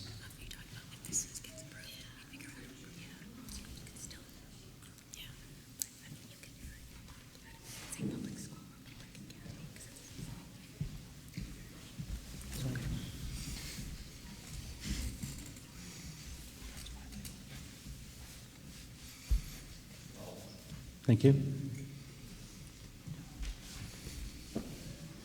Okay, so the motion passes 33 to 24. So that amendment will take effect as written. Now we're open for additional amendments or discussion for Article 11, please. Thank you, Mr. Moderator. Kevin Verville, McCarran Road. I'd like to make an amendment to Article 11. I'd like to insert a sentence after the last sentence saying that this article is advisory only and non-binding. Second. Non-binding. Okay, so it's been properly moved and seconded. Do you have it written down for me, or? Nope. Okay, all right. Oh. This article is advisory only if passed. This article. Or if somebody wants prettier words, I'm open to a friendly. This article is advisory only if passed. Okay. All right, open for discussion, please. And Yeah, so there's a lot of confusion about what's in scope, what's out of scope for public school. I know some people in the room have an opinion that Co-Brown Northwood Academy is a public school because it's a public academy. If it was a public school, it'd be a public school. It's not a public school, it's a public academy. There's different rules. It's not necessarily in scope. Everybody's a little nervous about what any of this is going to commit the community to. And so for that reason, I think really the most prudent course of action would be to make this article advisory only, and then we can look to see what the results on question 4 are. If question 4 passes, then we're done, and we lock out school choice for a generation or two of Deerfield kids. And if Article 4 goes down in flames like I'm dreaming, then we can start having public forums with the school board. Thank you, Mr. Moderator. Thank you. Okay. Other discussion on Mr. Rivel's amendment, which is amendment number 2, for adding this article as advisory only if passed. Any further discussion, please? Seeing none, we'll go ahead and take a vote. Article number 11, shall this amendment passed would read, shall the Deerfield School District enter into contracts and tuition agreements with more than one public high school for the purpose of accommodating high school choice. The Deerfield School District will budget for and pay the full tuition for students to attend an approved public high school of their choice. This article is advisory only if passed. All those in favor, please signify by raising your card high. Okay, thank you. All those opposed? Okay, motion passes. That amendment is passed, so that will be added to the warrant article. Any other discussions on warrant article number 11, please? Yep.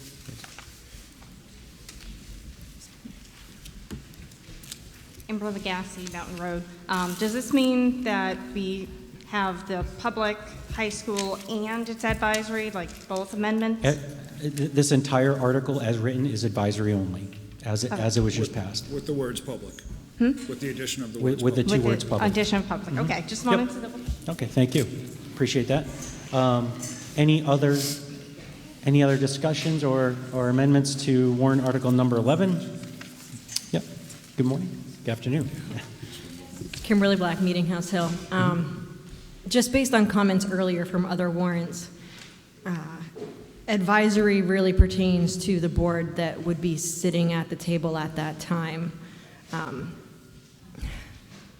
I still have a hard time with that idea that the board can change at any point in time. I guess to the point of, stacking the board for one thing or another. To be honest, for the past few years, I felt we were stacking the board in favor of school choice, and then that flipped anyway. So I don't know if it matters much, but I think advisory really, it should be noted that it is to the board that's sitting there. So while the board that's sitting here next year may take it under advisement and proceed, the board that may follow might reverse that notion. So thank you. Thank you. Any other discussions on Article 11? Seeing none, yep, please. Okay, thank you.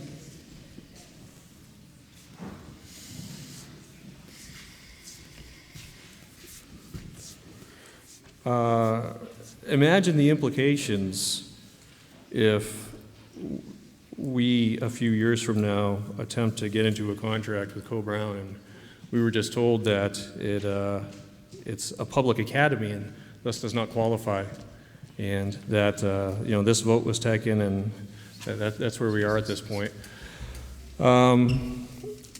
It's a funny thing to deem something advisory. We look at the will of the people and we look at the will of the town, and we saw this same thing occurring last year, and we deem advisory as saying, I know what you want, I see what you want, but it doesn't matter because we might work some legalese or this or that, and it's just such an affront to the will of the people that are represented, or you're supposed to represent. Thank you. Thank you. Thank you, Mr. Moderator. Kevin Verville, McCarran Road. I certainly do not disagree with the previous speaker, and I too don't like citizen petition warrant articles becoming advisory only. The reason I chose to do it is because it's my opinion that the amendment that passed prior to my motion does not express the will and the desire of the vast majority of families in Deerfield. And to have that article go on, locking us into public schools only for school choice, is a strategic mistake.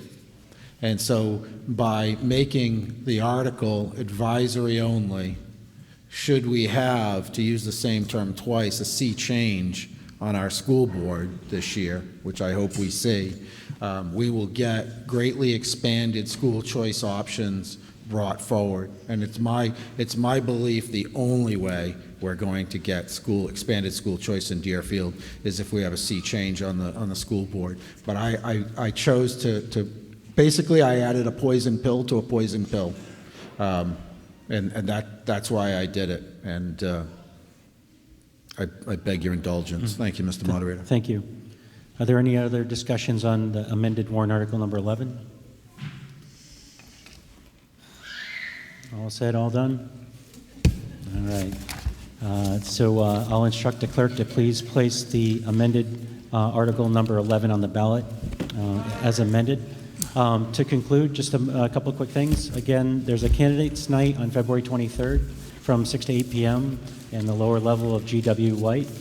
I want to say thank you. Thank you to all of you. It was a long Saturday. You took time from your busy schedules to come here and be a part of something very, very important, especially to the folks that put in their citizens warrant articles. Thank you. So with that, can I get a motion to adjourn? Is there a second? Properly moved and second. All in favor? Any opposed? See ya on March 14th for the election. Thank you.